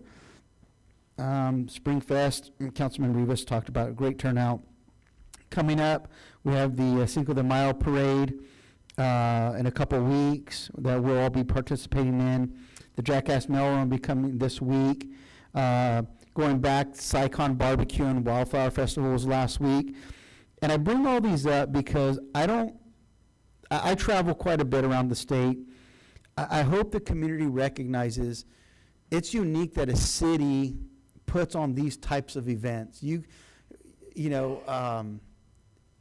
I think it's just going back to the throwback of a tradition of a small community, whether it's Pioneer Day,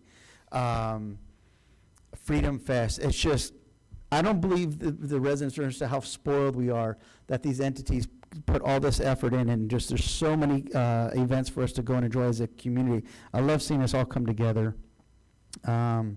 Seeing the renovation of the pool and that their time slots filled up in 10 minutes, that's just amazing of the utilization of something like that in our community.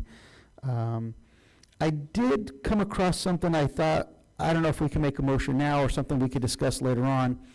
But when I go to, like, let's say Pioneer Days or Spring Fest, the city usually has a police department, the community development has a booth there, maybe the library. And it's starting to get warm, and there's no beverages or water. I wonder if we could have some small water bottles made up with the city logo and maybe like a QR code that people can scan, and it can take them to like the city website of especially like community events or activities. But I just think it's another way to get the image of Porterville out there, something that we can offer in limited capacity, not just, thousands of free waters, but in limited capacity when we are out in the community, that we can offer something like that. Most definitely, I would say the Community Development Department as well as Parks and Leisure Services Department, we do have a budget every year for the promotion type items such as that. And so more than happy to, moving forward, to coordinate that, to look into having some branded small water bottles that could be made available. I know we also do have the community fair coming up where the water department does conservation outreach. And so potentially we could look at that even as well if there is enough time to get that done before then. Yeah, and if not, just going forward whenever the time constraint allows for that type of stuff.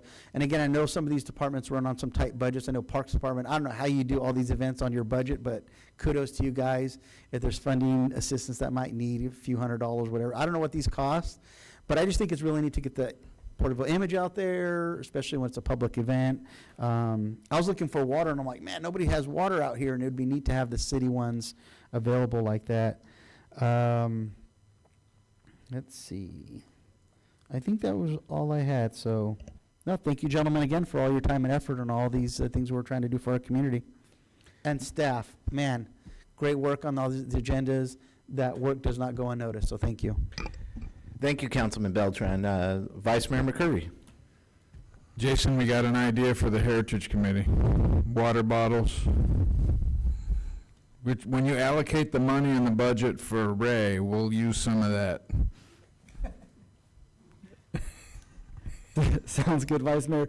We actually do have Choose Porterville water bottles, and they're not full of water.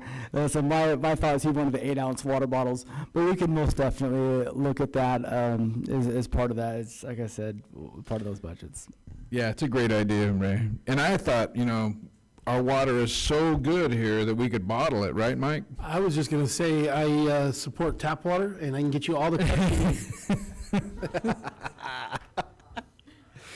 and you can reuse it. Yeah, definitely. I wanted to say something. You guys said a lot of stuff about the Spring Festival. What I loved about it was down here on Main Street, and it was such a clear day this year that the mountains seemed like they were right here. I haven't seen an amazing clear day like that in the spring in a while, and it was just so refreshing because the mountains seemed like they were right there. They're in the pictures when you took pictures on Main Street, and that's not normally the case. And the snow covered and the green pastures are just beautiful. Had a great time down there, and I echo those comments about where it was. So being on the north side and using the side streets, it was really well done this year. Really enjoyed the Spring Festival. I rode my yellow bike around and clowning around. It was a lot of fun. I went to the Tule River Parkway, the flower event that Kathy had this past weekend. It was great. There was kids from the military academy down there weeding, and a bunch of other kids climbing trees and doing the flower search, and they were giving away plants, and everybody was having a great time. I took my bike down there, and I gotta say, in 2023 to now, that parkway is completely transformed. It's unbelievable how nice it is down there. I took a walk with my wife 2 nights ago out there. All the flowers are all blooming. Kathy's done such a great job. But I rode my bike up and down, and it's just amazing our focus on securing that area and taking care of that area. It's now a green space for everybody in the community to enjoy. We're starting to put some events on the calendar, and we got the projects going on down there. And I really am just blown away at how much that's been transformed because everybody's working together to keep an eye on that. Now, I noticed a couple of things. There's, when you get to Plano Bridge, after you pass, we're still putting the bridges in, there were some places under the bridges, there were fires and some things that I want to get to, but when, under the Plano Bridge where we had the bridge, we're gonna have to do the bridge work, there's no trespassing signs that are on the west side of the bridge. It would be something I think we should talk about and move those signs to the east side of the bridge so that there's nobody under the bridge anymore. Whether it's county or not, we'll figure that out, but we need to make sure that the bridge areas are more secure. So I ran into a gang member from Delano. I had a nice talk with him about trying to get him to come to Jesus. I don't know what he was doing, but his buddy was bathing underneath the J Street Bridge. And so there's a contrast here. You got the families, the people that are working down there, working the booth and enjoying the flowers, and then 200 yards away you have gang members, people bathing under the bridge, and there's some stuff, there's some issues around our critical infrastructure that I think we really need to pay attention to, considering the agenda items tonight and the trajectory. We've really made this a safe space, but I think the bridge areas are not safe enough because the folks that I was talking to that were at the event, they didn't want to walk down there alone, and that was during the day. So I want to make a motion. I want to make a couple of motions about the parkway. One of them is I'd like to redirect our code enforcement to patrol the parkway and the bridges specifically.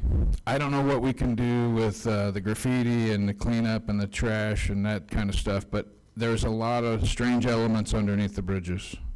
And that's what led to the problem that we're facing right now. And so I think we need to focus on that, on the critical infrastructure portion of that. And there was a lot of motorized vehicle travel down there too, which is dangerous if we got kids and families walking and riding their bikes down there.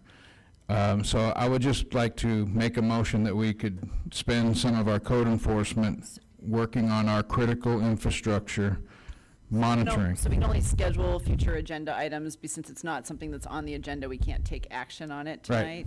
However, it may, I don't know, is some of this administrative? I don't know. Correct. I think we can handle this administratively rather than go through the process.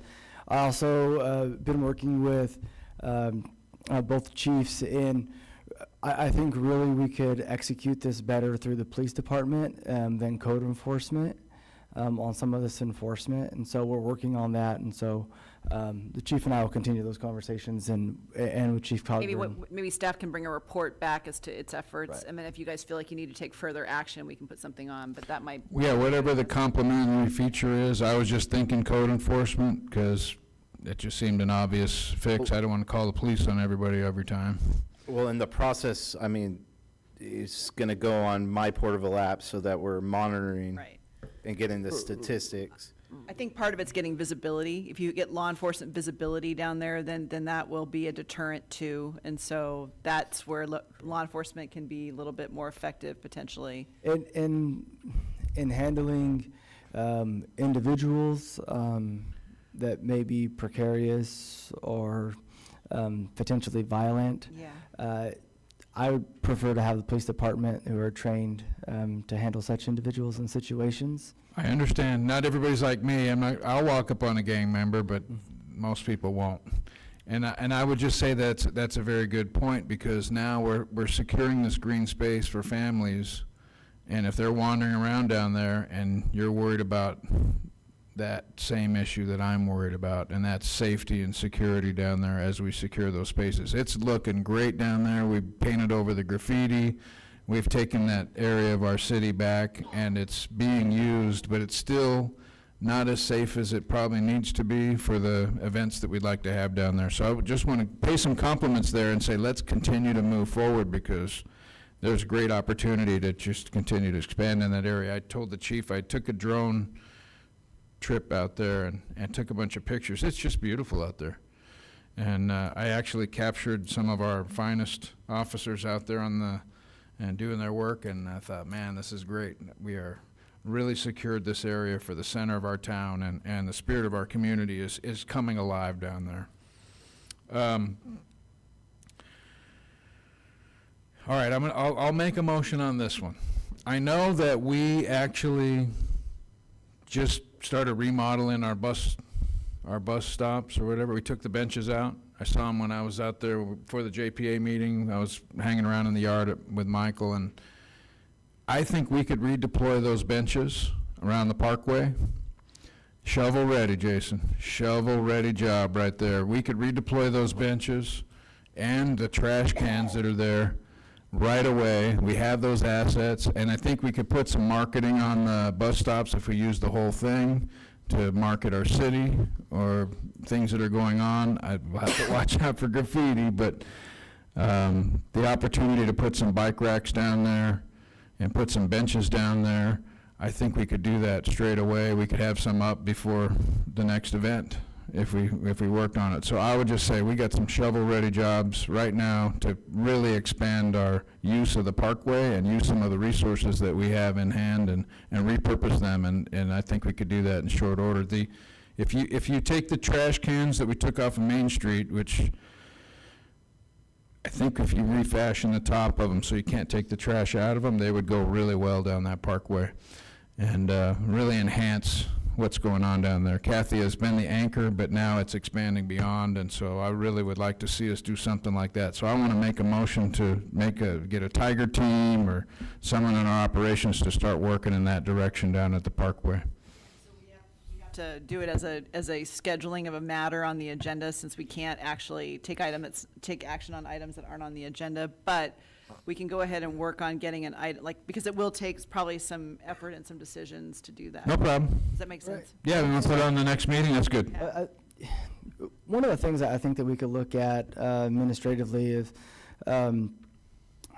if I could evaluate what the condition of those items are with staff and see what the potential cost of the installation of those are, and if they're, within the realm of my budgetary authority administratively. It may be a lot, take a lot less time if we could just move forward on that, and if That's shovel ready. Vice Mayor, if you're good with that. So why don't we do this?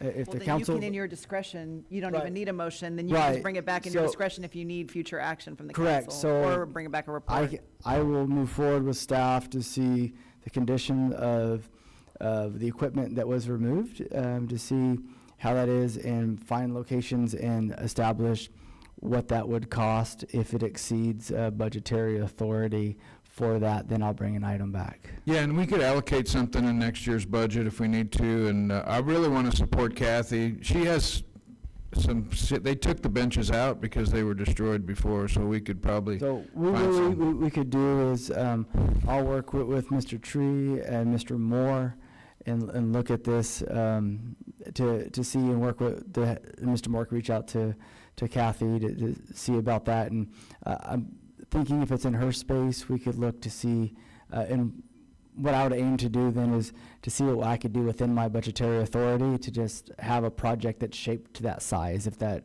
is okay with the council.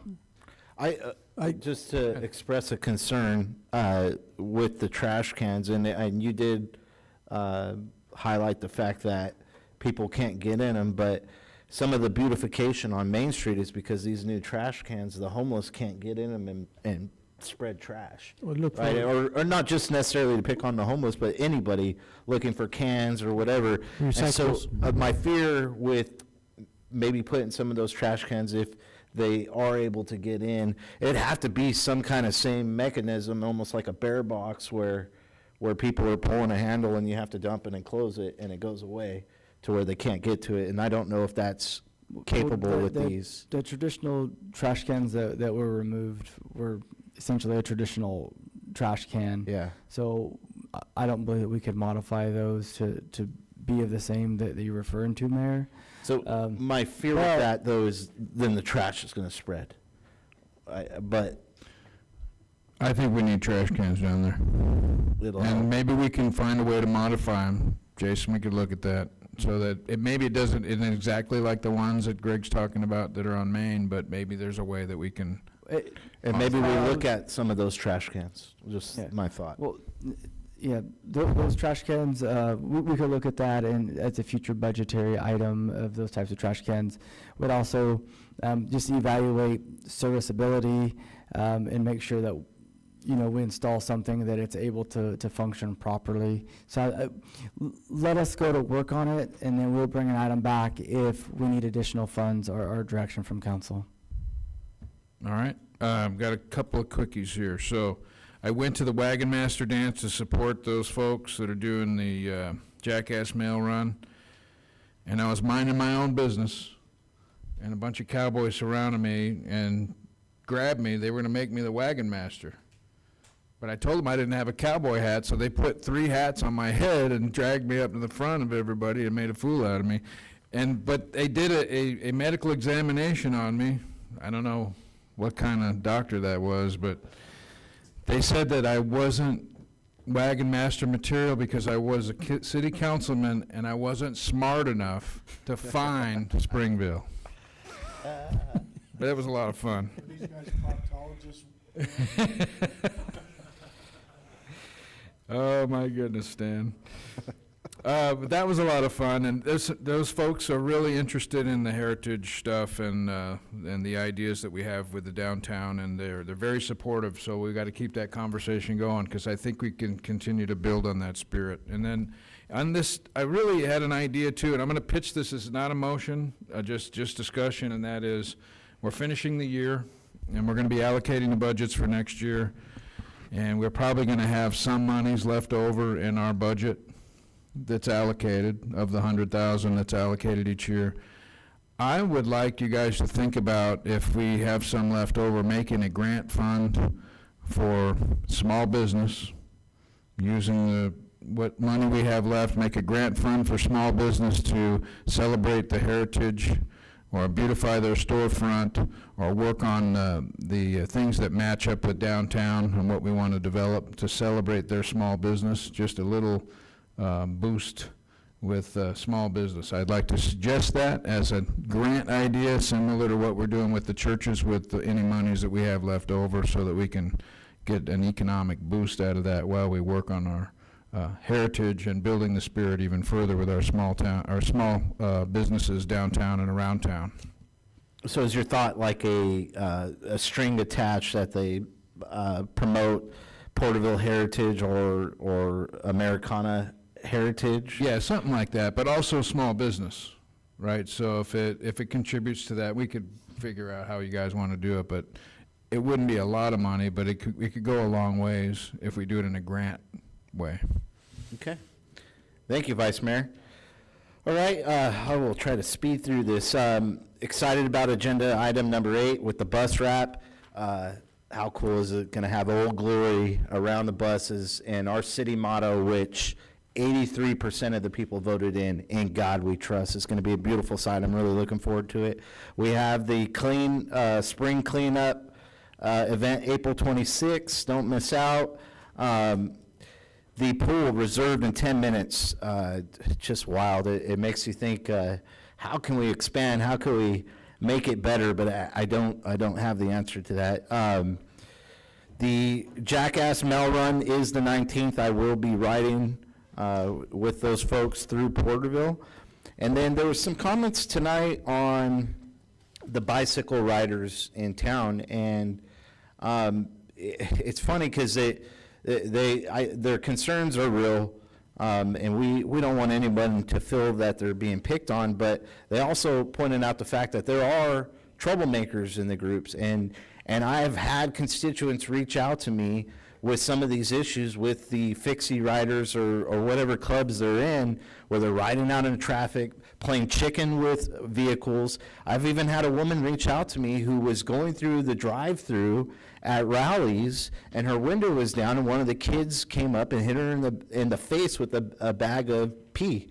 And I want to use a different terminology, but It was warm, foamy, in her face. It's horrible. And so, I've personally seen some of these kids riding down Main Street and kicking over mannequins. And last year, we had a 21-year-old individual ride into one of our buses. So their concerns are real, but I hear them, but I still encourage our police department to continue enforcing our laws, continue protecting the constituents of Porterville. I find it hard to believe that our officers are out picking on just individual riders by themselves. I imagine there was some form of law being broke in that situation, and so I just want to say continue your efforts. I appreciate it, because there has been a huge difference over the last year and a half. With that, the groundbreaking ceremony for the community center, so excited for it. It's going to be a great place for our kids, our families, the constituents of Porterville to make lifelong memories. And like I said, at that, there we see our hard-earned tax dollars going to work for us, so it's really exciting. To staff, I know you've been working on this for years, and you finally brought it to the table, and it's going forward. It's exciting to see for yourselves, I'm sure, to see your hard work come into life. So thank you all for completing that task, and looking forward to seeing construction actually happening. Hopefully, the air pollution isn't after us too hard there, huh? We'll get that permit. Yeah. So with that, I went on a Power Talk radio with Trevor Carey. We talked about AB 1955 and what we're doing here in the city of Porterville. Excited for the city of Huntington Beach. Tonight on their agenda is the League of Charter Cities. Julia, you were right about that language. So talking with their attorney, we may be changing the language on that. So super exciting. Cities around the state are reaching out to me. People want change, and so we're looking for ways to fight back, and it's hard in this state. It is, and so I want to thank Pat Burns, Mayor of Huntington Beach, for leading this charge. It's one of the big 11s, and we need a city like that, because the city of Porterville just can't afford to take on lawsuits like that on their own. With that, I also want to thank Carl DeMaio, Assemblyman DeMaio. He brought AB 25 for voter ID, it failed horribly at the state assembly. And, to think that you would want to bring the thought of having clean elections, right? Our elections take a month to count our votes in this state. People are concerned about dead people voting, illegal immigrants voting, people ballot harvesting, the machines. All the conspiracy theories could go away with just making common sense laws. And so I commend Carl DeMaio for doing what he's doing, but what I'm really excited about is that today we formed our charter committee. And so from Porterville, and what I've tasked Greg Shelton with, the number one thing I want to see on the ballot this year, in 2026, is voter ID for the city of Porterville. And so I'm looking forward to seeing that come forward and put it in the people's hands to be able to vote it in here in the city. We don't, the feds, the presidents can change, and they can change the rules. The governor can change the rules here in the state of California. But with our jurisdiction and our charter city status, we could set a law that could have precedents for a long time. With that, I will adjourn. Oh, I always leave you out, City Manager. I apologize. Go ahead, Jason. Thank you, Your Honor. I just wanted to remind everybody, invite everybody to Veterans Park this Friday at 10:30 a.m. for the egg hunt. Parks and Leisure Services, Donnie and Amy do a great job, and all of their team in really serving the youth of our community. And so just wanted to support them and make sure everybody's aware that that's this Friday at 10:30 a.m. Thank you for that, Mr. Ridenhour. Councilman Beltran, you had one more comment? Yeah, I totally forgot about this. I was asked by the Jackass Mill Run Committee to volunteer for their dunk tank, and so I did.